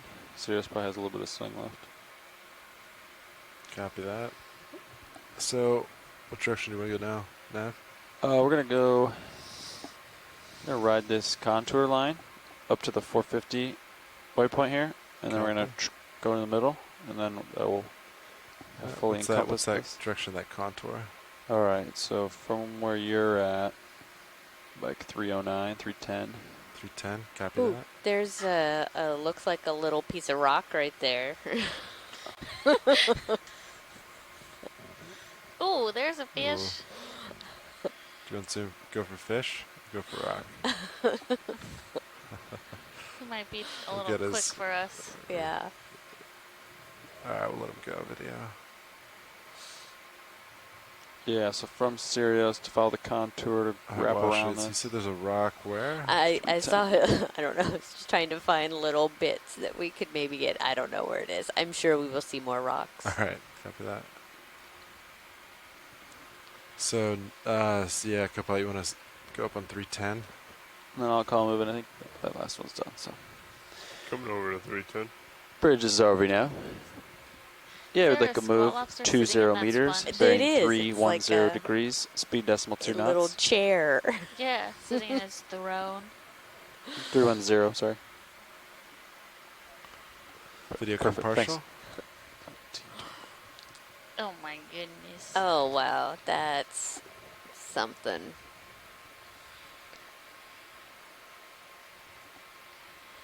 A bit of live Laphilia there as well. I think that's actually an Elipsamia. Oh, is it? Okay. It's like a chair he's just chilling in. Yeah, he's really just has this perfect little throne. Yeah, Welcome video. Good, to take my more. kingdom. Yeah.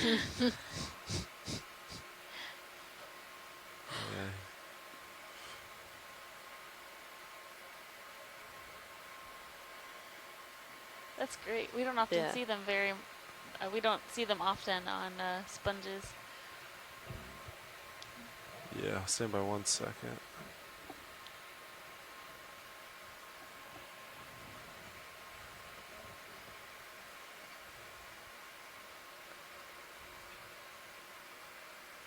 Alright, video, you can come in.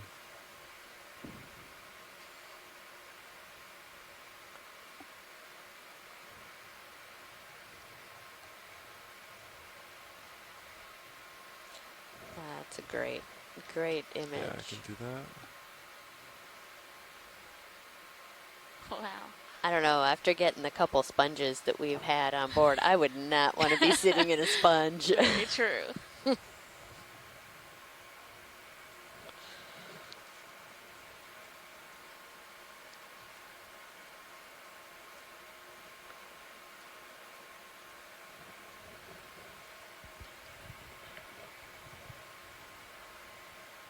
Got it. I think that's good. If you're happy, video. Science all set? Yeah, as we come out, there are some almost translucent fan-like colonies in the upper left that we'd like to take a zoom on. Are they in screen? Yes, just in the left corner. Yeah, copy that. Believe they are hydroids. Yeah, come on in. Do you want this pile here? Or is it more just to the No, like above feather it, like yeah. ones. Okay, copy that.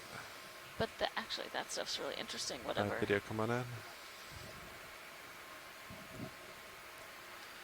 Yeah, I believe these are hydroids.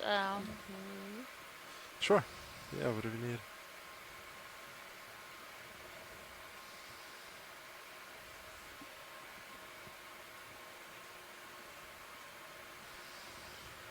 I have you there at 85, pilot. Copy that. Alright, video, just a few more seconds and we'll move on. I'm curious what the white polyps are in the foreground. I don't Yeah. recognize that, actually.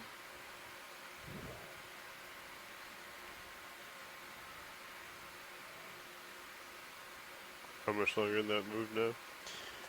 Looks like the ship's almost done with it. Alright, video, come live. Yeah, ship's done with it. Not sure what the delay is back. Maybe like a couple minutes of movement. Yeah, and there's the pinkish bits that we saw. The hard coral looks like some small madrepora. Yeah, go for it. Keep Ooh, moving. that fish. It's very colorful. Yeah, catch up to my co-pilot.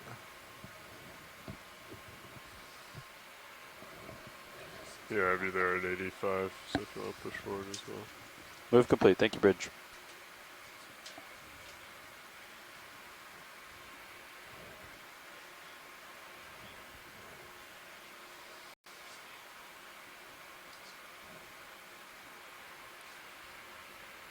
And then we'll follow you up as you push forward. Yeah. I guess if the idea is to go down the center, we could probably turn here, right? Yeah. I think there was this edge that was remained unexplored.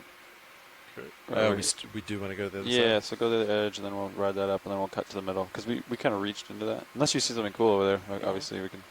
And the edges there was a lot of really interesting stuff in those kind of ledges and stuff like that. This rock right Yeah, there? especially that eastern Black, side. right, Down? Yeah. Right there. On screen now. Is that rock. loose? Actually, do you want to try to poke this one? Sure. Poke away. Video come partial.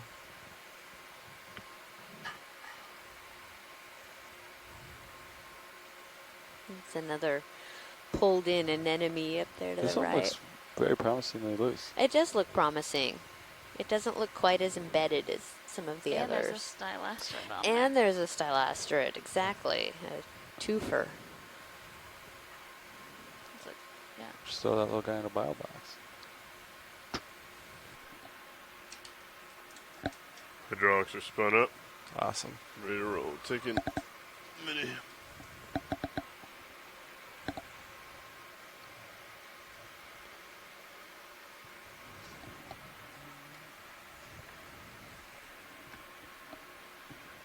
And a hydroid.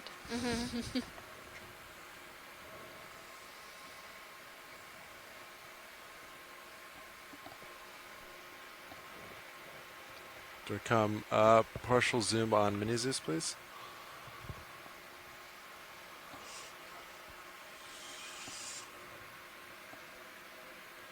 Arm's coming up. 3, 2, 1. Arm is live.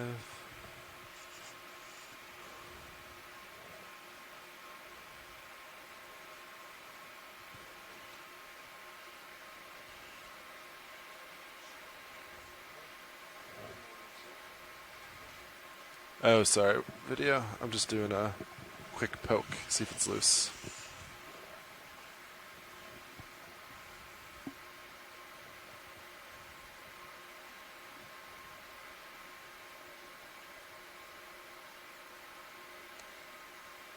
Ooh, solid. No way. I moved the whole Oh, RV. it looked so. That It's one- like it's just gonna pop right up. That one looked promising. It did. Yeah, sorry, wash leads. That's okay. You guys need to be working out more. Yeah. You can apply additional weights, maybe. To D2 for next time. Huh. You need to equip D2 with a rock hammer.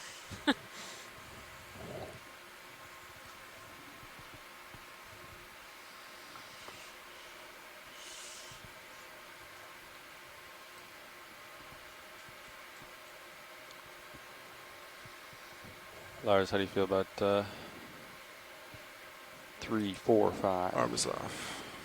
Yeah, once I get my, I can rotate there now, actually. Pilot and bring my header around to 3, 4, 5. Yeah, copy that. 3, 4, 5. There's no rush.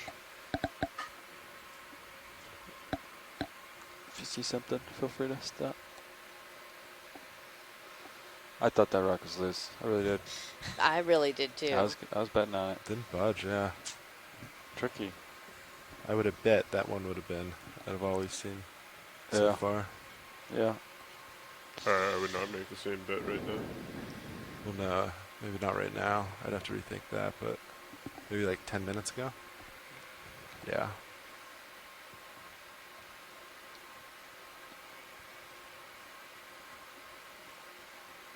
See a large one of those, looks like black corals that was colonized by zoanthans. Oh, yeah.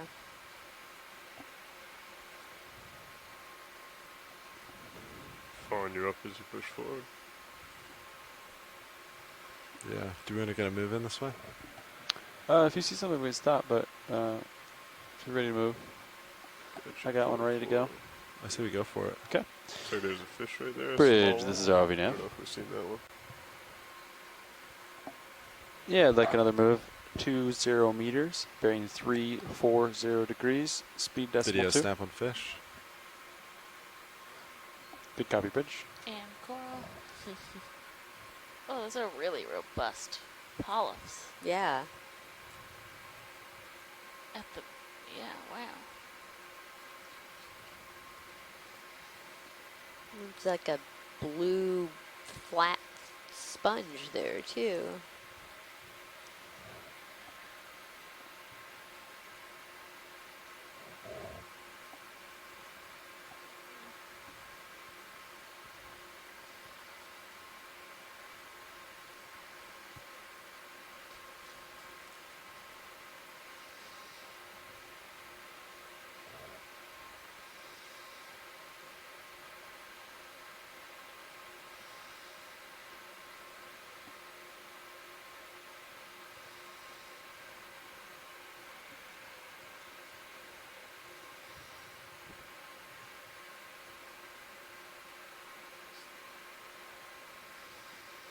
Copy that. I'll center it up.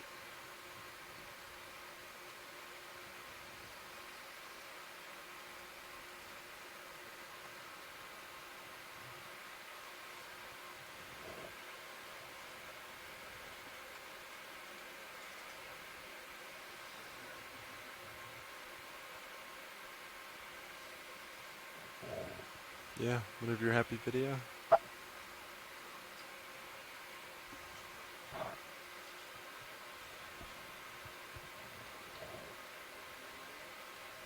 Sounds good.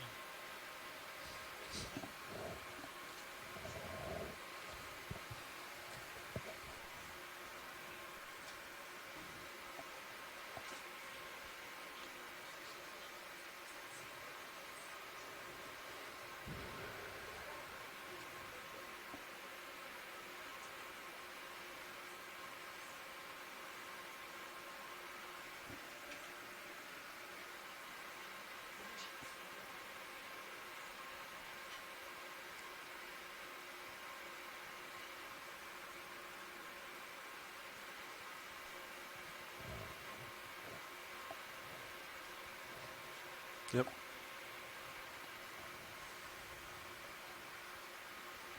To the right. To the right. Yeah, Go if you back. pan to the right.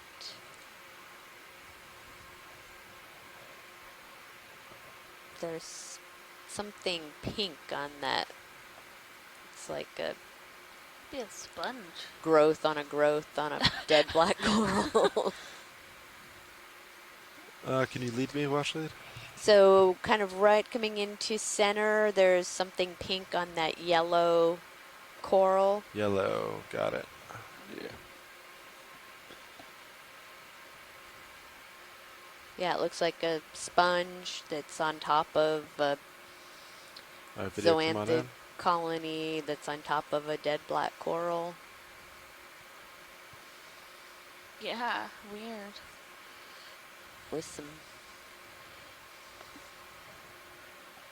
hydroids, and then if we pan down to the left, Scott France has been wanting to see what these little pink tubes are.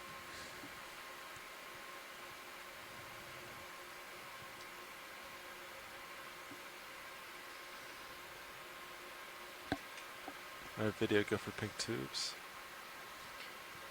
So I think. Is that what you want? Watch it. Yeah, what Scott's talking about are these brownish ones with the pink Oh, tips. okay. Okay. And then those, I believe, yeah, you get both of them here. What's next to them look like anemones. Okay, I was just thinking these were those, but open, but maybe they're different.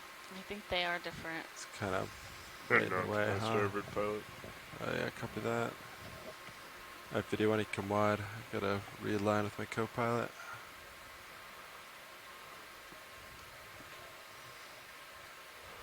Thanks. Thank you, guys. No problem.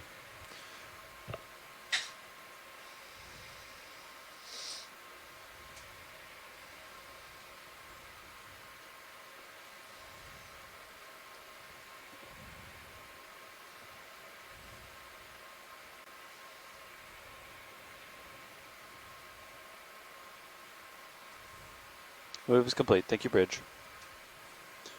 Okay. I think it's the same type of fish from before, right? Yeah, I think that's a scorpion fish. We saw Copy one of that. those guys before.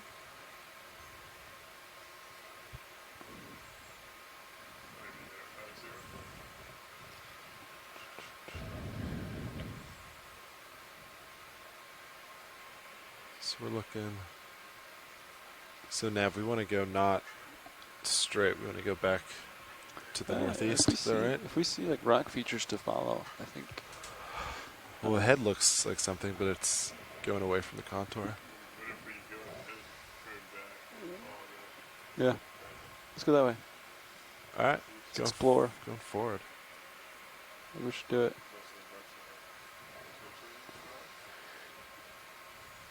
There's also a bunch of potentially loose rocks.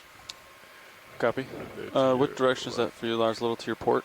Maybe yeah. 300? Is that a shark? Little one? Yeah. Looks like it. Oh yeah, there's our shark. Probably maybe the same shark we saw tooling around earlier. I would say that's a direction of 300 from Sirius. Look 300, a little to your port there. Hit that. What do you guys think? I should turn to 300? Yeah. I think that'll get you over that next feature, right? Or you guys, Mike? Yes, I'm looking. Yeah, boom. 310. Yeah. Okay. I'm following you around. I think if Lars, you do move at 320. 320, copy. I think that would get us there. I'm at 320 now. Bridge, this is RV Nav. Yeah, I'd like to move 20 meters, bearing 320 degrees, speed decimal 2. Good copy. Thank you. Do you think any of these are loose? If we had... There's only one way to find out. Washley, do you want any pokes on rocks? Do any of these look promising to you?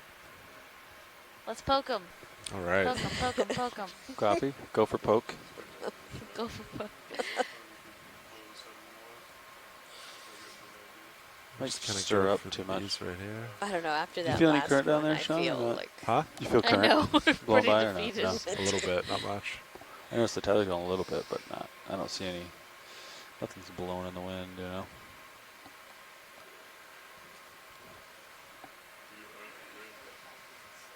Copy that.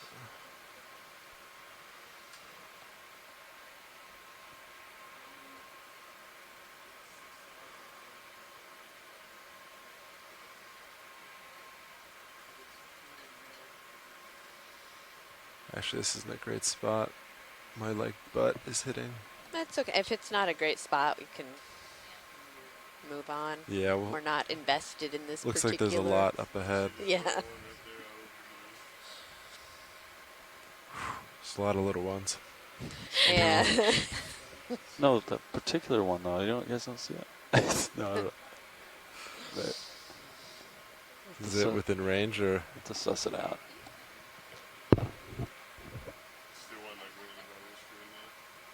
Oh, that little one. Yeah, he does stick out, huh? Maybe if you get ahead a little more, I can turn and poke it. It's kind of awkward right now, though. Yeah.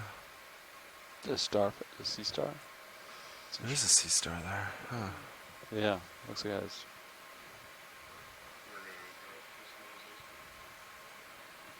The problem is it's on my tilt. Quite come down a little bit, Lars. Got pretty big delta. Pretty big altitude. Sonar looks pretty clear.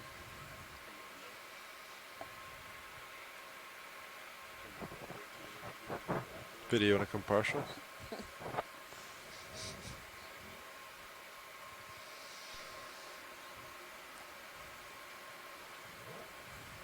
Go ahead and take it. I'm just going to kind of float here.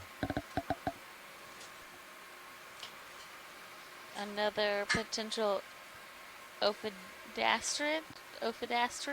Yeah, video, you can zoom in. I'm going to try to hold. Aphidaster? Yeah. Okay. Or ophidaster.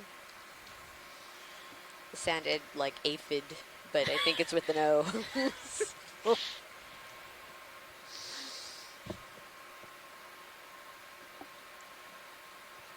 Oh no, sorry. I thought the way that the coral was shading part of his arm, I was like, oh my gosh, there's this little arm piece hanging out, but no.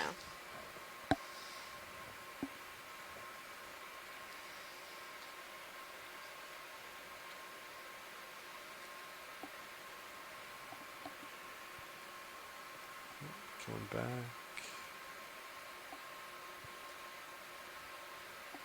I think that's all we need, right? Science for a... Yeah, that's good. Should have enough tether now. Ophidiaster. Video, you can come on. Ophidiaster.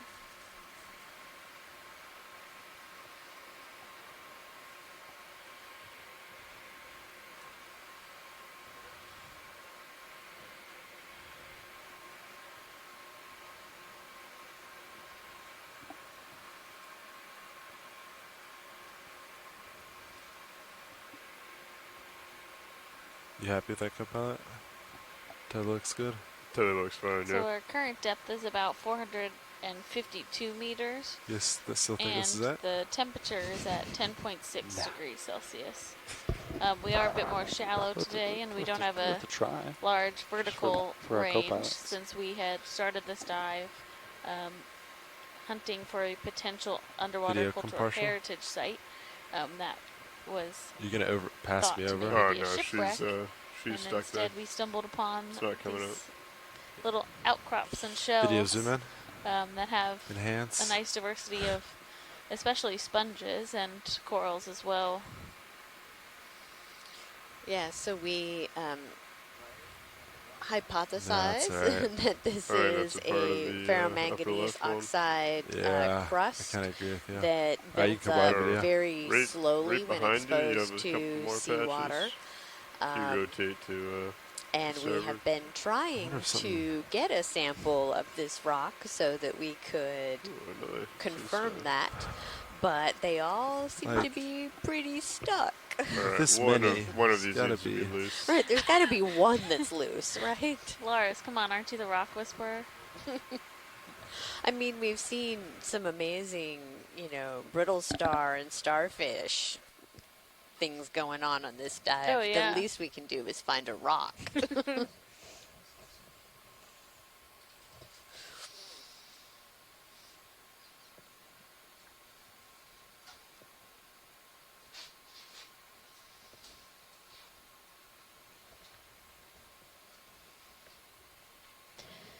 And out here on board the Okeanos Explorer, I am Alexis Weinig, the biology science lead for this expedition of the cruise. I'm from Temple University, and the majority of my research is focused around cold water coral ecology.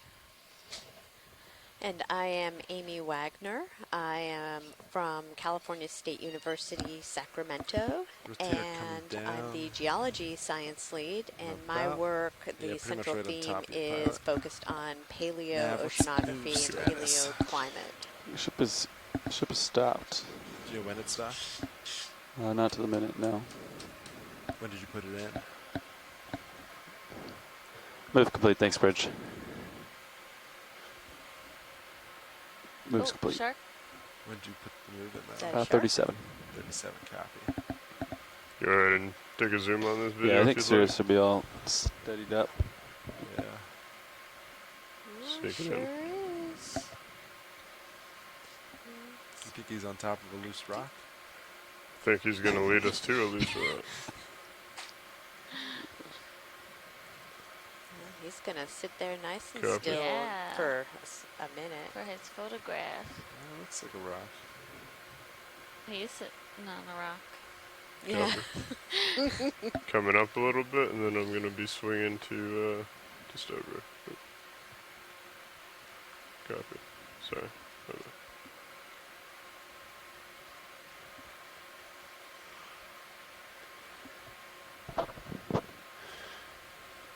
Okay, Sean. Yeah, come out a little bit.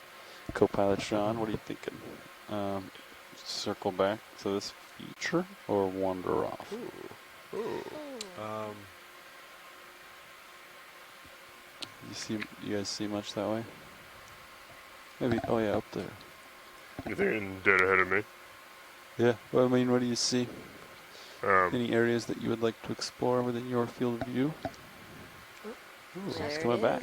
We'll swim through. Ooh. How much of this was already surveyed? A lot of it. A lot of it? Yeah. Okay. I don't know if we didn't really ride the top, but they looked at it. Okay. Come back around.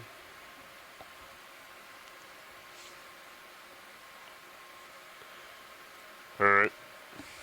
Watch, is this your navigator speaking? Go ahead now. Yeah, so we do see like a couple rocks, couple features. If you're looking at high pack, kind of over here. Oh, okay. Are you okay with kind of taking a little detour going over here? Yeah, sure. And then maybe looping back to the top to finish the dive type deal? Okay.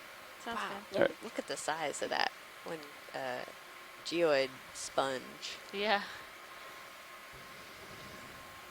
So maybe like 300. Yeah, 300 maybe? Yeah. So maybe 30 centimeters diameter. Oh yeah, that we can keep moving towards our detour. It's just commenting as we drive by. All right, Lars, I just moved a little report to 300. Copy. I think it's going to be our Yeah, we are travel. seeing a number of There's so many creatures here. just Such small a little diversity. patches of them. There has been some Ophelia as well as some Anelopsamia and a really small little patch of Madrepora earlier. Pushing back to you. This is That shark's out relatively there in warm the, temperature for foreground Madrepora, again. so that's quite interesting. You gotta be pulling back. Alright. There needs to be a rock here somewhere that can be picked up. Copy. Rock. What about that one over there? Just off to the right. Lower. Oh no. Yeah. Talking about that one? Yep. Looks pretty cemented, huh? definitely one way to find out. This is true. Wash leads, do you want to take the time to give this a poke? Poke away. Copy. Proceed Thrusters are with... still up. Okay, what's the prize for whoever points out what turns out to be the only loose rock on this mound? I will hand deliver you ice cream this evening. Yeah. Firm shoulder pat. I'll buy you a beverage in Norfolk. Yeah.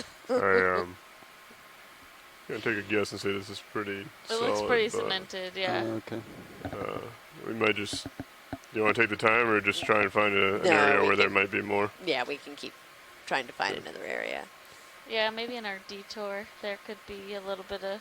Oh, are we already on our detour? Yes, we are making our way. If we get, down slow, down a little bit, maybe there'll be stuff that is broken off and rolled downhill. Yeah, are we moving? No, we're stationary at the moment. You want me to put one in? Yeah, it's pretty stretched out. Bridge is RV now. Yeah, I'd like to move 20 meters, bearing 300 degrees, 300 degrees, and speed decimal 2. It's a good copy. Thanks, Bridge.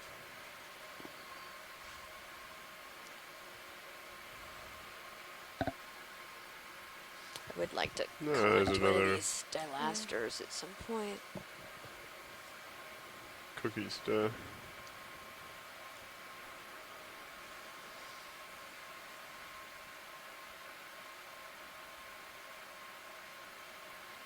Yeah, looks like we have some bigger sponges. Mm-hmm. Denser as well, right up here.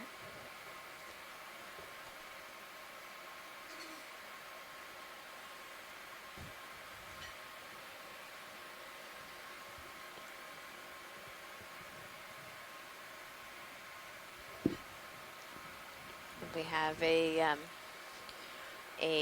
possible suggestion of an ID for the shark being a dogfish.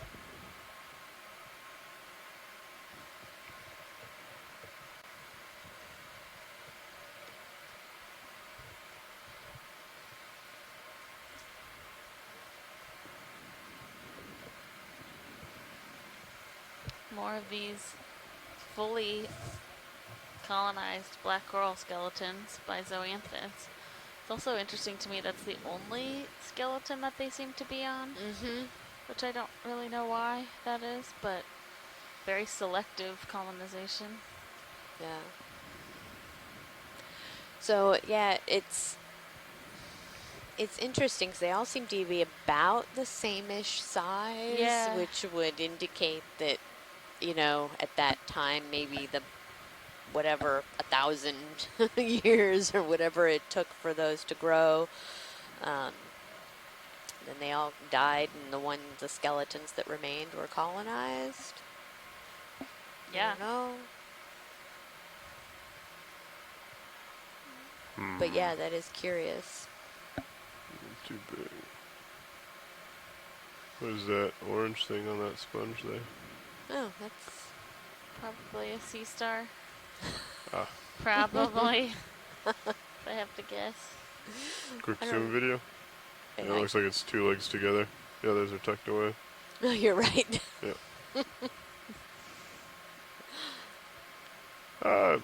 If any interest. No, I think we're okay. Yeah.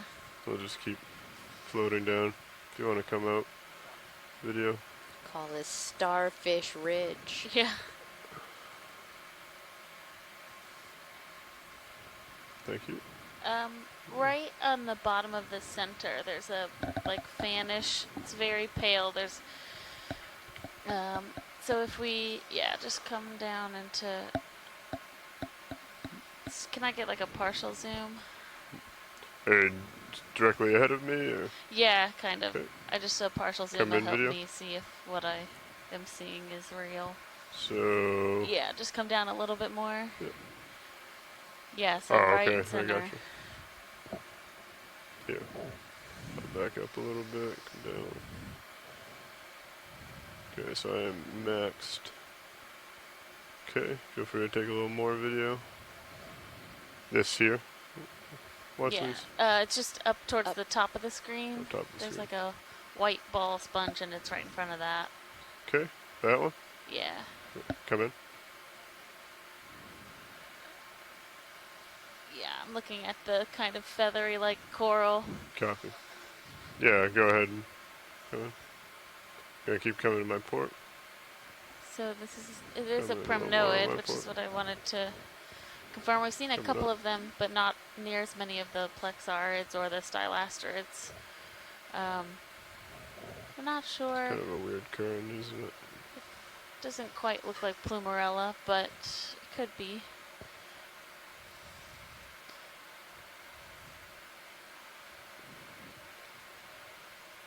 There's another one right down Yeah, there. yeah. Yep. Great, thank you. Okay. When video is free.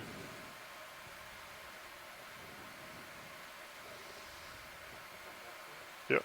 Go ahead and zoom out. Full wide. Yeah. I'm gonna push back to center here, Copilot. Copy that. Camera's 6-0.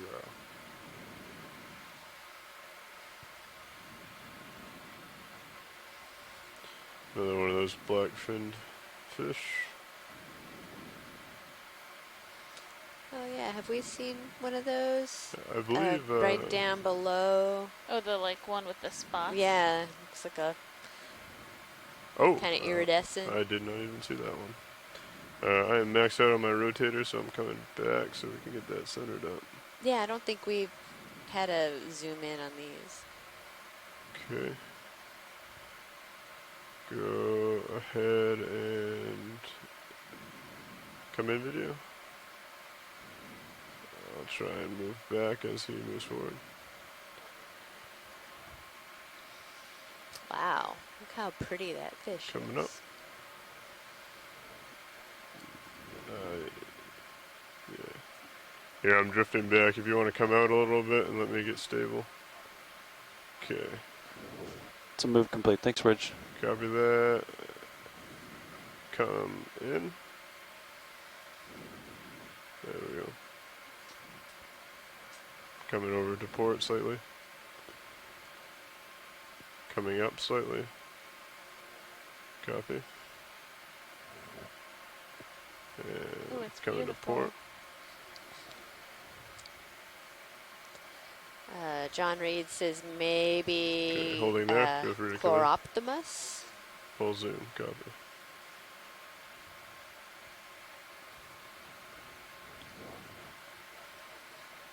Or a green eye. Okay.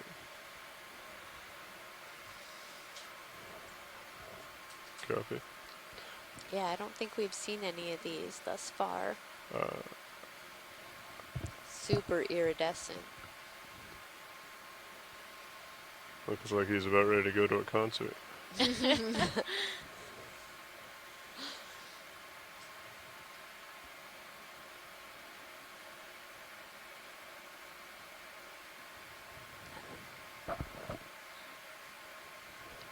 When science is clear and video is clear.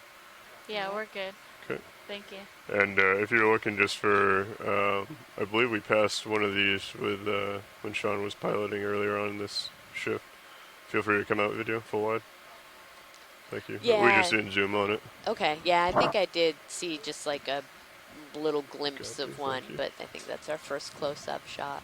I'm going to push out again. Sorry. Yeah, you're just right there. I think we're pretty much stopped. Ship's been stopped right now. Yep. Yeah. 1 minute ago. So we can adjust. If you just want to look around, we can adjust next move. Yeah. See if anything piques your interest. Still looking for a rock.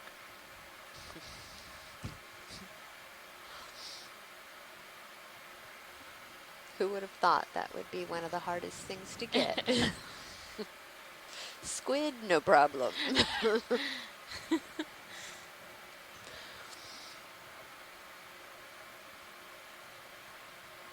Feel like all these little ones are just teasing us. I know.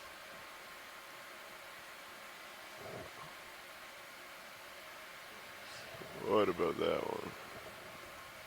This one might be a target. Oh, the one kind of right in the center there? Yeah. If it is a rock at all. You want to zoom in on that video? Dead center. Black. Okay. No, that's definitely in there. Alright, come out.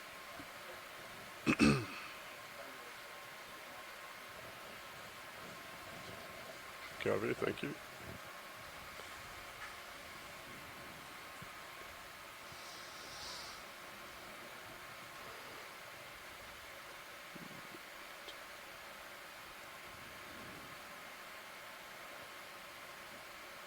This looks blacker than normal. Can I come in on this video? Is that a rock or is that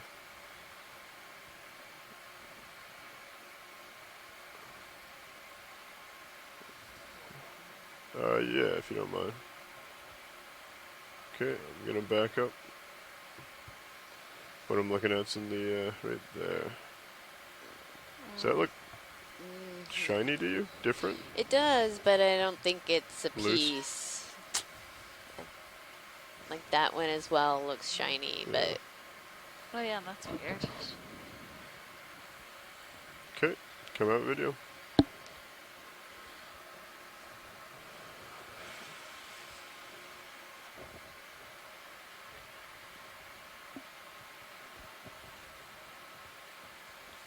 What is that? A big sponge? That is huge. How big is that thing? It's like a half a meter wide. Okay, coming in on it. Coming off of blazers. Looks like potentially more of that shiny black rock. Feel free to come in video when you get set up. Looks like you guys just switched. Copy. You're gonna kind of oh, there's a bunch of sargassum stuck on that. Oh, yeah. Welcome, Roland. So some of those rocks down at the base of that little rubble pile maybe looked loose. Where was that? Just so this little pile that's right in front of the sponge. Yeah, down there. Okay, maybe not. That one right there, with right behind the sponge, might be. We can give it a shot. If not, we can maybe collect that sponge yeah, while we're that's here. Actually a good idea. We're stopped.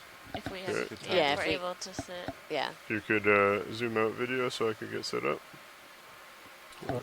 What are we sampling? I wasn't listening. So we are trying to get a rock. If it's loose, if it's not loose, I believe we're going to try for this sponge. Sounds good. We're going to collect the sponge. We should get good video before we touch it. Yeah, trying to find the best way to set up without hitting too many things. I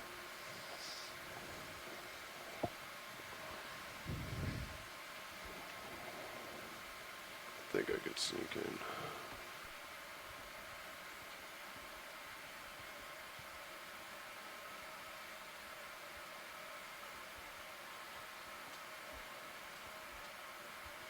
It's another large sponge.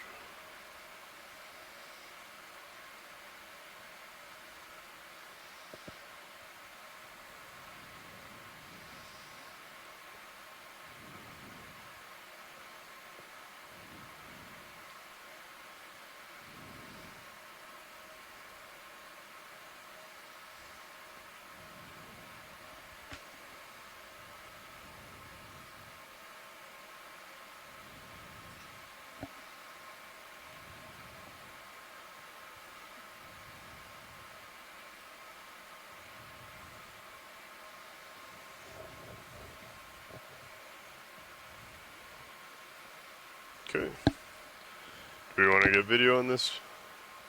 Yep. Okay, feel free to zoom in.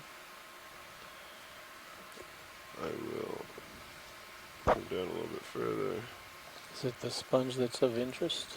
I believe so. It's the rock of interest, which may be in there pretty good. Coming over to port a little. Okay. coming up a little.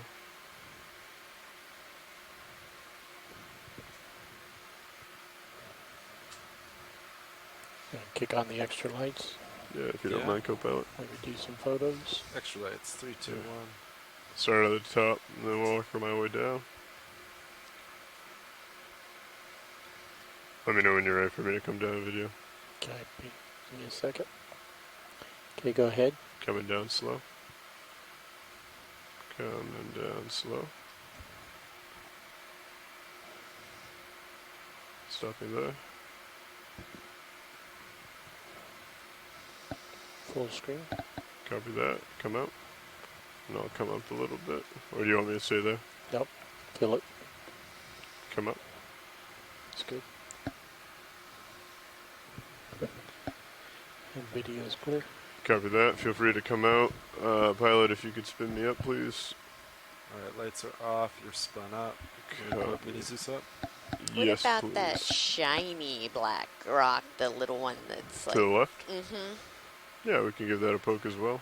Yeah. That should be well within the range of the craft, correct? Co-pilot? Or should I sneak forward a little bit? What we're looking at? So you have the shiny black one to the left, the small one, and then you have the kind of rounder, duller, browner one in dead center. I think you could reach us. Okay.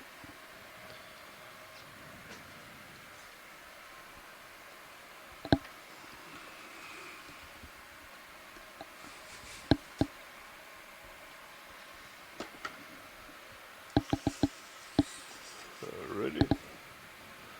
Arm is coming live now. So I will try the shinier one first. Yeah, Do you have I a think preference? so. I think that one is maybe more likely to be kind of freshly broken off somewhere since Copy it that. doesn't have a lot of growth on it.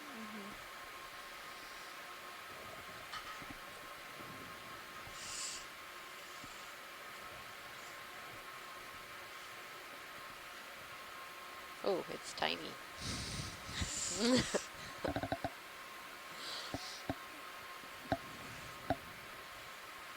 It is pretty small.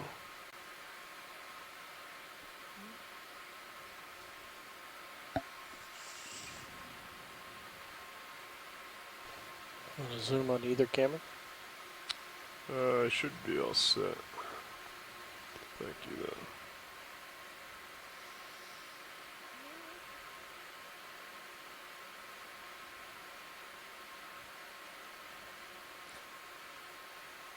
I think I saw a move.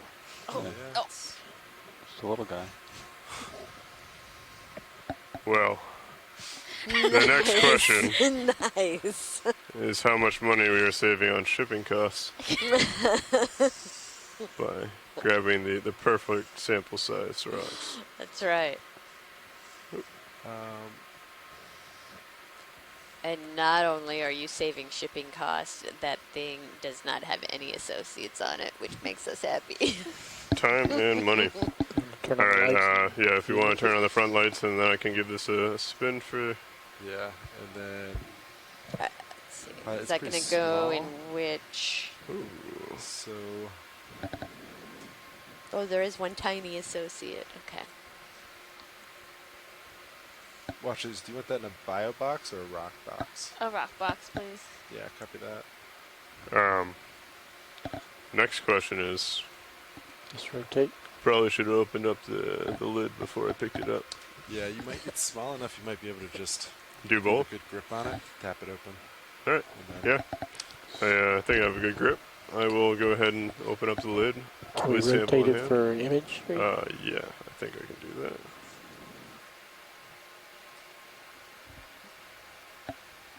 Coming for a spin. Ooh, a nice museum rotation. Good job. Video's clear. Back. All right. So then I think, yeah, tap it, leave it like that. Yep. Just, yeah. I'll bring the port wing inboard. Copy. The extra lights are clear. Copy. Extra lights coming off. All right, you're all the way inboard now. Copy that. Thank you.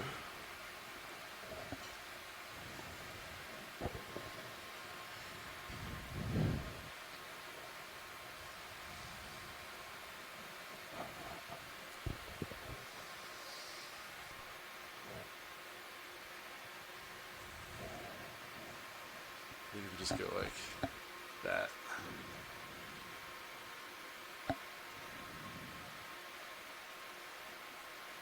Great.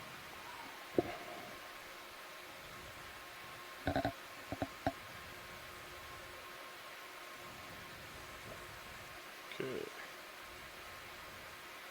Coming open the jaws. Okay, rock's in. It's in.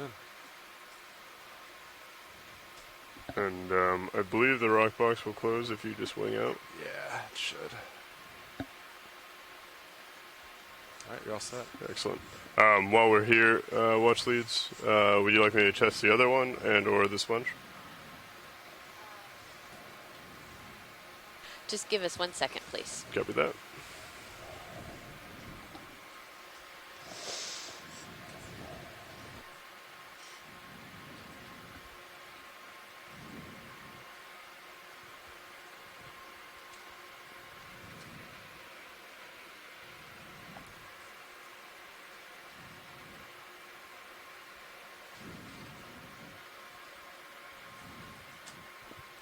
Nice sample, Lars.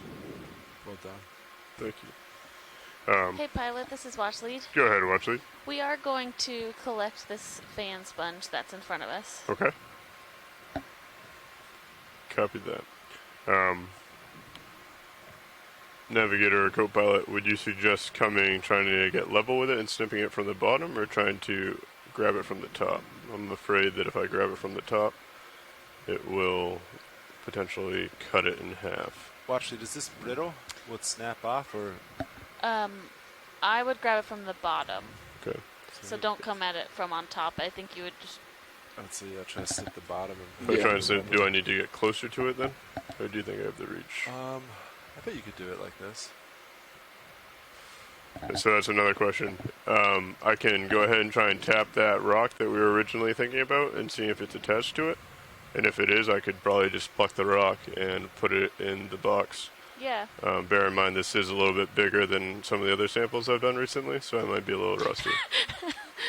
Understood, pilot. All right. I'm coming live. It works good. Down the rotator.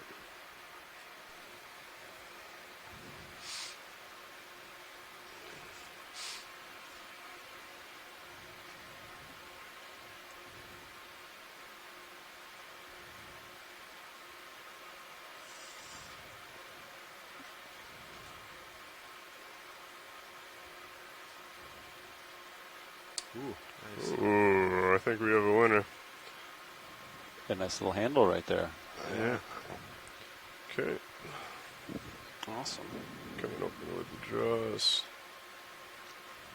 Pull it back away.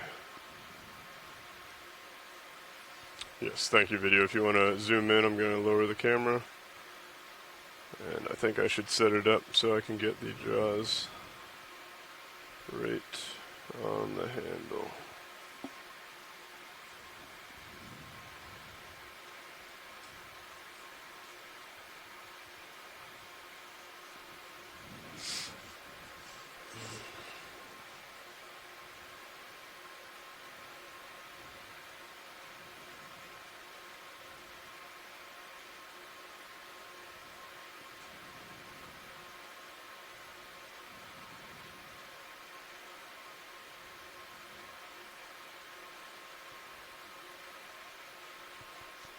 Okay.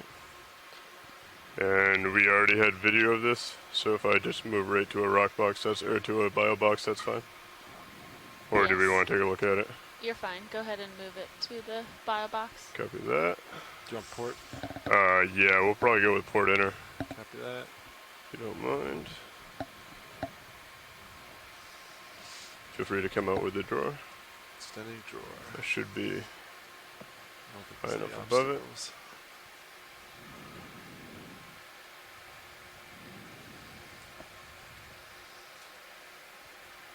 Right. And if you could bring Minnie over just so I can get a better view of that.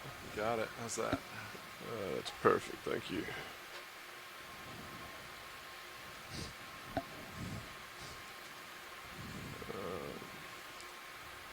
I could probably do port outer now that I think about it.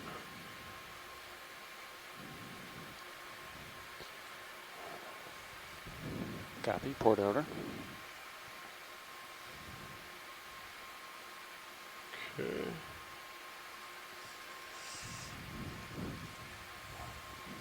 Actually, I'm at my limit there. Your manipulator shows it touching. Yeah, you're just in the divider there. Okay. Yeah.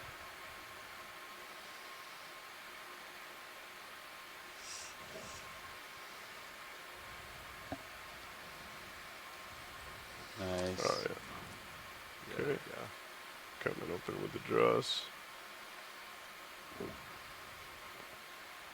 Alright, it's in. That was very pretty. Eagle has landed. Tracting drawer. Oh, that was perfect. Okay. Is there anything else in this area of note?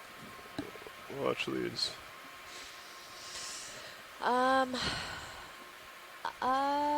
Let's see. I don't think so. Oh, is that actually, if we can zoom in kind of, well, that's probably out of the range anyways, but we do want to collect one of those small, like, tree-looking corals that it looks like there might be one next to that big sponge there. Tree-looking corals. I think we're looking at it kind of from the side, though. Okay, I can get up and readjust. If we can just zoom in, we can see if it's a good... Sure. Right. Here, Science, just let me stow the arm and we can get back into flying and we can find the perfect sample. Okay, thank you. Yep. Okay, arm is coming off.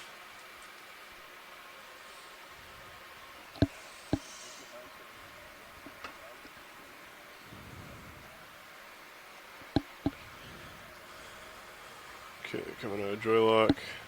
Alright, so thank you, co-pilot. Where would we like to go? There's actually a nice one that's kind of at 1:30, 2 o'clock from our view right now. Copy. It's, I think that's what it is. I can't entirely tell from this view. Coming up a little bit. So dead ahead? Yeah, just to the right a little bit.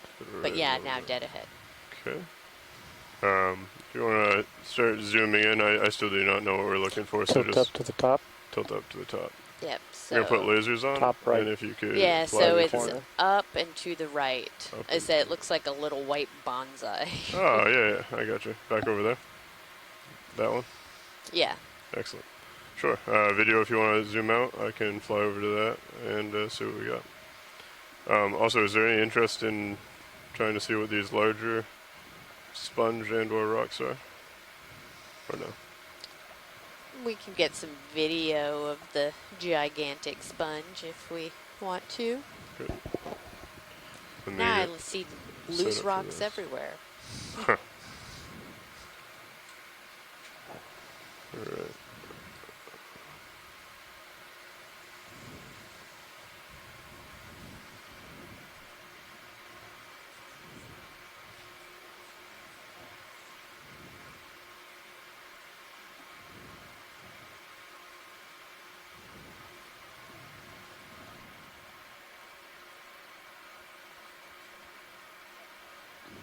Go ahead, Bridge.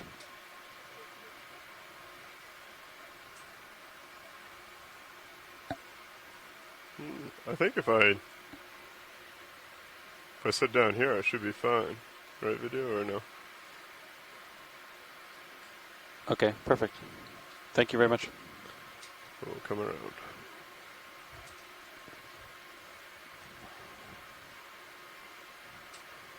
Copy. Oh, there. That's odd. Did you get a little push? Yeah, I just got a little tug.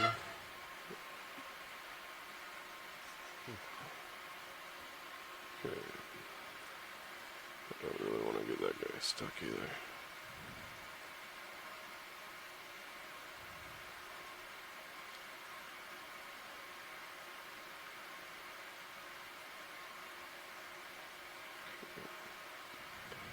Come down.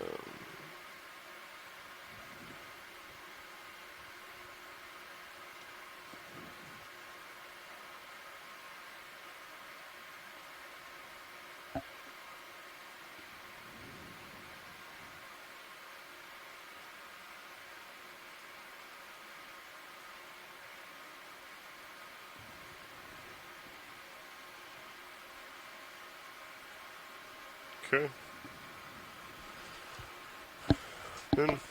And if you want to come in on it video, I can always rotate. Is this just for a beauty shot, or are we just looking to clarify it's what we want to pick up? Clarify. Yeah, I mean we can get a beauty shot, but that is a silasterid. Yes. Yeah, that is what we want to collect. Copy. So. Video. Do you want a beauty shot? Do you want me to rotate left? No, that's good. All right. I'm sneaking anyways. Come out, please.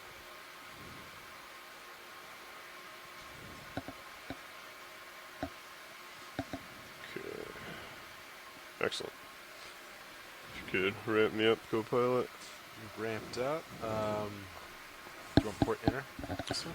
Yeah, most likely. Yeah, cover that. Watch lead, is this a brittle subject or? It is. I mean, it's a hard coral, so it'll be like collecting a piece of Lophelia or something like that. I think the little branches are going to be kind of brittle, but it should, it's not soft, that's for sure. Okay. And if you could zoom in a little bit on Mini, and co-pilot, if you could just frame that up. Yeah. Just maybe. Yeah, I'm thinking jaws from this side, slide in, kind of snipper that way. Try to get it in the rubber, yeah. Try and get in the rubber. You want to follow in with your jaws? Follow in with my... You want me to follow the camera with your... Yes, sorry. Okay, arms coming live. Arms coming out. Okay, first thing is...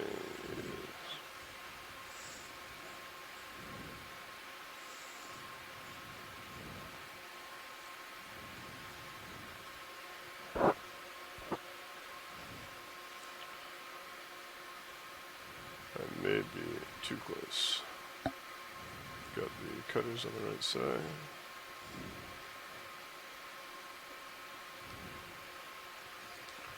So, theoretically, I'm locked out there.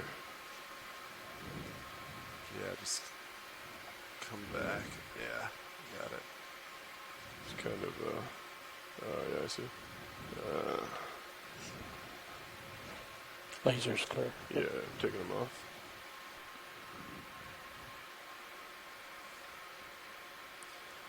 Kind of set myself up in an odd position for this. So... Is it on a rock, you think? I don't think so. The issue is I don't want to grab that sponge as well. I don't know if I can... That might be unavoidable. Yeah. Well, actually, there's a few items. Is it okay if a couple come with it? Yep, that's totally fine. Got it. That being said, it might be a little bit easier. But I can still attempt to avoid I think it. it's on some hard substrate there. Yeah. Let me think about this for a second. It's pretty brittle. Yeah, it's very brittle. I'm assuming that the base is still maybe there's a bigger one desired. I don't know if you could. It's so small. I don't know if you could pluck it. Yeah. Yeah, I mean. So the issue is it's pretty small, and as soon as, in order to be able to cut it, I think I would have broken quite a few branches anyways coming in. Okay, let's... I can try and get it cut as close to the bottom, but we might only have this stem left, where the stem isn't really high enough to get above our cutters. Yeah, and it's not. Is it sitting? What is it sitting on? Can you tell? Is it a loose rock, maybe? Yeah, I can go ahead and try and give it a poke. If you want to come up with the mini. Yeah, slight tilt up. Oops, too far. And down. Down.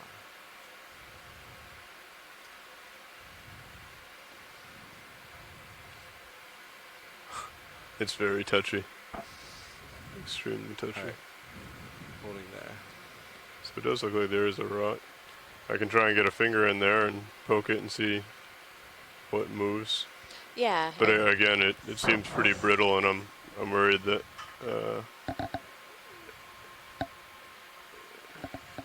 Yeah, I would say that, see if you can get in underneath it, and if not, we'll move on. Copy that.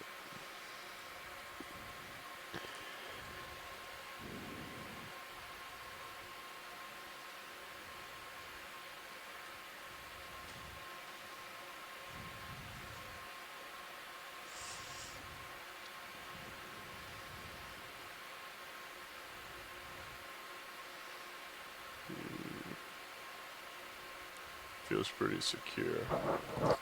Looks like hard substrate. Yeah. Okay.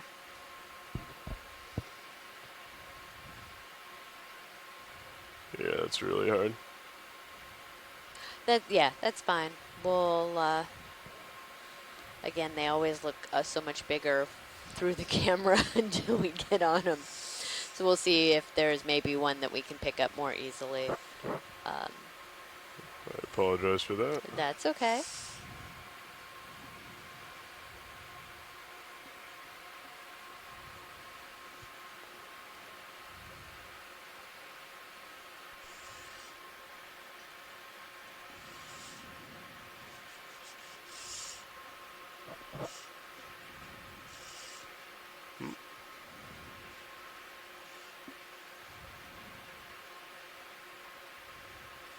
Okay, arm coming off. Arm is secured. Hydraulics. Hydraulics off.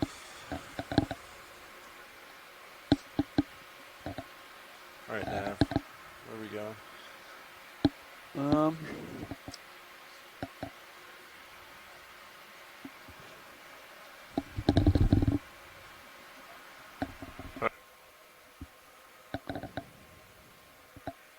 I mean, I'm also hearing a popping. Yeah, I think it's both those Shure headsets.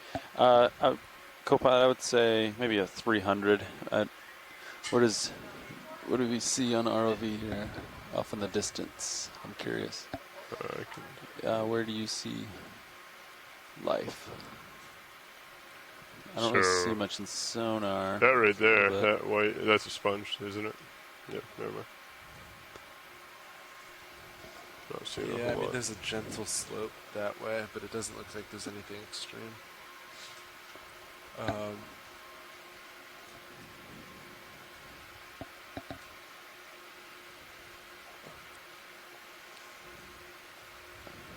We could go maybe one more move to get on top of him over D2, and then we can go that way. Sure. Work our way back. 20 meters, then we'll... Yeah. Yeah. Okay. Sounds great.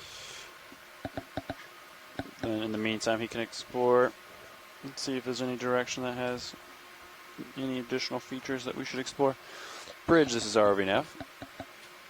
Does that look like a bigger one over there?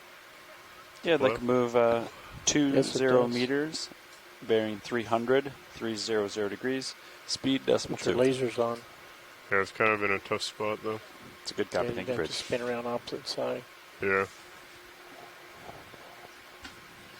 Tough spot as far, the one pretty much in between lasers now. I was thinking, Lars, if this is the subject, instead of coming in this way, come in this way. You know? Oh, yeah. For that fan. Yeah, you a kind brittle of fan, like and then cut the bottom and then cradle in Tygon. But some of that stuff's so brittle that it just was pretty brittle. It would I don't even know if Tygon would have. I know. I mean, you would have got something, but yeah, I'm concerned that even in the Tygon, I think it would. Well, that's why I think it would be pretty much only the stem that would be left. Whereas, like here, if you could find one on a rock. A longer yeah. Pilot, can we get a close-up of that big sponge, please? The one directly in front of me? Yeah. Sure. Thank you. Can we look at it from this angle? I have... Floating? Yeah, go ahead.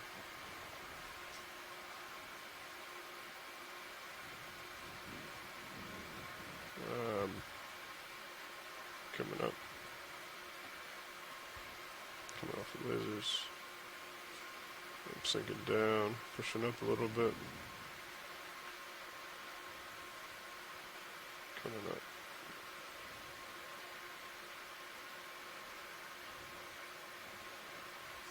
Drifting back? Yep, copy. Light's going away. Moving forward.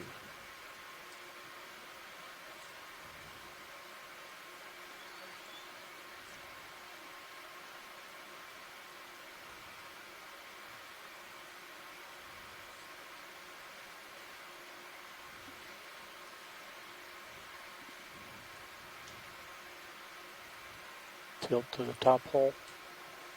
Coming up.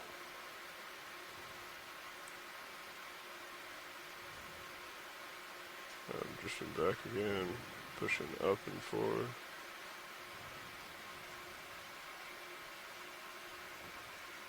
Coming to the top hole on the port side.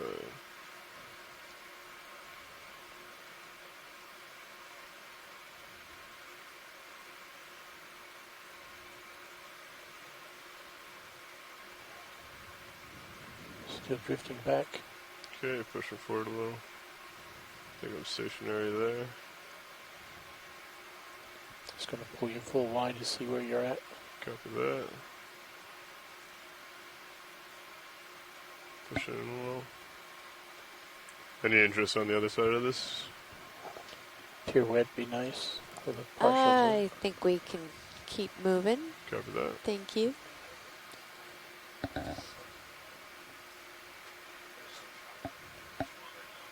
Just gonna kind of round this slowly while waiting for the ship to catch up. Sure, no problem.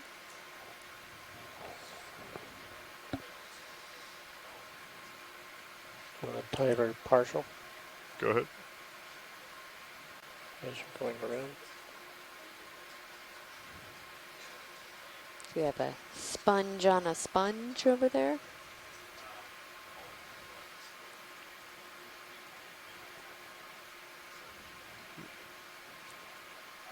Still working on that move rolling. Yep. Haven't quite mastered it yet.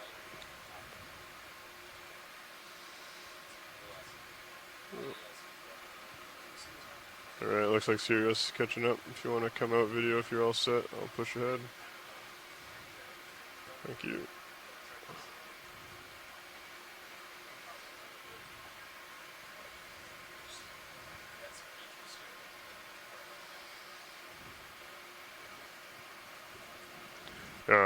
Video and or science, if you see one of those white bonsai looking corals on a rock, I feel like that may be our best option, similar to how we did the fan coral there.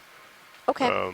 So these, at least from what we noticed last time, is extremely brittle, and we're concerned that the stem at the bottom might not be long enough because we have the cutter and then we have some Tygon hose that kind of grips it in there, and we're worried that the that extra inch or so from where it actually cuts to where the Tygon grips would end up crushing a few of the branches. Okay.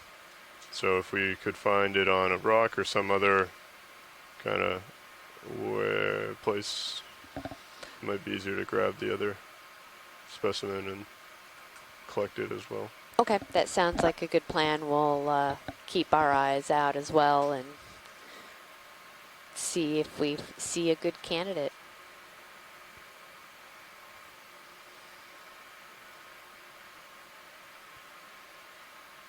Something striped to the top left. Striped top left. Fish? Or, I see what you mean. Maybe just relatively large. Maybe it's just a rock with stuff growing vertical on it. Yeah, I think that's what it is. Feel free to do a snap zoom. Yeah, it's a rock. There's rocks that look like fish, that look like ships.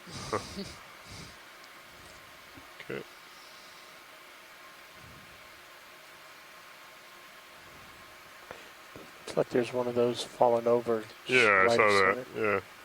Must have been on something. I'm going to go and take a look at that and see if we can't pluck it out. Or that one's already cut. We might be able to just grab the stem in the taiga and not have to worry about the cutters at all.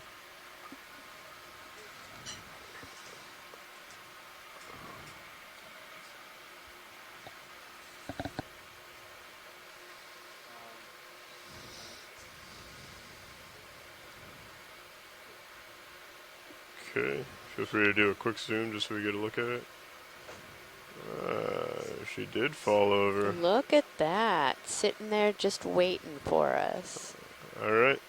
If you want to come out video, we can go ahead and set up and see if we can grab it.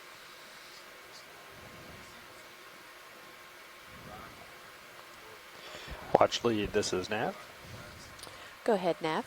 Hey, I just wanted to check in. So, looks like we've gone around kind of our high point already, and the previous Nav mentioned folks are kind of head out here to the kind of northwest, just exploring some features.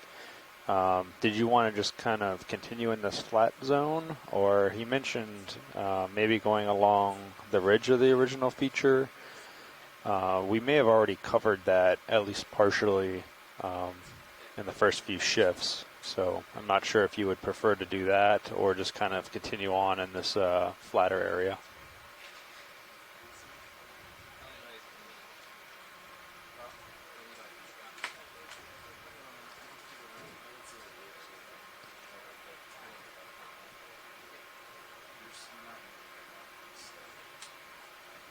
Okay.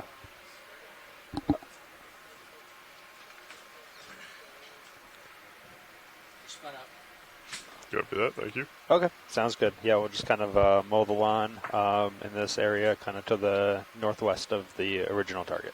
So, okay, thanks, Watchley. Okay.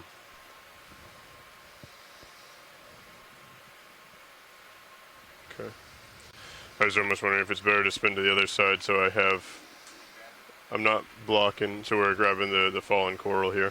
Yeah. But if I spin to the other side, then, so right now if I reach the arm out and try and grab the left side, I'll be blocking the branches, right?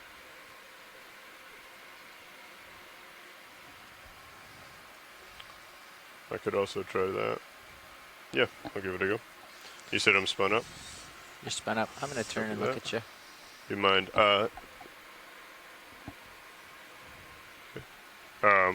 Do you mind pulling up Mini once you get situated? Yeah, let me just settle up right here so I can see you. Thank you. Mini. Okay, arm is coming live. Coming out. Yeah, looks like we're finishing up that move. I'll try to keep an eye on D2. And Sirius. Okay. So I'm actually...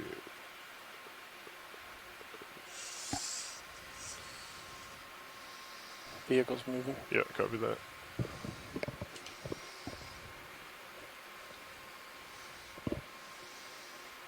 I'm going to do that.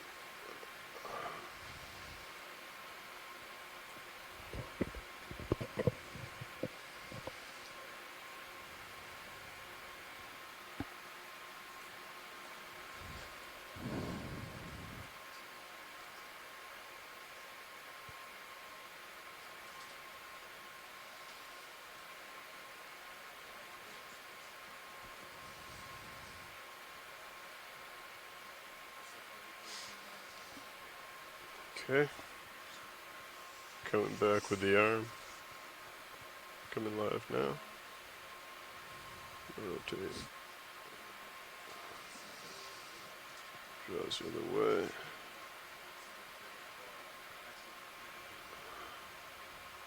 So I'm not dealing with the cutters. Coming down out.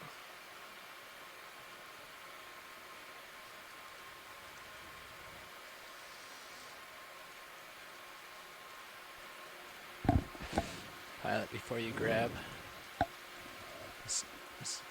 This may be brittle, so delicate grab. Do we want to drop the? We have force group 6 right now. Probably like 4, 3. Yeah, I don't have a feeling of where they have it set since the update. Try with 3 for now. Yeah, but you just have to be really careful about feathering it. Copy. Thank you.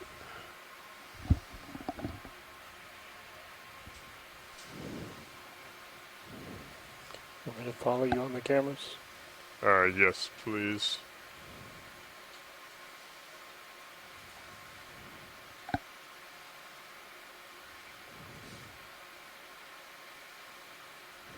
Okay, gonna go ahead and tilt my Zeus down a little. No, I am not. It's already fully down.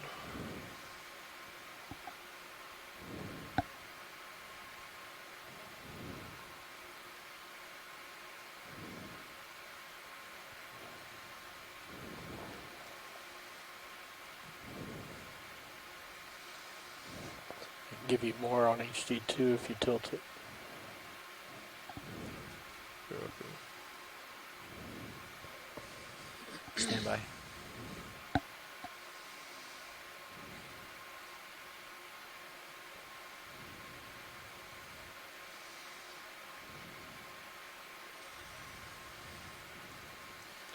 Okay, we're gonna go for port inner. She's kind of in there, kind of not. So we just go nice and easy. I think we can get her where we want to go. But yeah, feel free to come out with the. Chart's coming out slow. Copy that. All cameras full wide. Coming up above. Can tilt okay, down holding there. If you need. Yes, please. Also coming up with the Zeus. Yeah, if you could just outline port inner. Thank you. Oh, it's running away. Yep, I understand. If you don't mind bringing it back down to starboard a little bit. Yep. Copy. Thank you. The drawer's fully out. Drawer's all the way out. Copy. You're over it. Understand. Coming down. Going in with the grip. Nice work. Coming in. Coming out. Might just let it go here. Yeah. It's heavy. There you go. Nice. Okay. Sorry. Nice job. All right. And I am clear from the drawer. Just coming out. And stowing.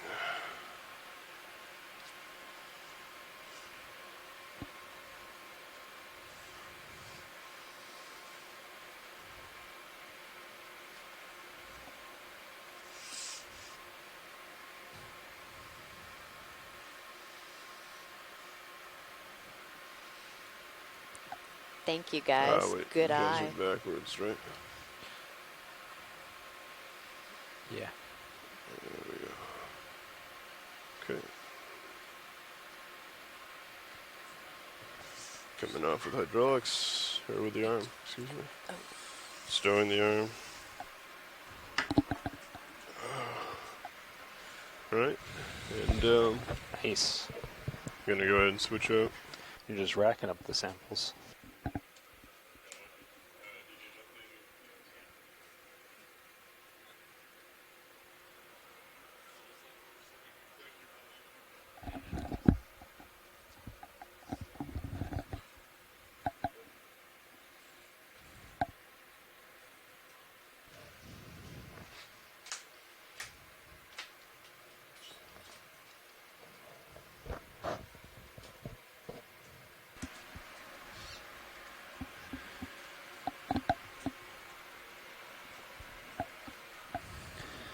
Okay.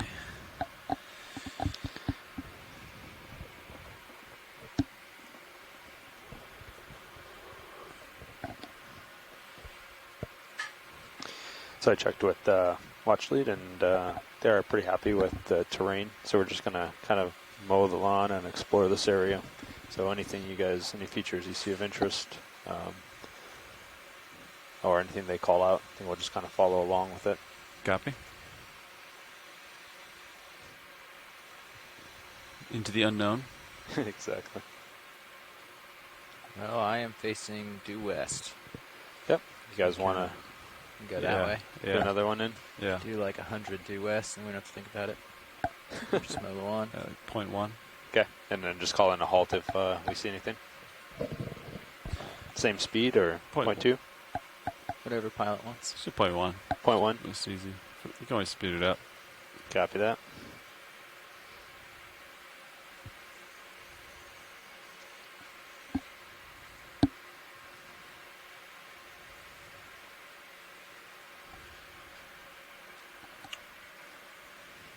Can we tilt HT2 up a little bit?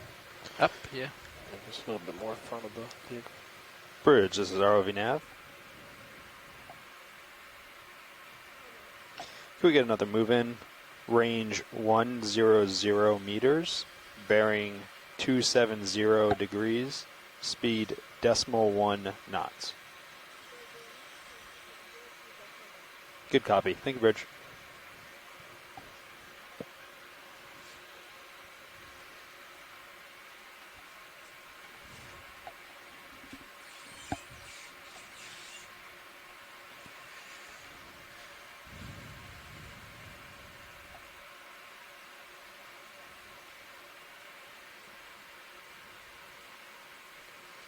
Saw a shark earlier. You guys did? Yeah. So did we. We saw one on the earlier watch as well. Was it a big one? How big was it?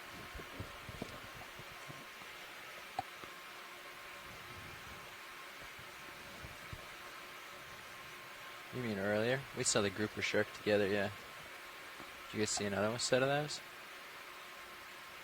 That's probably the one. I think we just saw one cruise by, little guy.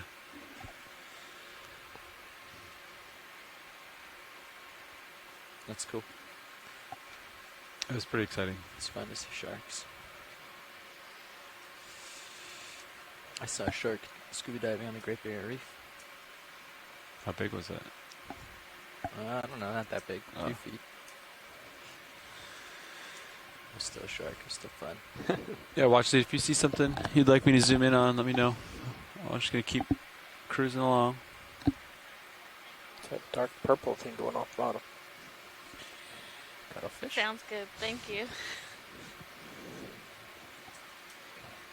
Oh, yeah, what is it? Purples. Never mind. Purple guy. Video snap. Hold. Oh, we saw this sponge before. Did we? Yeah. Yeah, I think that's a blue demo sponge. Copy. All right, video. We'll let it go. We'll keep exploring. For a flat area, I'm surprised how much stuff there is. I know. I think it's just because it's the top of this beach, or the current just the Gulf Stream whips by it. Well, if there's current and hard bottom. Yeah, hard bottom. Attached to, then. That's all they need.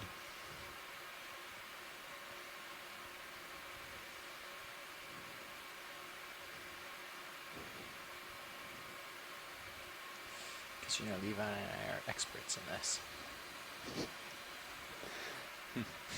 I don't know about that.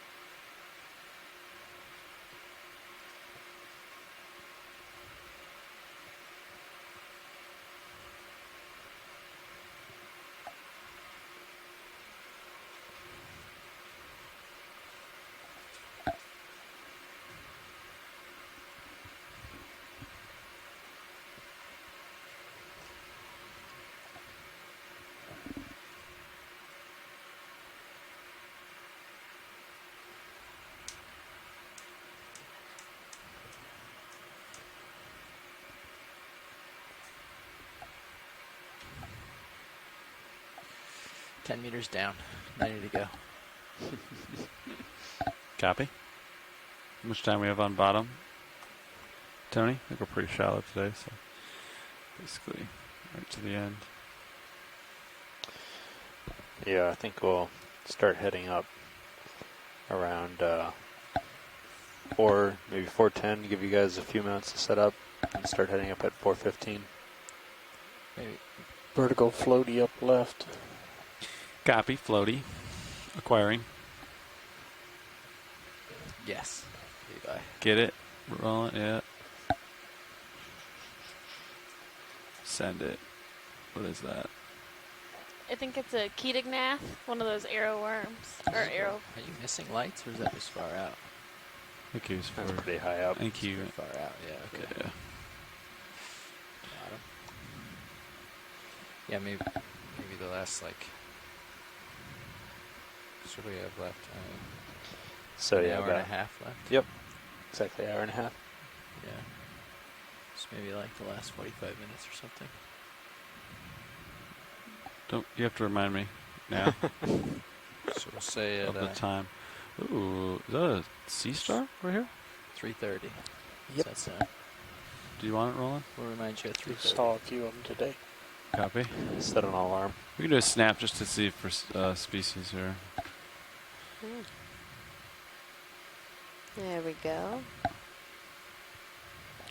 There's a soft shell coral above it though. Another sea star bottom left.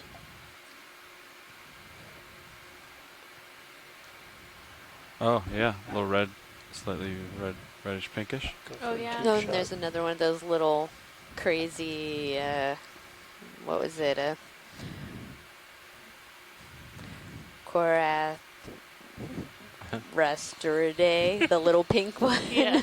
Nice. That sounded right. Yeah. Yeah, thanks. Thanks, guys. Alright, go for the red one. Back soon. Tilting down a little. You're still way out there.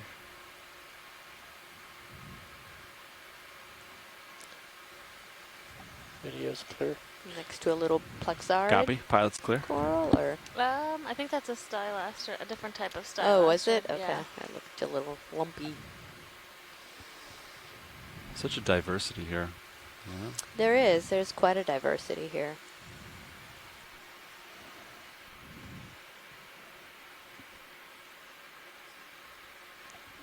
So, guys, just to the left, you just kind of panned across it.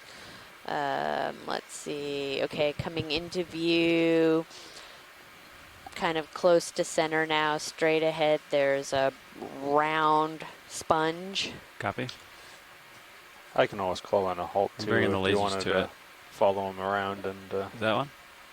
I don't see the lasers. Yeah, why don't we do that? No, to the left. The white one to the left. Bridge, just as ROV nav. Over here. Yep, keep going, keep going. Right, Can coming we in right halt the above, last right move there. and bring the ship to a soft stop? Easy stop. Thank you. A little bit more around. You see. Pilot, I'm down coming inside. for it to keep you in view. Pilot copies. We're bringing the ship to easy stop for this. Sounds great. I'm at 220, lined up on you. 215. Look straight Okay, down at the video. top of it. Come in. There's a hole. Continue around.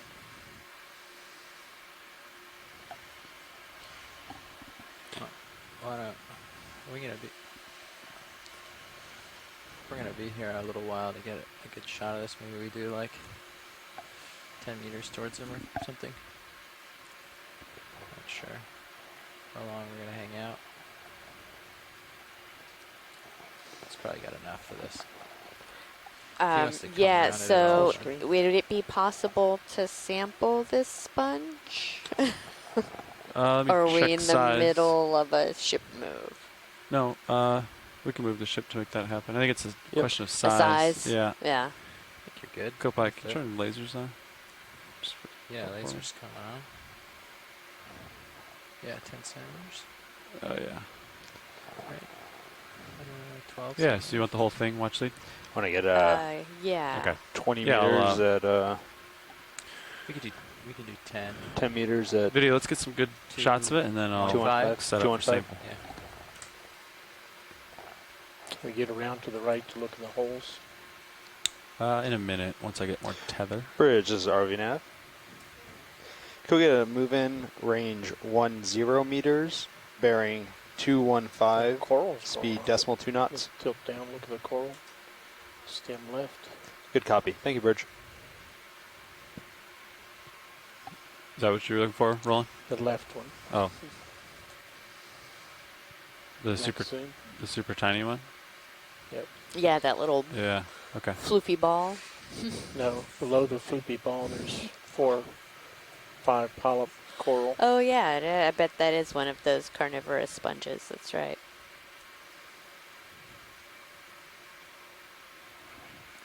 All right, video can come out. Oh.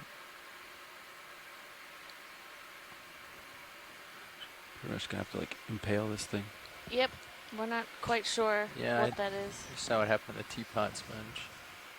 Just try. I want to make sure the drawer opens all the way, and so we don't have to like push on it. But yeah, you're gonna get little claw marks near the bottom probably. But it's sandy, so you might be able to grab whatever hard surface it's on may not be planted, so maybe you'll just grab that.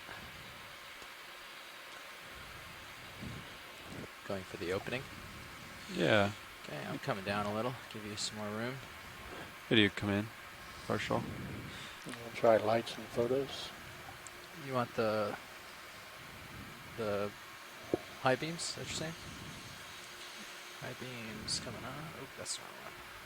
This one coming on.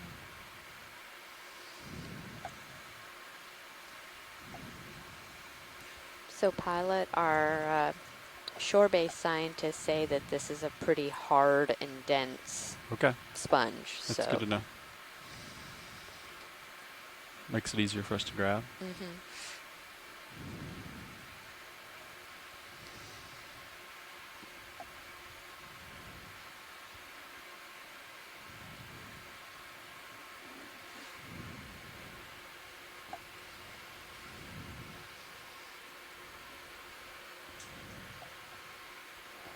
Video's clear. Rotator's maxed down. I'm just gonna hold this for a minute. Okay. All right. Video come out a little bit. I think the video editors have asked us to not have the high beams on for the sampling shots. I was just about to ask for lights off. Okay. Lights out.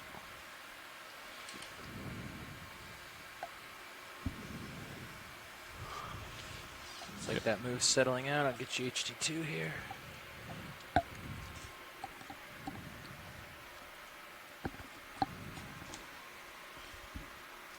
Okay. Looks like you got hydraulics ready to go. Do you need more zoom on the Mini, or is this a good wide angle? I think it's good for now. You can center it up. You want it centered? Okay. Yeah.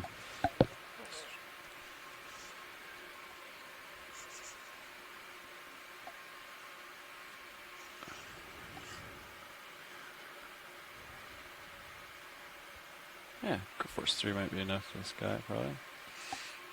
If it works for you, I can auto follow with both cameras. Yeah, I think so, Ron. You can pretty much zoom what you see fit, I think. Alright.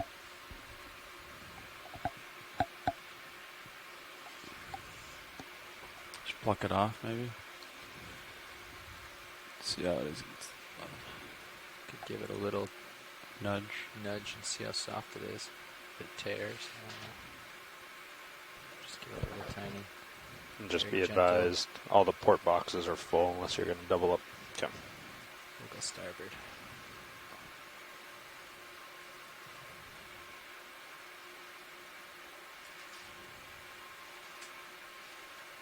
Yeah, seems like it'll come right off. But it is very firm.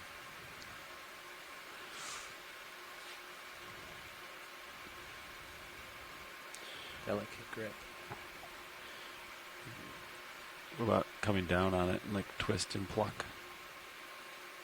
Shouldn't have to twist much. I think it'll come free pretty easily. from the looks of it.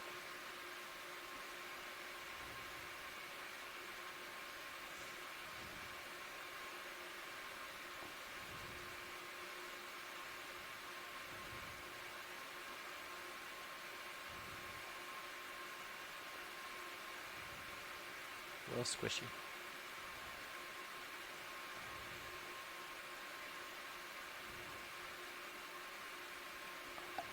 You ready to open the box? I am. Let's start slowly going now.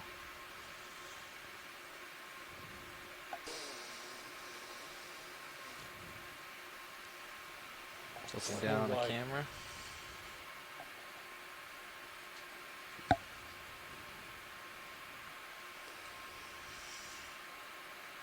Fully open. Yeah, just you're a little bit above them, but yeah, copy that. Yeah. Good copy. Thank you, Rich. That looks pretty good, actually.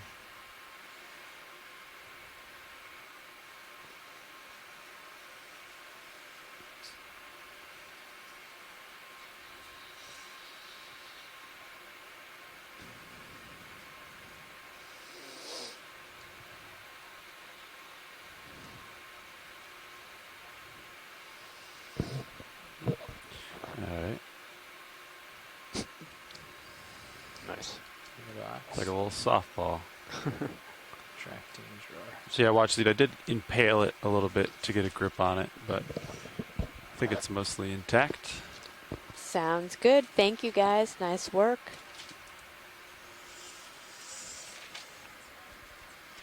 Arm clear? Arm is clear.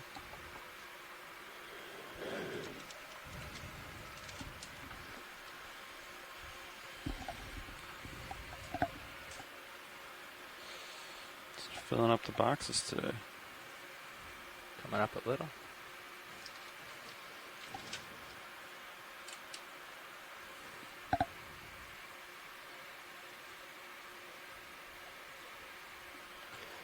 And that was the inner one, right? Yep. Starboard inner?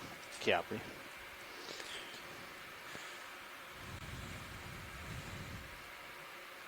This feels uphill, right, for you? Want to go this way? Yeah, that looks good. Which way do you want to go? We can work our way back towards the feature. It seemed a little more interesting along there. Copy. You're looking towards the feature now. That turns me around, doesn't it? Whatever. I guess I was gonna just flip a 180 to flip a 180. Turn to starboard to get the turn out of the ship. But oh, that doesn't. The turn out. The turn. I have a turn of the ship, not you. Okay. And I'll take it out when I spin around. Oh yeah. So you're good. You don't want to do too much of that. All right. Not too much. So fish bottom right, just off center. You see the floppy. Copy. Snap it.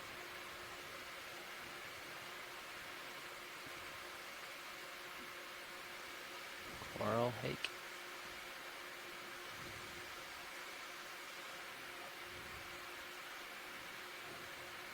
Oh wow, a lot more primnoids right there too. Just a little cluster of all of them. What is that? Oh yeah.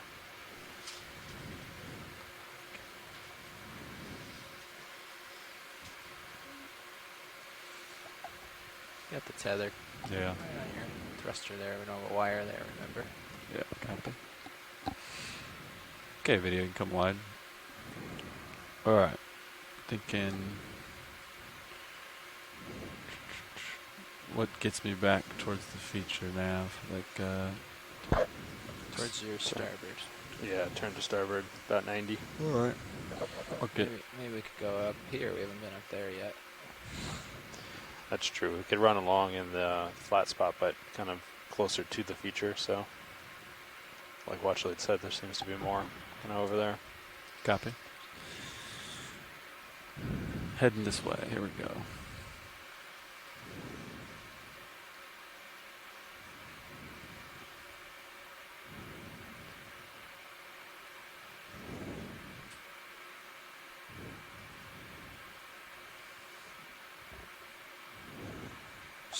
pause for a second, make sure. Yeah, that looks good. Just checking the tether. That's what I have it on view. Alright.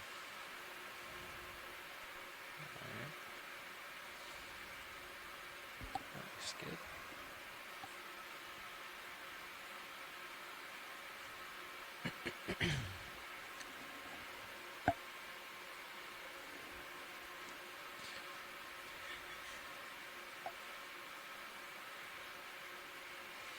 I'm at 0.45, you're at 3.2. Could do like those transparent sponges. Yeah, let's take the same thing, Roland. Yeah, we can get a move underway, our direction. Biddy, you can snap it. Maybe 5 or 6. How about 6-0? We have a sea pickle. These are pyrosomes. It is generally found in the water column, but it seems to be stuck yeah, that could work. on a sponge. At least 20 meters, yeah, we can do 20 meters.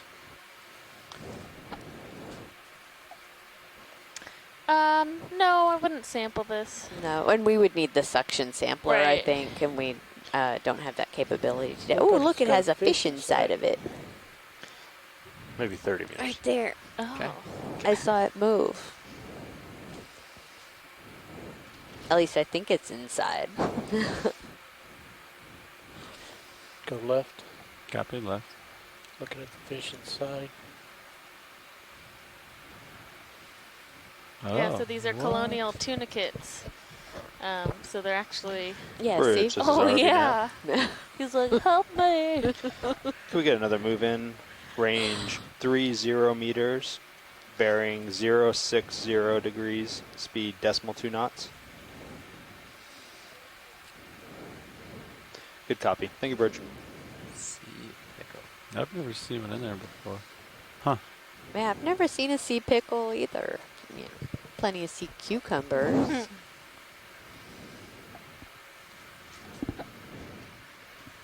Full screen. I've definitely never seen a fish inside of one before, though. Scott France says that those of you that are watching, you know, it's top okay that center. the fish is using it as a hideout because the pyrosome would not be feeding on it. So, I mean, I guess that's a great place to hide, right? How does he get in and out of there? Is it tubular? It is tubular, yeah. Yeah.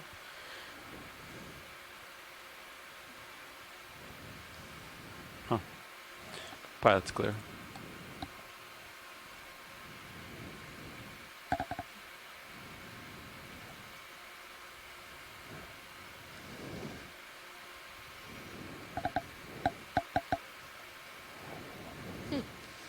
Yeah, Scott says that the pyrosome is kind of like a test tube, that one end is open and the other is closed.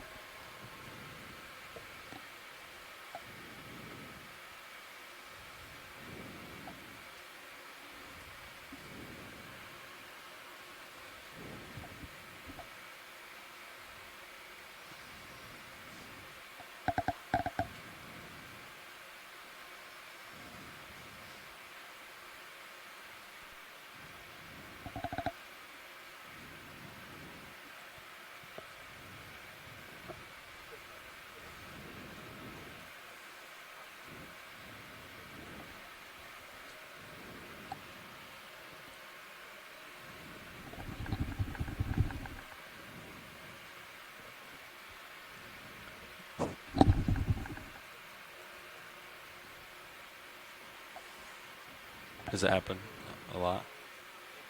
Yeah. I don't hear it on my side tone.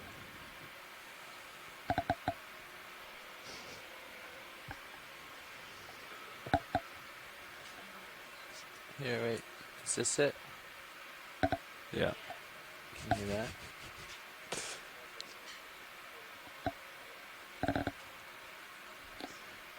Video, what's this red guy in the center?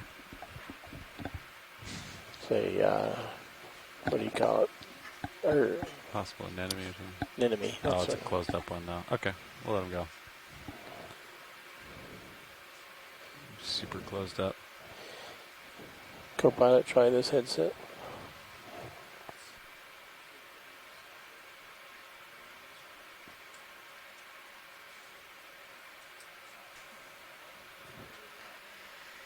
So if you're just joining us, or you've joined us recently, we have about an hour left in this dive. We started this morning with a potential underwater cultural heritage target that we thought might have been a shipwreck from World War II. It turned out that we did not acquire that target, but we did find this area of hard bottom with a lot of corals and sponges and associates growing. We are about 125 miles off of Georgia, and we are currently at about 450 meters depth. So we spent the day surveying this feature, which is about 170 meters long, and we're currently just to the east of the feature. West. Sorry, west of the feature. Looking at some of the surrounding space as well, where we're still seeing this pretty high diversity.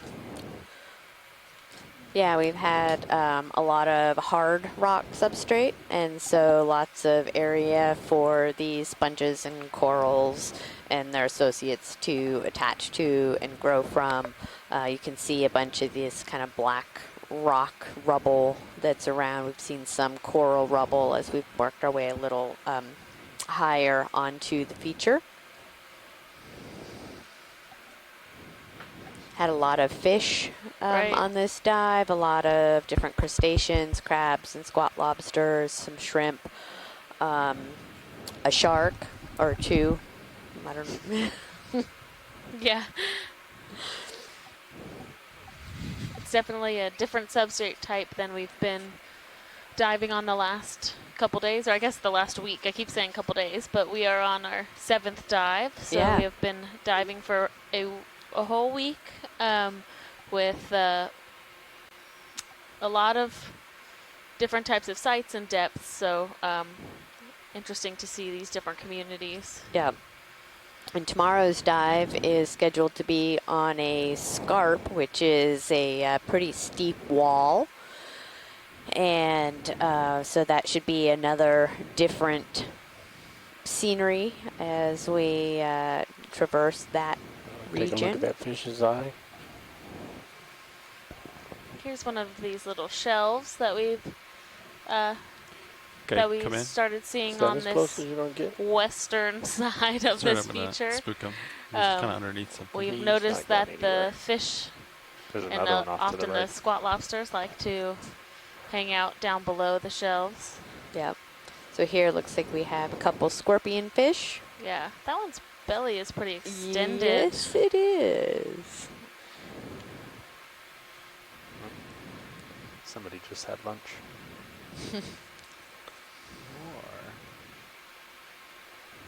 There's plenty for us to eat out here, that's for sure. Yeah.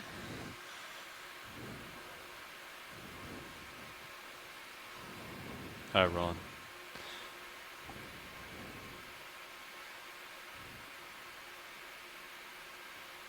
It's a great shot of that eyeball. Mm-hmm. It's staring into my soul.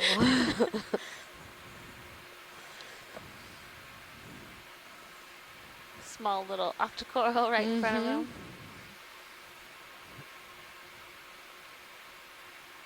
Clear. Not the extra lights? It's no, not into this light. Yeah, kick on the extra lights because I thought I saw another Stick my head tail in this on the hole. left. Yeah. In the darkness. Whoa. All right. Clear. We'll let him go. Something in the water column above me.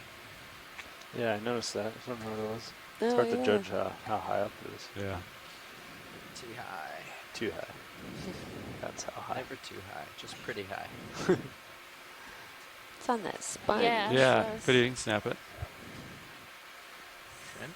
Yeah. Is it a shrimpy? Oh, it is a shrimp. It's a jumbo shrimp. So. Yeah, he's just hanging out on there. 6:30 count. Let's count his horns.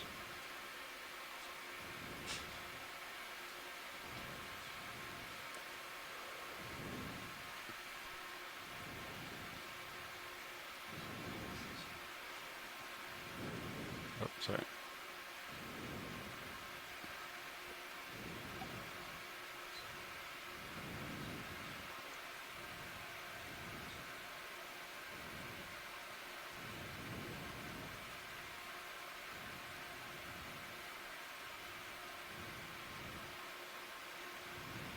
It's a great shot. You can really see the legs and all of those full specimen characteristics. The little I don't know what to call them. Filaments sticking off of the legs, which are often used for identification. Video's clear. All right, that's clear. Let's get that shot, actually. What was that, Ron? I wanted to get that shot. That was good, though, with the full fan. We have some more as we're moving back up this feature. You see a bit more dense, higher density of, oh, thank you, Scott. Setae are what you call those little projections coming off of the legs and of the shrimp that we just looked at. So, but we're moving back up towards this feature, and we see a higher abundance as we kind of increase, where there might be a bit of higher current at a depth that's about, we're just about 10 meters off of the seafloor when we're at the top of this feature, so it's not extremely, it's not very extreme, but it is, has, left of lasers. We've been able to see a difference between the different communities that we're seeing on the lower end of this feature and towards the top. I don't see it wrong. Right, left of center is where he landed. About a dime There's a bit size. of madrepora growing on the left next to that brown sponge. We'll let it go, Ron. I don't see it.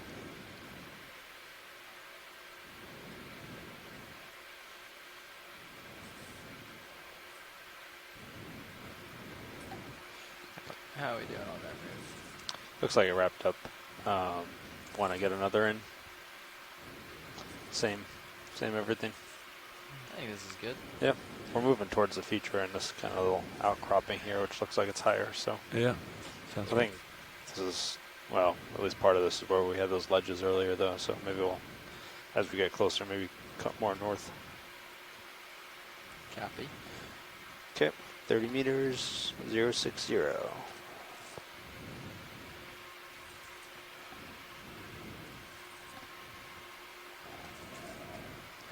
Bridge, this is ROV nav.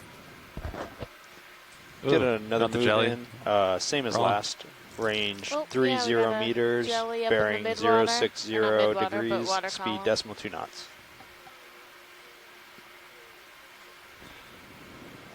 Good copy. Thank you, Bridge. You can come in, Roland. Partial. Yeah, hold. I'm trying to get shed some light on it. So we've had a couple dives so far on this cruise that have had, the end of the dives have ended with time in the midwater, where we're doing transects to both visualize and sample organisms that are not necessarily found on the benthos, but that are found in the water above the seafloor. And we don't have our suction sampler with us today, but we have sampled a similar type of jellyfish, one of these Medusa, before.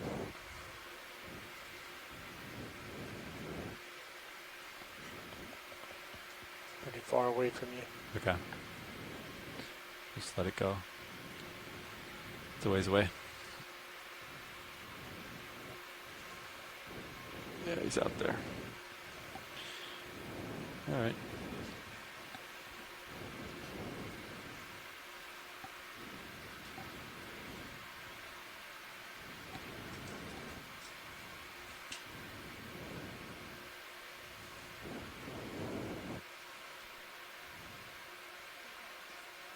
Go ahead, watch one. Not in this shift, no. I can do that now. Yeah. So sitting in the front row operating the ROV, sitting pilot is Levi Unima. To my left. Nav is Tony Arnold. Co-pilot Jeffrey Lanning. In the far right, Roland Bryan at video. And in the back row.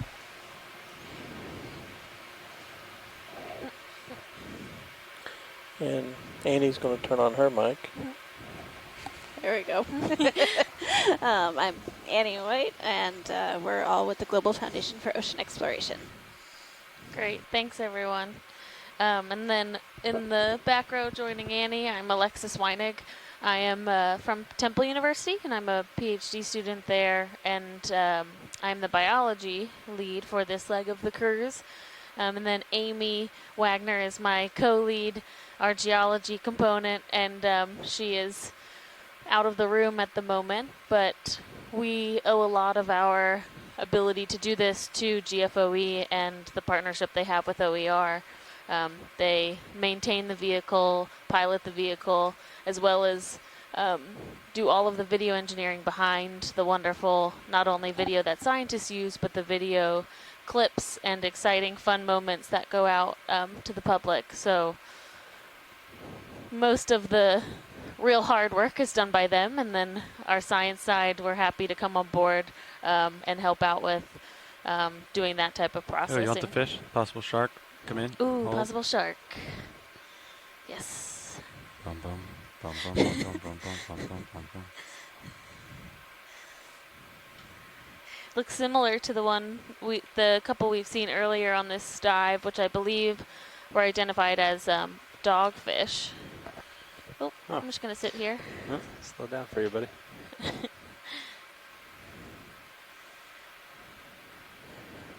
Let's get one full screen.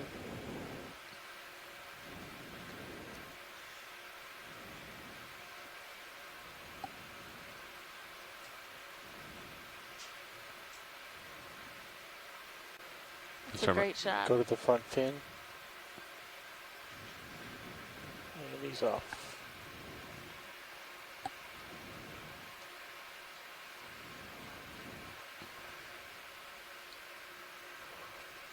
We've seen a couple of those smaller sharks swimming really low on the ground like that throughout this dive.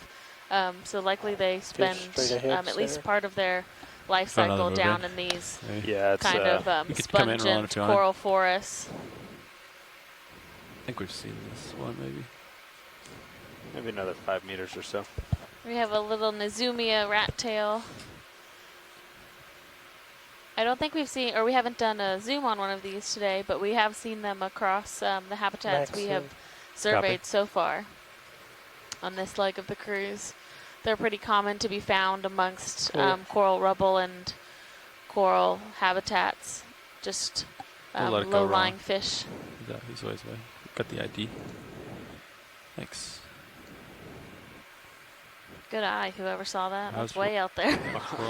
Roland got that one. Nice, Roland. Oh.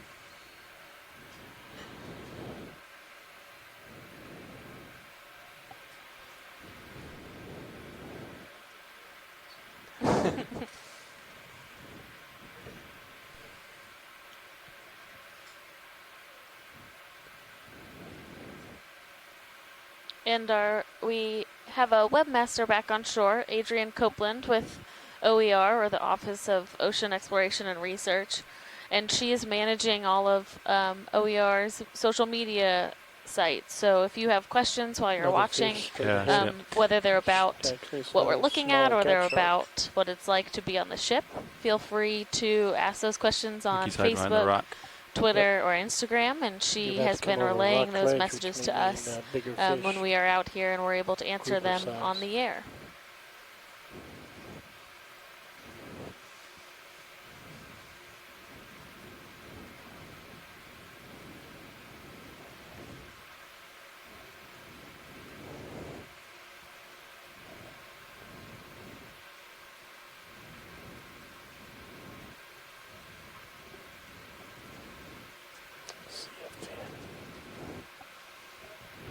could snap in on him if you wanted.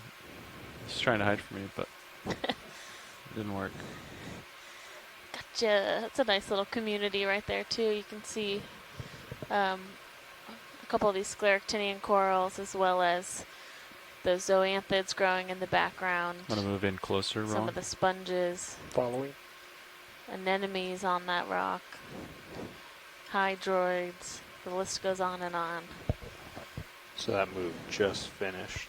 I don't know if we want to cut it more north and go more the heading of D230. Backing up. If we go too close to the feature, we'll end up back in the same steps that you were filming earlier. Come out. I just had to avoid a coral. Sorry, Roland. All right. Could do 5-0. It's like, I think they want to be out in the outskirts of this so that we don't. Gotcha. Okay. 30 meters at 5-0. Yeah. Sounds great. So we are scheduled to have For the just RV RV in the now. water doing dives. Could we get another for- move in? until range I believe 30 July meters, 11th bearing is 050 our last degrees, dive day. speed So decimal 2 knots. we hope that everyone Yeah. is able to join us throughout these Good different copy. Thank you very habitats much. and Something geologic else swimming up features, left. so that we can Fast mover. all enjoy. this- Oh, another shark. Is this, Oh, that's a Fish and hake. shark Sorry, on there's a left. shark on the left, but I think he's there. He goes. is this the shark? Yeah. Snap it. Take it. Oh, there's three of them. Three. Get the one coming at you. Copy. One's coming at us. Oh, yeah. Oh, he's going to come check us out. Yes. He's a little bit bigger. I don't know. Never mind. Everything looks big with these cameras. Oh, he has a parasite. Oh, did he? On the other Hey, side. good. Yeah. Clear. He might Oh, not there turn. we go. Nice. Yeah, and you see the two other ones in the Yeah. background back there. It's cool. I always wonder about what is watching us when we're down here. We have our lights on and we're looking at a certain spot, but how many animals are just behind us Yeah. staring at D2's butt? All right. We'll let him go. Cool. Yeah, you do have one back there. Yeah. Alright. I have video. If you want to zoom, you can take it. Oh my goodness, look at the water. 1, 2, 3, 4, 5. On the Sirius on cam? the Sirius view. Yeah. So on camera 2, if you're watching at home, there's a number of the sharks visible just around the vehicle where Sirius we comes can down look even down lower, it brightens and it have up an more. overview shot. You come wide rolling on Zeus. I'm pretty low on Sirius already. I can spin starboard. Check them out. Kind of scattered as I got in the vicinity. They're like, oh, we can't take them, just one-on-one, but maybe circle in on it.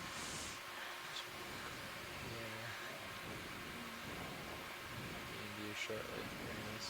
Oh, Wow, there's yeah, a there's couple. 3 right there.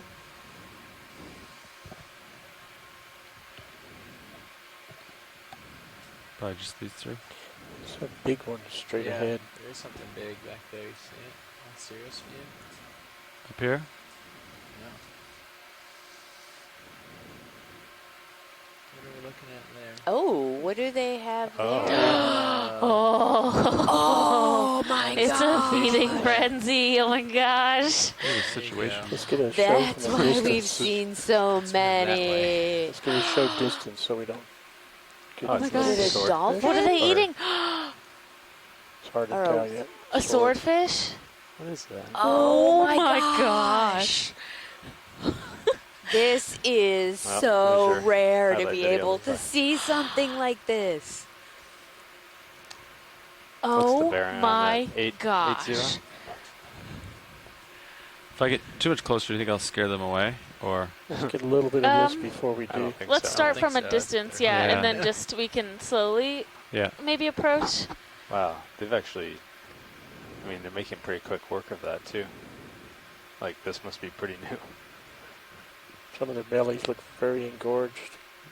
All right, lasers are on. I can turn them off to get better video here. That's good. Good lasers. Copy. maybe lift up a couple meters and look down at it from a distance.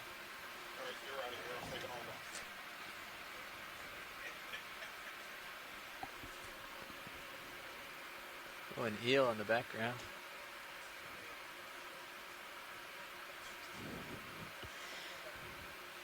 Yeah, so we've just happened to find this really rare site of being able to see these sharks consuming this already dead, what looks like swordfish. And this is a really good example of how carbon from the surface or the midwater is transferred down into the benthos and consumed by other organisms.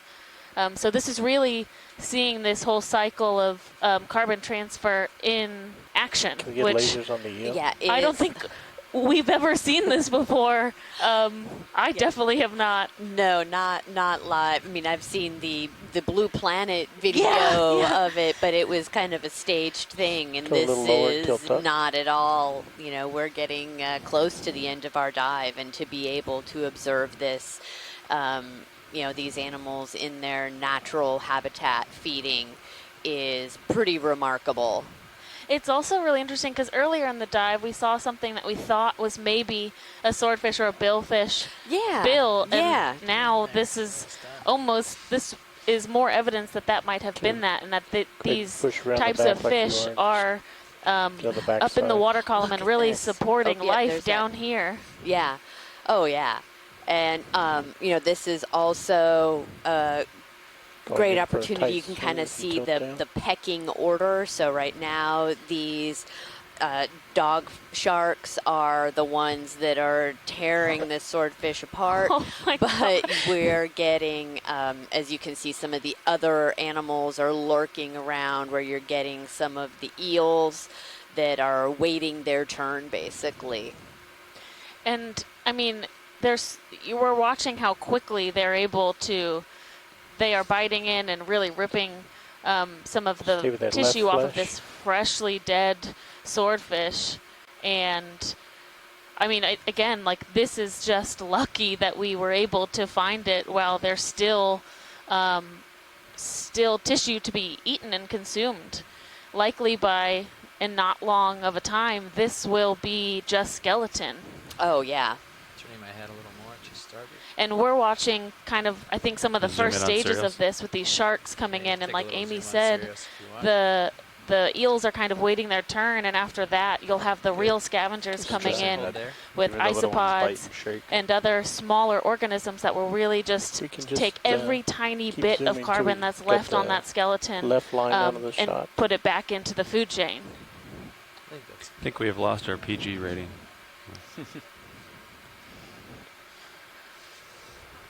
Yeah, so if you think about the order in which these organisms feed, right, these would be the apex predators, the kind of top tier, and then as we go, you know, go downward through the line of and they all have their part. That's it, is that, you know, these guys are getting in there. They have the jaws. They can actually tear the fish open. Whereas then you get the smaller organisms that come in and sort of do the cleanup, and then the ones that'll finally kind of break down the remaining part of the skeleton. And so from I'm a geologist, and this is so exciting and interesting to see, because having the opportunity to just watch this in action and the whole food web, going on right here in front of us is amazing. Right, and we've seen these sharks swimming around this area today, but this is indication that they are this kind of opportunistic scavenger. So likely they're going to feed on this swordfish, and then they might not need to feed for some amount of time. Oh yeah, you can see the crabs. The crab? Yeah, there's a crab down. He already has a piece of something that these. I think both of these crabs. All the way up in the lower right. Yeah. Yeah, come out, roll on. There's a second crab further right. Yeah, right there. Dark. Yeah. Let's get a tight shot of Sirius when I can.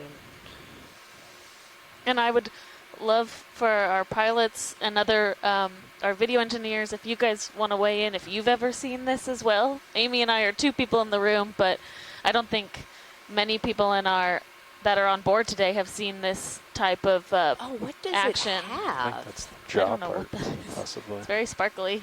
I think that's. The I mouth? don't know what that is. No, maybe not. But he is going to, he's already eating it as he's walking away. Pushing tight on Sirius.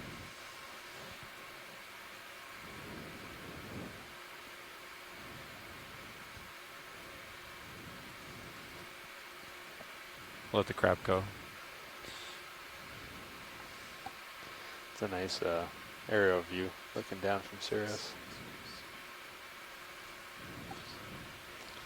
That we were going to swap out 3 minutes ago.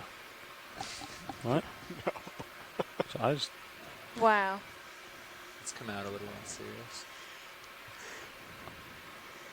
That's good there. Yeah, and so when we approached, there was... That's crazy how quickly they ate it, and then...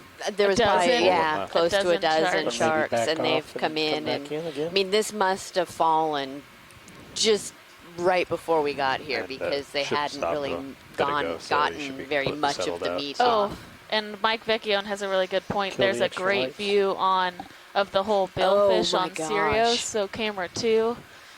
You can see that whole fish on the seafloor. And actually, if we're comfortable with it, it might be interesting to take a look at the top of the fish with the Zeus cam as well. Yeah, absolutely. I mean, it's amazing how quickly they came in and, have gotten a bunch of the meat off and are now sort of just prowling around. Right. I mean, some of that could be our we are relatively close right Come in a now, little and bit they'll if you come wanna. back Zoom in a once little bit. we Just get this done, we go Hold on that. our way. But it's also, Scott, I think it was Scott France in the chat made an interesting comment about how you can see them really going for the easy flesh on the inside. They're efficient in their technique for getting the meat off of this Good shot on fish. They're Sirius, going too. to use the least amount of energy, and that's kind of that thrashing that they do as they turn their body. They use that to rip a piece of flesh off, and they eat it, and then they go back and do that again.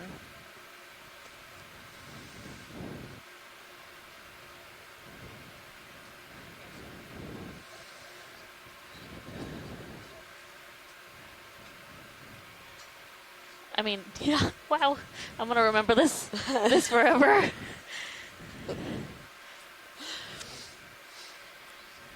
Okay, Roland, you want to zoom in?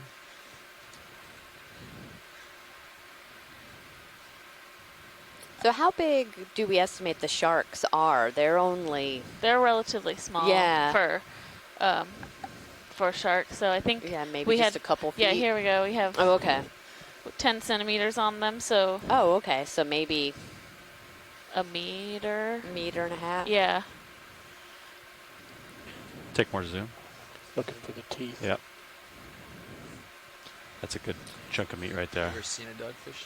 We've also See the bite marks. so all of these sharks are attracted to this billfish, and all of our team is attracted to the control room right now. I think we have more people in here maybe than we've had during this whole trip. So this is truly exciting for all of us. Which just reiterates the how rare this really is to be able to witness this type of event. And we don't know, we are not aware of how this fish died to make it down to the seafloor, but again, this is just an example of when that does happen, how quickly all of that carbon is transferred back into this carbon loop. Keep going around. At the head. Yeah, how long that bill Copy. is at the front is Notice how amazing. This is the belly here. It's totally clean. We must have got it. I mean, it must have just dropped down because there was hardly anything eaten out of it. think when we saw the first video, I saw about 3 tails above Yeah, it. and if we can, if we have the chance to get another view of the sharks as they come back around, there are a lot of these little parasitic isopods that are right near the gills of the sharks. And the crabs too. And a lot of these will have those on them. You hear that, Roland? If we can see the parasites. Where? No, I did not hear that. Oh. They're on the gills. Maybe once we like. You got one on your rock. And they're not always, yeah, it's not on every single one. It's just sometimes they have them. Well, and how big is this billfish? My goodness, if that shark is, even 3 to 4 feet, it's like a 12-foot long fish. You've already measured it. Yeah. There. Keep going down the head. Man, we have a dive at another site tomorrow, but it would have been exciting to come back and see what this looked like in even 12 hours. I don't think this is going to be here in 12 hours. Zoom into the dark section left.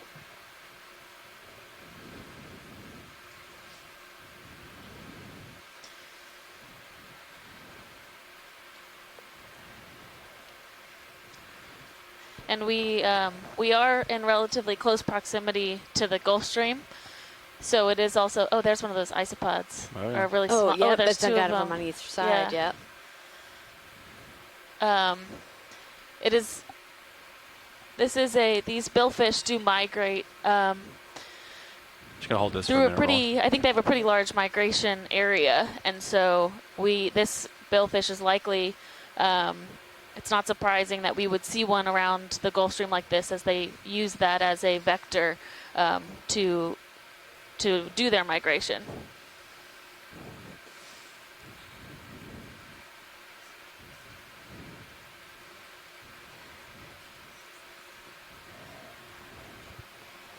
Wow.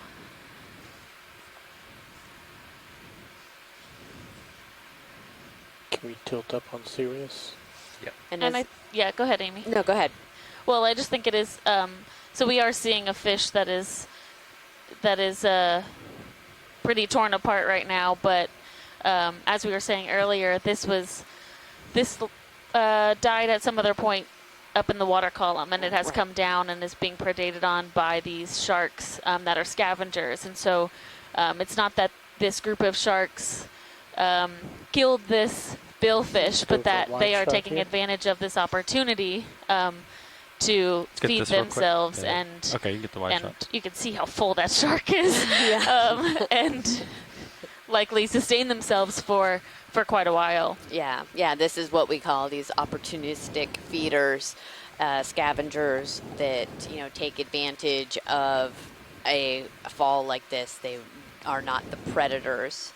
There's then you have all of the opportunistic crabs that are quickly gathering and picking up the bits that the sharks are dropping.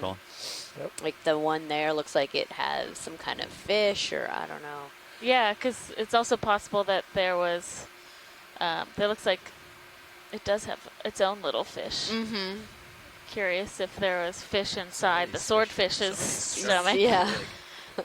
Or the billfish. I actually don't know. But yeah, that's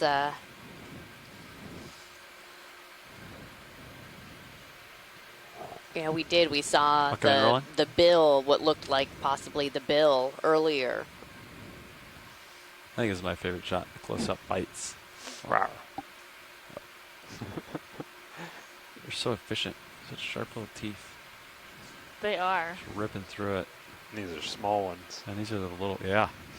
Well, and it's interesting too if these are if we're seeing the same type of shark doing this scavenging right now, that far away too. Likely indicative of the dominant shark species in this area, or the ones that would take the first step in devouring this. Yeah, this crab's like, let me in. My turn. You guys have had enough. It looks like he has a squid or something. Yeah.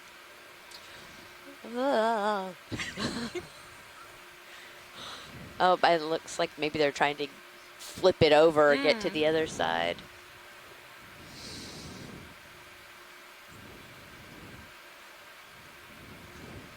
Yeah, I mean, I've never even seen like a skeleton of a large fish on the seafloor. So again, the rarity of this, well, there's still flesh on this billfish is just truly lucky. We might not have found a shipwreck today, but we found something I think Even that's more just rare. as good. Even harder to find. Yeah. Cannot detect Never this with seen multi-beam. No. Sword yet. But yeah, that really is, switching back over to the serious view is pretty amazing Let's to see continue up to the this head. I haven't seen the sword yet. Copy. Sword. overhead shot. It's like he's full, right, but he's and forcing to himself get to eat a little to bit more. get good footage of this shark behavior is something that is very rarely documented. Wow, that bill. And that, as you can see, all of these other predator or scavengers that are coming in, this billfish, every bit is going to get consumed. Yeah. Probably the closest shot you'll ever get with one of these Oh, guys. there he is. I wonder if that's one of that fish that had eaten. See the little one? He's got something in his mouth and picking up other pieces. Oh my gosh. It's a buffet here. You can come out video a little bit when I get closer.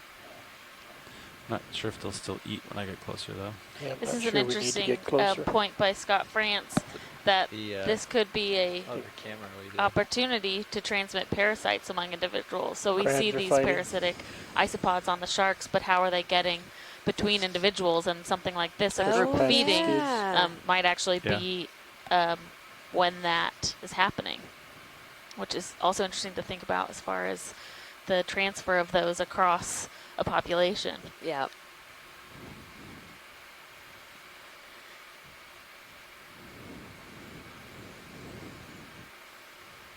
We were watching some of the highlight videos made on previous cruises a couple days ago, and there was a couple really exciting feeding events with crabs and fish. And I said, I want to see a feeding event. I didn't think we would get quite this level of a feeding event. So.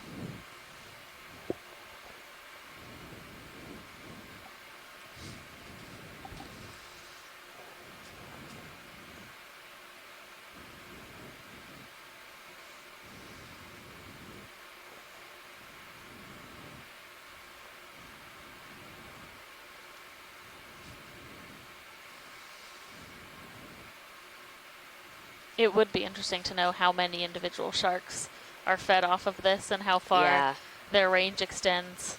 I just would be so curious to know how much this one billfish is influencing that population. And people have, there have been time lapses specifically of whale falls, so larger organisms where people have put cameras down to watch what happens over time, and that's really how we know that it starts with these first more apex predators and then works its way down to the scavengers that will take all the bits off. I'm curious, I love giant isopods, and I'm wondering if this will be covered in giant isopods at one point later this evening. It's on its side, and see its mouth now, and this eye socket. We saw some of those little sea stars crawling along the seafloor earlier. Maybe they were making their way to the buffet. A little nervous with a big vehicle there. Well, they had their sponge buffet that they were feeding on, and maybe have a rounded out meal, go get some protein. Yeah. I back away a little bit, see if the sharkies come back.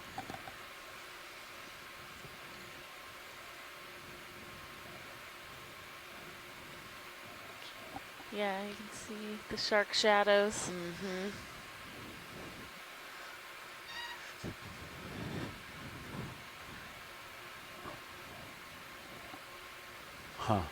That was cool. So who was the first to spot the big aggregation of sharks in the distance? Probably Jeff. Yeah, one of the... Way to go. I thought it was a big shark. I didn't realize what was going on. Ah. There's a couple crabs down there. Wonder how long it'll take for it. other animals Yeah, to this move also, in. that, so Jeff, our co-pilot, noticed this off in the distance, and this is an example of how important our multiple views are that we have down on the seafloor. So we spend a lot of time focusing on this main view of the Zeus camera on the ROV, but there are possibly a dozen other video feeds when we're in the mission control room, and they really give us an overview of not only what's right in front of us, but what is surrounding the ROV and in the distance. This is a cool view. Just you can see the detail of it here,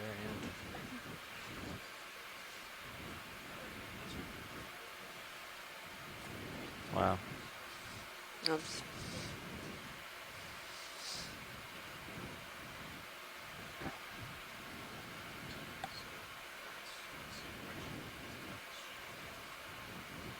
And I would think this will be a really interesting opportunity for, you know, people who study sharks to go back and even look at some of the behavior within the kind of the hierarchy of the sharks, the ones that were there right on this fall immediately.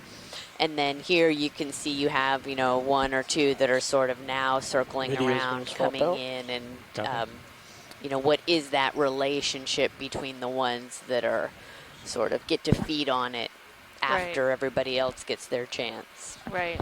And actually, so speaking of billfish, so let's see, August of 2018, we were out just northeast of here, up at the Richardson Reef area, where we'll be in a couple days. And it's a large Lophelia mound, so that hard coral. And during one of the Alvin dives, there was a swordfish or a billfish that came and swam right by the vehicle. Oh, wow. So we really they really do have this really broad distribution around this area, and we see them come out. There's a different type of fish supporting these communities down here on the seafloor. Oh, there's a big grouper. Yeah.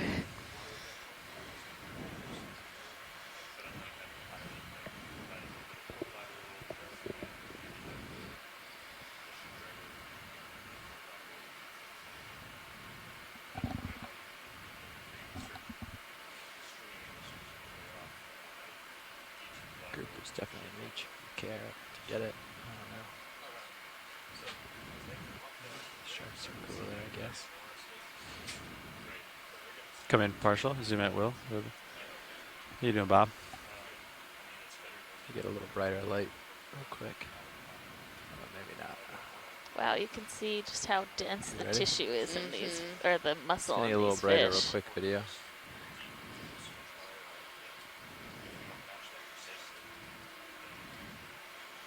And we see the sharks really going for that nutrient-rich flesh inside, but and little bits of skin that are scattered on the seafloor that have been ripped off. But all of that will be scavenged by these other levels of animals. So those crabs and isopods will eat every bit of that. None of that will have time to go to waste. No, not at all. All right, Bob. I might try to do a pirouette to get my turn out. Oh, going in. Oh, right to the eyeballs. Uh-oh, that shark cut himself on a bone. Oh, it did. Oh, wow, yeah.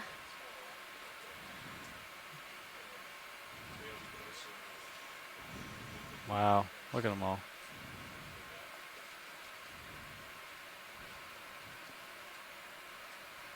Oh no, I guess he didn't cut himself. That's the like vent behind his eye. He just got something in there.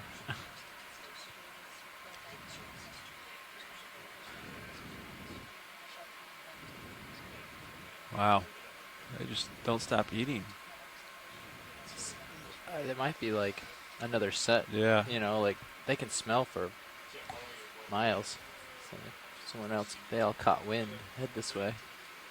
Load up. Yeah.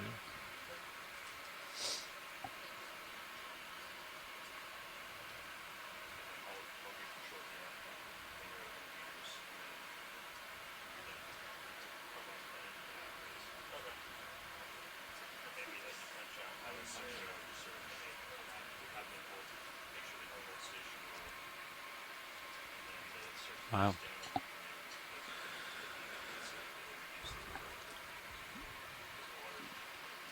All right, I'm going to lateral to port, turn to starboard.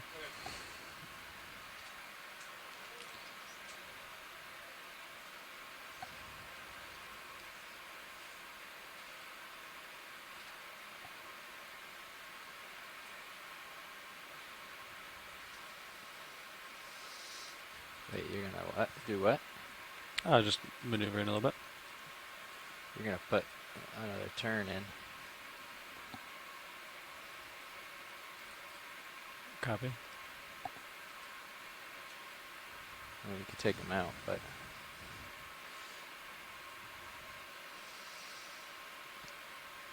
I'll back away a little bit. Come out a little bit, video. Yeah. Wow. How much time we have left on bottom? what's right below you there? 20 minutes. Oh, I see. It's Just never mind. It's just that sponge. Yeah. You want? No? All right. And Thank you, though. we've talked before about there not being light down here, but that's also, this is a good example of how intense these sharks' other senses are. So there's likely they just were able to smell this billfish in the water and have come from however far distances to feed on it. So it's not that they can see this through with the eyes, but that they have just been able to sense it in the water.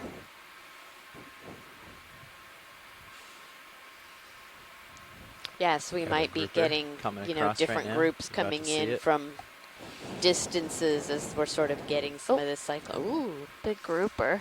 You want some of the attention? Wow, look at how big he is Yeah. compared to that shark. I'm not scared of you. Yeah. Wow.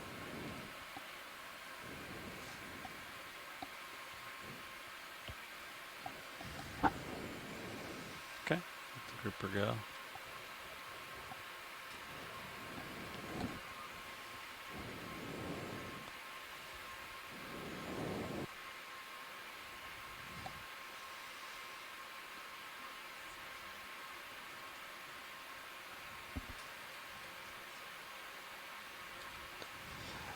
Go ahead, Watchley.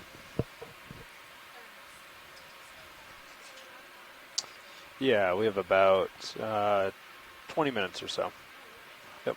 So we'll be heading out right around 2015 UTC or 4:15 local. Grouper's coming back.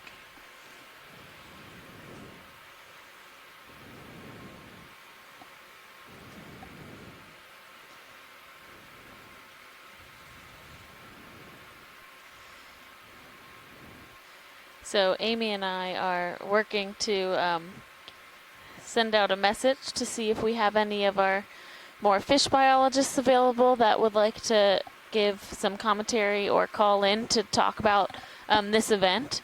We are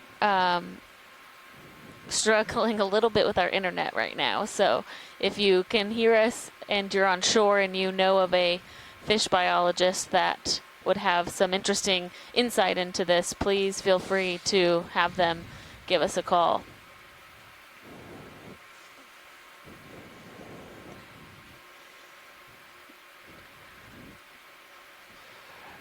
Interesting that the grouper's just kind of hanging out. Yeah. I mean, He's got a parasite too. he's a pretty big fellow. This is almost as long as the body of the billfish. Yeah, comparable size, huh? Well, if I scared all the sharks away. It's interesting too because these guys get pretty large, I think in general, so it seems like kind of a small one.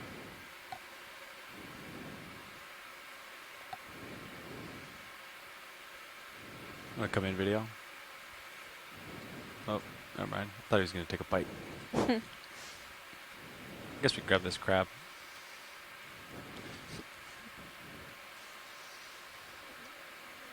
Just stuffing things in his mouth. Yeah, munching away.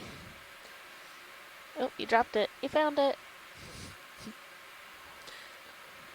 So we saw one of these crabs earlier eating more like detritus off the seafloor. So when we say scavengers, these animals like crabs and other arthropods specifically are really willing to eat, I think, almost anything. Yeah. Obviously something rich in protein like this is going to be desired. Desired, yes. But if that's not available, they're eating just other detritus off the seafloor. See a grouper just hanging out under my wing? Yeah. I have a grouper under my wing. Literally. Alright. That's funny.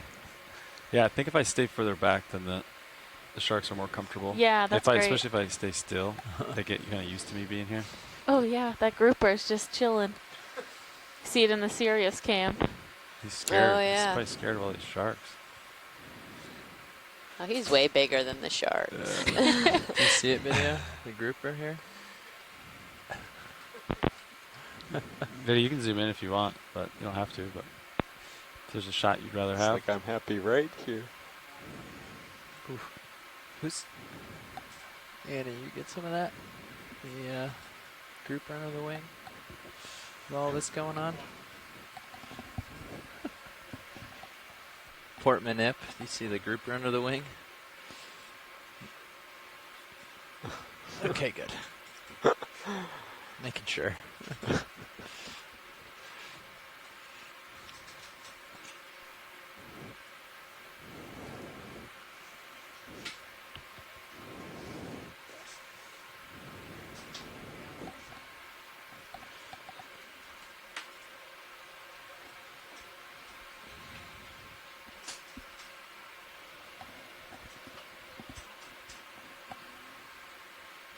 Dude, you want to zoom in?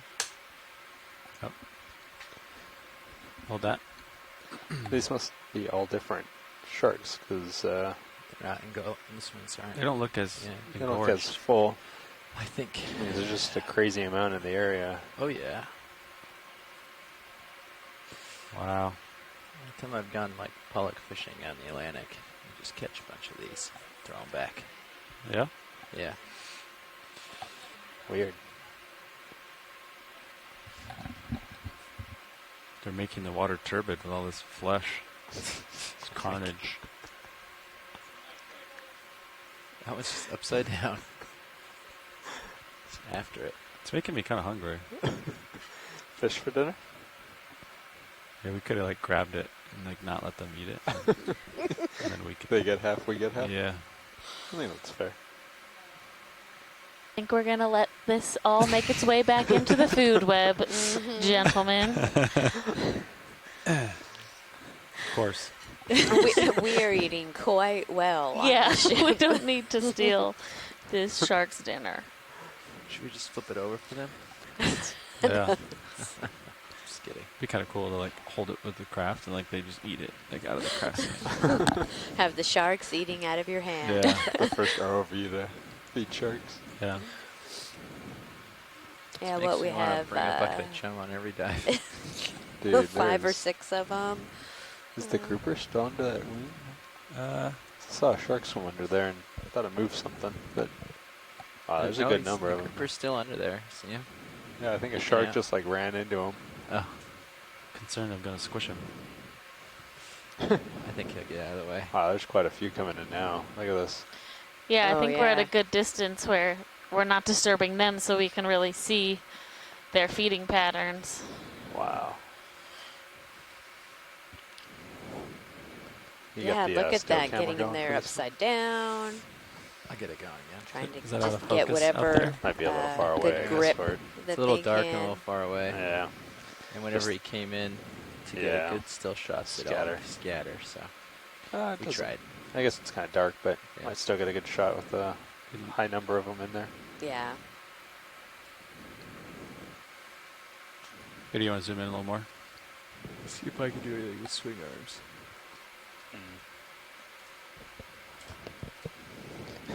Careful of the lower ones, you might hit a shark with them.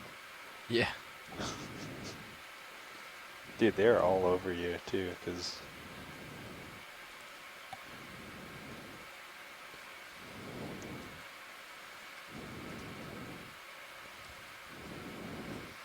Wow. wow. Yeah.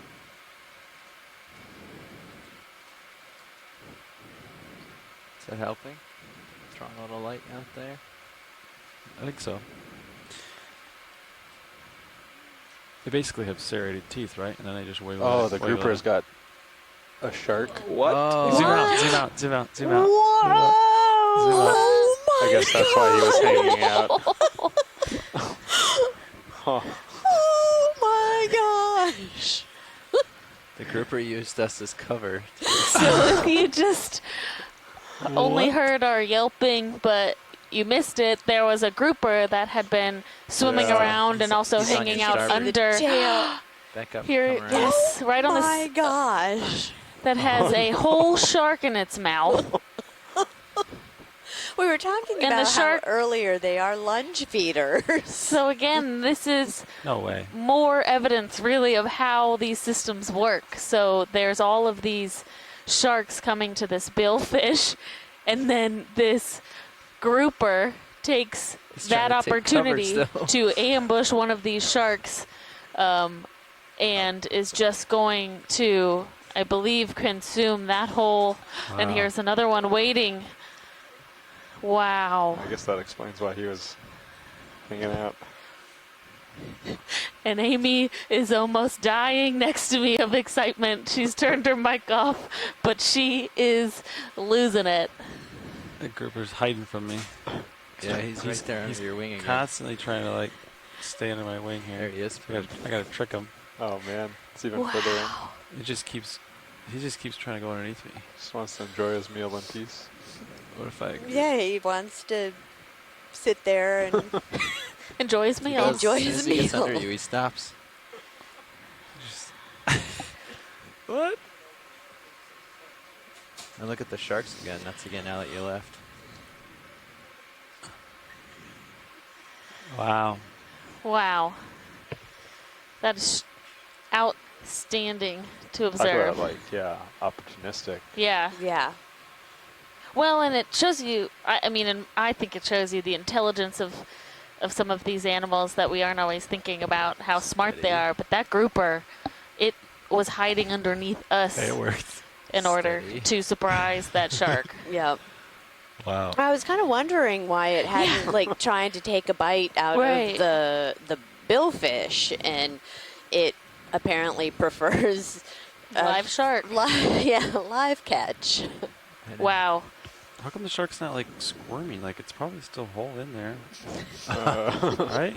I think it was when the tail was exposed more, Okay. but I Yeah. think the grouper is slowly just ingesting that shark. Wow. It's going to take a little while. It's impressive. It is. You thought he just liked you, but really he was using you. I know. I really did. All right. Maybe go back to the Oh, shark. there's a pretty big eel sticking its head out of that. Oh, he wants to go back in. Yeah. He's like, there's another grouper hanging around here. All right. Where am I? Your bottom left. Over here is, you can sort of see a glimpse of it. Is the We got about 8 minutes or so. The last few shots of it. there you go. You got it. see it in Cirrus view? Well, yeah, we did say that we hoped we'd see some predation. Yes, and we have. I mean, this is a little. Yeah, that was real predation. Yeah. But that's a nice shot too from Yeah, kind of up above. Oh, look, they got all the way through in that one section. Looks like. See that? Oh yeah. Wow. They're moving quick on this. Yeah, I've lost my orientation. Is that the belly? Yeah, the belly is totally gone now. I'm just amazed. Yeah, that's the bottom of it. Most bottom. The belly's the best section, so that makes sense. The chance of this is just astronomical. Last time we saw anything like this, the marlin was eating the fish. And we caught it out swimming around. Yeah, fish. Because, I mean, this happened remarkably quick, which means it just sank. And to be in the right spot at the right time is just unbelievable. Yeah. Oh, boy. Oh. I had no idea. Groupers, 8 sharks, whole. Yeah, we were like, oh, the sharks, they're the apex predator. Yeah. We had that wrong. That's a small grouper. I don't know that grouper is going to do anything with these sharks. Good luck, big guy. Did we happen to catch the grouper getting the shark, or we did? Wow. Okay. We saw it on a minute cam. Okay. Yeah. I mean, I'm sure one of the cameras caught it. Yeah. Yeah. I don't know if it was recording, but or if we were able. Yeah, to the belly of that shark or that billfish is just great, almost completely empty. Yeah. Awesome. Yeah. They've gotten through it. Port yeah. Port Manip got it then. And we have a little crab by the tail. Looks like he has some of the skin, so he's gonna just. Okay, kind of crawl underneath the tail. Yeah. Hide, stay out of the way. Of, like when we first saw it. Come wide video. And then where we're gonna leave it. Yeah. How much was eaten in that? The belly is just 45 gone. minutes or so. Yeah. Tony? Was that you that just talked about how much of it had been eaten? Yeah. Yeah, that's a really interesting thing to think about too. That we have this all on video and. It's on the order of minutes, before this thing would be gone. Yeah. Maybe like just the 40 first minutes, but still. Yeah, you can start to see the vertebrae of the swordfish, which we definitely could not see when we approached. Yeah, I think it was just the first, maybe half of that one side, maybe third of that one side. Yeah. We got here at 3:30, so this is like 40 minutes. 40 minutes. Yeah. And I mean, we've observed that sometimes us approaching closer is deterring the sharks, Yeah, and so kinda it slow them likely would down, even be faster in real time. Especially when I was like above looking down, then they really just scattered. Yeah. Make sure we don't give grouper cover to catch the predation animals. Although they also seem to come in waves. I wonder if they really were going at it if Come you in video? moved in quick. This is my favorite shot, is the ripping of the flesh. Okay. Shark Week. Yeah. Yeah, this is Octopus Friday, but, you know. We're going to call this... our Shark Week. Yeah. This is a good way to go into the weekend. Yes, it is.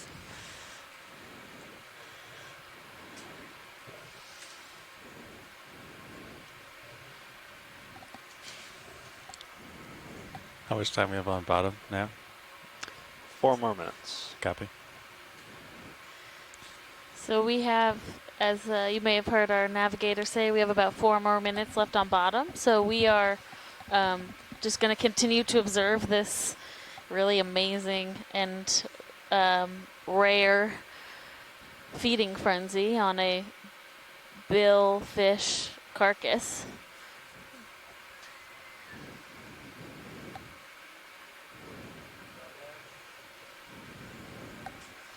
Yeah, here come the crabs. Mm-hmm.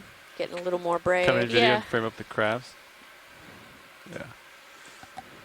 Hold that. Grabbing bits. Yeah, because, you know, the sharks are ripping off all this tissue, but a lot of that is just falling to the side. So the crabs are happy to pick up those pieces. And then this one's going under that sponge, little protective cover to just munch away.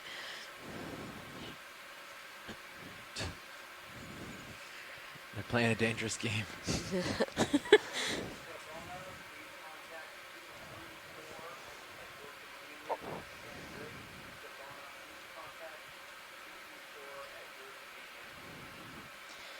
I'm actually surprised how clean the water is right now, considering.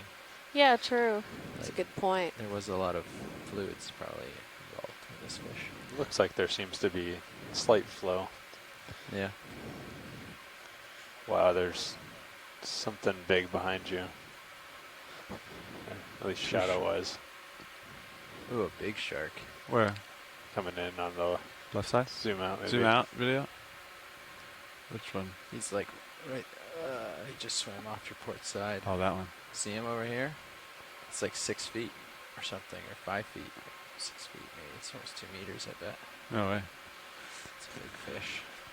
Here it comes. It's coming into your view. Oh, just steered away. Port side. 3 of them. I think if I just stay here, they might get comfortable with me and then kind of.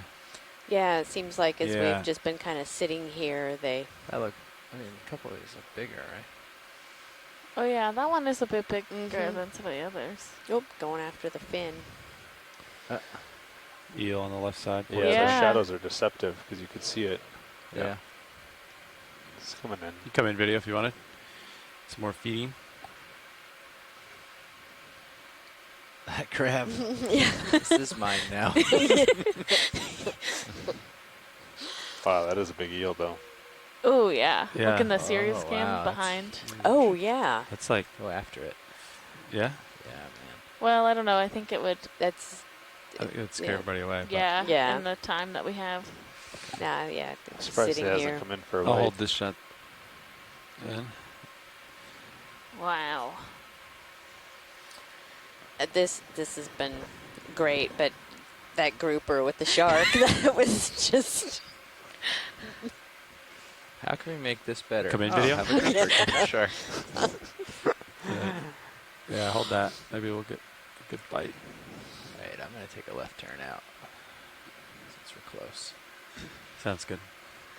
I'll stay right here. Oh, that's a great shot. Wow, that eel behind in the serious cam is really big. Yeah, it is. It's coming in underneath. And just to give you guys a little bit of heads up, current plan is to stop at about 100 meters. There's a pretty decent current at the surface, I think about 2.25, 2.5 knots northeast, and but it drops off pretty quick, and it's almost negligible at around 400, which is where we are. So as you come up, you're really going to start to feel that. But it's a little bit better at 100 meters. So the thought is to hang out there, and then come in, dive supo, work with the AFCON to take out auto surge and kind of ease into the last 50 meters. Zoom back out. Sorry, I'm just trying to get a good bite. That's good. All right, thank you, Nav. Okay, you have a half turn now at this point. Perfect. Positive 0.5. Oh, the eel's right below you. You can see it in the minips, and in the. Yep. Left wing. Yeah. Actually, how much time do I have? Time to get out. You're about a minute over at this point. Oh. Right? Yeah, kind of zero, but if you actually back up, So you might be if able you to. just joined us on the call, There he is. we will definitely have, we've been Wanna recording, zoom and we will out? have video for you guys. Wow. Whoa, there's the eel. Maybe lasers on. Yep, yeah. Wow. Wow. Coming in for a look-see. So we see a number of eels that are that live in these little caves, but they generally do not come out, and definitely not ones of this size. He's gonna try and eat it. He's gonna come in. He's taking a little taste. Ooh. A shark is protective. Taking a taste of the tail. Yeah, Didn't let's want see. that. Okay. Oh, there we go. Oh. All right. I think it's actually time for us to leave bottom, Okay. unfortunately. But Yep. So we are going Still my to lights. start to make our way Yep, towards stowing. the surface and leave these guys to enjoy their meal in peace. We saw a lot of action in the last 45 minutes. Happenstance came across a large billfish fall and a number of zero my turns. dogfish sharks or dog sharks. Dogfish sharks. Dogfish sharks. And we saw a grouper that had caught one of the sharks. So these opportunistic feeders. Delta 22. And we had initially come to this site thinking it was potentially a underwater cultural heritage site of a shipwreck, but we still had quite a dive today. Yeah, so we worked our way around this feature that was originally thought to be this underwater cultural heritage site or potential for one, and it was a bit of a hard bottom area with a lot of coral and sponge diversity. We also observed a number of different types of associates, from sea stars to crabs to shrimp and other low-lying benthic organisms. And then, towards the end of this dive, we started to see a number of sharks, small sharks in the water, and one of our ROV pilots spotted in the distance a larger, what we thought was a larger shark, and turned out to be this billfish fall. So we got some really exciting footage of these sharks taking their first pass at this billfish, which will then likely be processed by other organisms that are on the seafloor. So once the sharks finish, we'll have the next set of feeders all the way down to really small isopods and crustaceans that will finish off the rest of that tissue. Yep. I think I might be pulling And so we are headed back up to the surface. Tomorrow's dive will be at Stetson Mesa Scar. Yes. Go I ahead, believe Soup. that is correct. I was just wondering, did I miss the 15-minute call-out? We will be on the line for No, it's a little bit we're, deeper just of a coming off dive. bottom So now and, I think we'll getting probably be into on the line about configuration to come up. 8:45 in the morning for the pre-dive planning call for the following day's dive. And then we should be ready to go. Okay, you ready? Spin it up. Live at 9 o'clock tomorrow morning configuration, you can do for 15, left bridge now, the we're off streaming of tomorrow's dive. Yeah, so we hope everybody has